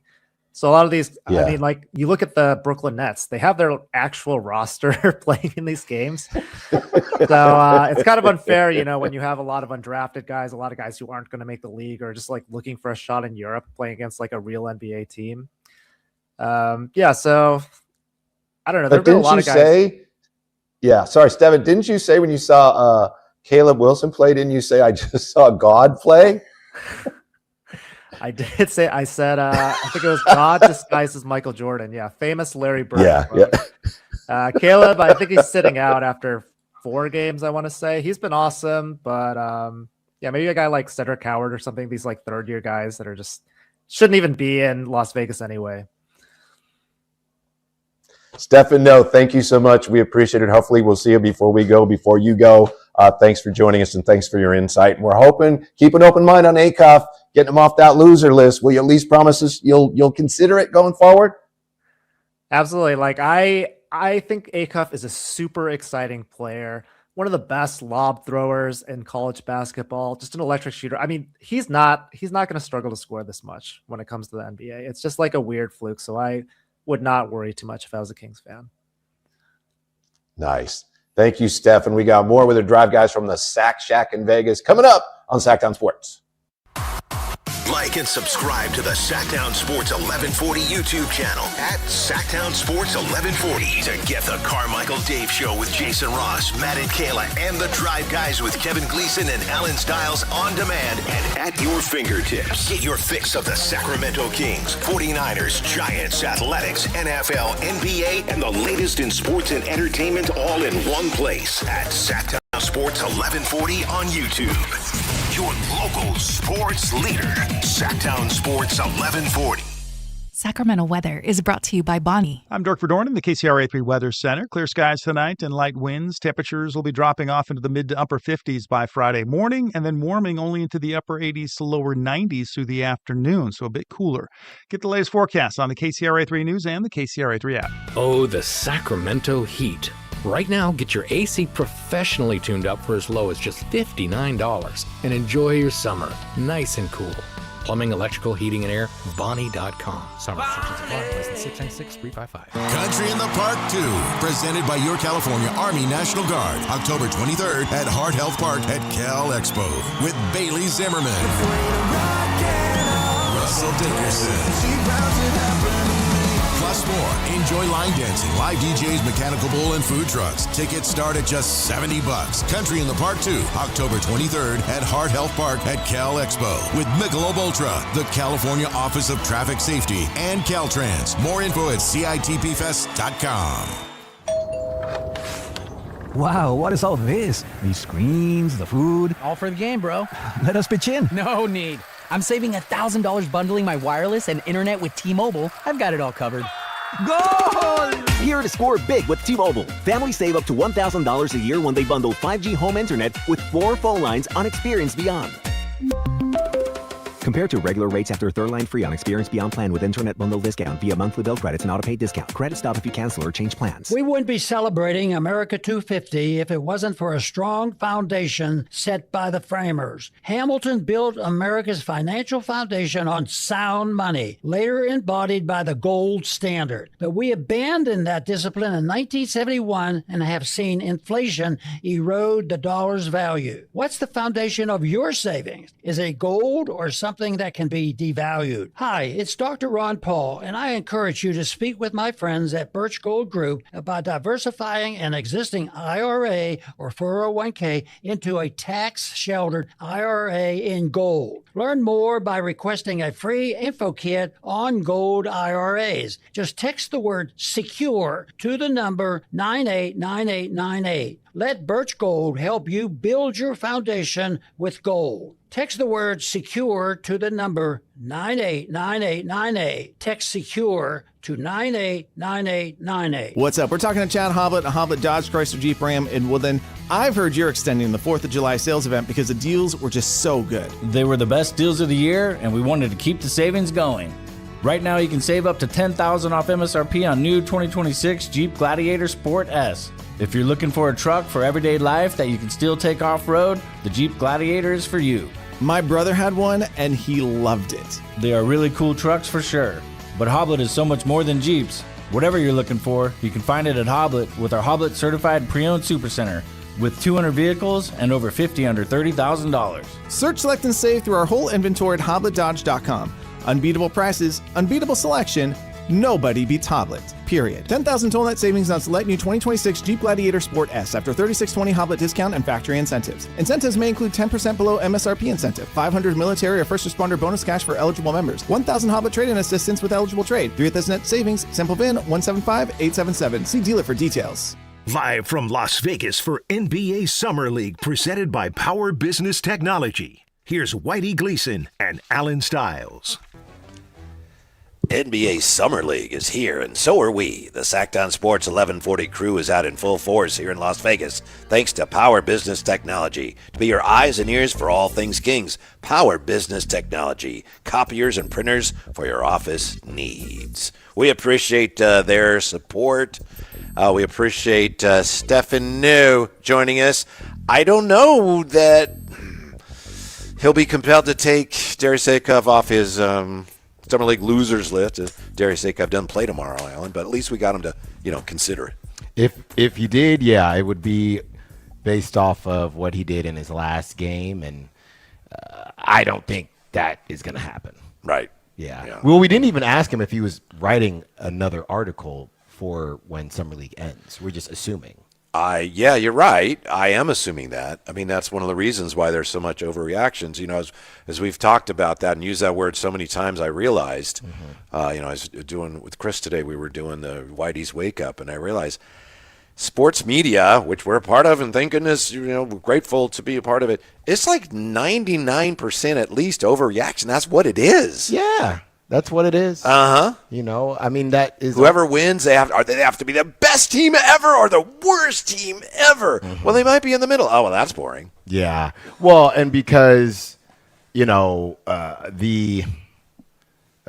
availability, but because of how it's changed over the years, there are more people that are entering the space, and we're glad if that's something you want to do. Follow your dreams. But now everybody is fighting the competition. So in order to, like when there was one newspaper in the 1800s, you could just say, hey, this is what happened, right? I guess so. I don't know. I wasn't around then, but I didn't say you were. I don't think there was one newspaper. Yeah, there's one newspaper, and you're not battling with anybody else. You don't have to stand out. Now everybody has to stand out by saying, the Chris Sims, Brock Purdy's ninth, or Tom Brady's ninth on my top 10 quarterback I list. think there was a time before electronic media really took off that you would have the two newspapers. They would be the ones going at each other. That's right. Yeah. I miss those days, too. You do? I do. Uh-huh. I do. The Times versus the Post. Mm-hmm. Exactly. That's what it was. Mm-hmm. And Sacramento Bee against Sacramento Union. Is that what it was? Yes, sir. Wow. Yeah, it was. Okay. Yeah. You ever write in a paper? I wrote in the Vallejo Independent Journal. Oh, who was Vallejo Independent Press? Sorry. Who was your arch nemesis? Oh, the Vallejo Times Herald. Oh, yeah, okay. Of course. This goes deep. Where my dad had worked many years until they all went out on strike, and then they got fired. Wow. Yeah, so they started the Vallejo Independent Press. Yeah. Didn't go that well, but it was interesting. I'll find those articles. Yeah. Okay. All right. I probably have them somewhere. We found out today the A schedule for next year is out, but is there even going to be a season, Alan? Yeah, I'm not sure. I mean, there's going to be a season. It might not be the full season. The A's open on the road against the Pirates. Gee, I wonder who the Pirates will throw out there on opening day. And then the A's open at home in what would be their last season, presumably in Sacramento, against the Cubs, and I believe that's April 5th. But, yeah, that's the plan. Frankie says the Yankees come in to Sacramento in September. Oh, got to wait a little bit. Yeah. Okay. Man, it's funny. Obviously, we got to get through the lockout and all this, but just those conversations we're going to have about, was it a success, the A's in Sacramento? It's going to be so weird. Well, I think if that's the whole idea was we're going to get a team and show baseball that we deserve an expansion team, well, then are we going to get one or not? I mean, that's right. Yeah. Yeah. And for those who've gone out there and had a good time, good. I'm glad. I'm glad. Yeah. Well, team belongs in Oakland. Yeah. And the 3 years would have flown by then. It already feels like that's what's happening. We're sitting here in the middle of July, but we drove more than halfway through the 3-year run. That's what I'm saying. Yeah, you're right. We drove past the ballpark being built. You know, it looked like a bunch of pixie sticks. It didn't even look. Really? Yeah, it looked like when you go to what's that mini amusement park that you take your kids to? It's in Land Park. Funderland? Funderland. Fairy Tale Land. Fairy Tale Town. It looked like Fairy Tale Town. Oh, okay. That's what it looked like. Yeah. It did not look like it was a. I just thought it looked like it was in a smaller area, a lot kind of crunched into, forced into one small area. But wasn't it your guy Brett Siegel's like, I'm looking out the window of my hotel. It's great. He said it looks great. I can't wait to come to Summer League and go to the games. Maybe we caught a bad angle. He was above, so right, we could looking see, down on him. Maybe you could see where the field's going to be and all of that. Right. Yeah. The Giants. I saw John Shea dropped an article, 5 things to focus on. Obviously, their run isn't over, but most likely it's over for this season.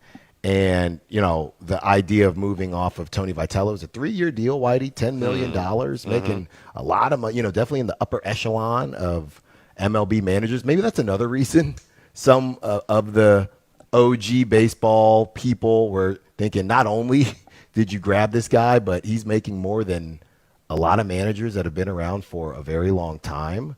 But John Shea, obviously, the trade conversation is going to come up, trade deadline August 3rd. But, he asked the question, what happens? We never talk about Posey's contract. So I believe he has 2 years left. Okay. And I don't think anybody should expect big changes at the end of the season. There's just been too much change in a short period of time. The ownership group, they like having Posey. He's kind of their umbrella. He's kind of their shield. Hey, you can't get mad at Buster, and Buster likes Tony Vitello, and they invested in him. So no matter how bad it gets, Whitey, I think that 2027, as the schedules got released today, Tony Vitello will be the skipper, in my opinion. As bad as things have been on the field for the Giants, has any of that had any real impact on the bottom line? If not, I'm thinking they're fine with Buster. No, did you see the attendance? They're like 6th in attendance. Really? If they average 37,000 for the rest of the season at home, which could be tough, they would hit 3 million, which would be some record. Wow. Yeah. Okay. So but they've been averaging 36. If they upped it to 37 for the rest of the season, they would hit 3 million. What's wrong with those people? Those crab sandwiches are hitting. Got to get that. Yeah. Those crab sandwiches are hitting. Yeah. So all I'm saying is that if you're the front office, like, yeah, I know people are upset, but we don't want to change anything. No. Why not? Yeah. And you know what's so funny? This isn't even an argument of the collective bargaining agreement. Hey, teams don't want to spend as much. But the teams don't want to spend as much because they're still making money. The Giants are doing that, right? But on the other side, if you are a fan, you can't get mad at the Giants and, hey, well, you're a big market and you're not spending as much or, in the top 12, 14, whatever it is. If you're a fan and you're going to all these games and you're packing it out, why would they change their business model? Right. This is revenue. Mm-hmm. They're not looking at it, hey, one day, maybe Adames will have a better season next season. Cool, maybe not. Speak with your wallet. That's right. Mm-hmm. You going out there. Would you become like the agent, the maybe agent's not the word, but the commissioner of fans and represent the interests of the fans? I would do that. And go to these teams and say, if you could do that, but we ain't going to your games. Right. Yeah, the fan union. The main thing I would say, I'm the CFO, the chief fan officer. But the main thing I would say is, look, we got to help to the fans out there. We got to help ourselves. Mm-hmm. I want to see seagulls eating those French fries. Empty. I want to see poop on those seats. Seagull poop. Okay. Yeah. If you're packing it out, they're not going to change. This is all off the top of your head, right? So I mean, you'd probably. I've been thinking about this for a while. Okay. All right. Well, thank you for that. We'll have to talk more about that. All right. Yeah. CFO coming at you. Thank you, Ramsey. Thanks for being with us today. And, we got a big golf tournament going on. British Open, talking about Matt versus Allen. Golf to go next on Sactown Sports. We're back with you tomorrow from Vegas. Even among the most heated rivals, nothing brings people together quite like a little bit of turbulence. When someone says,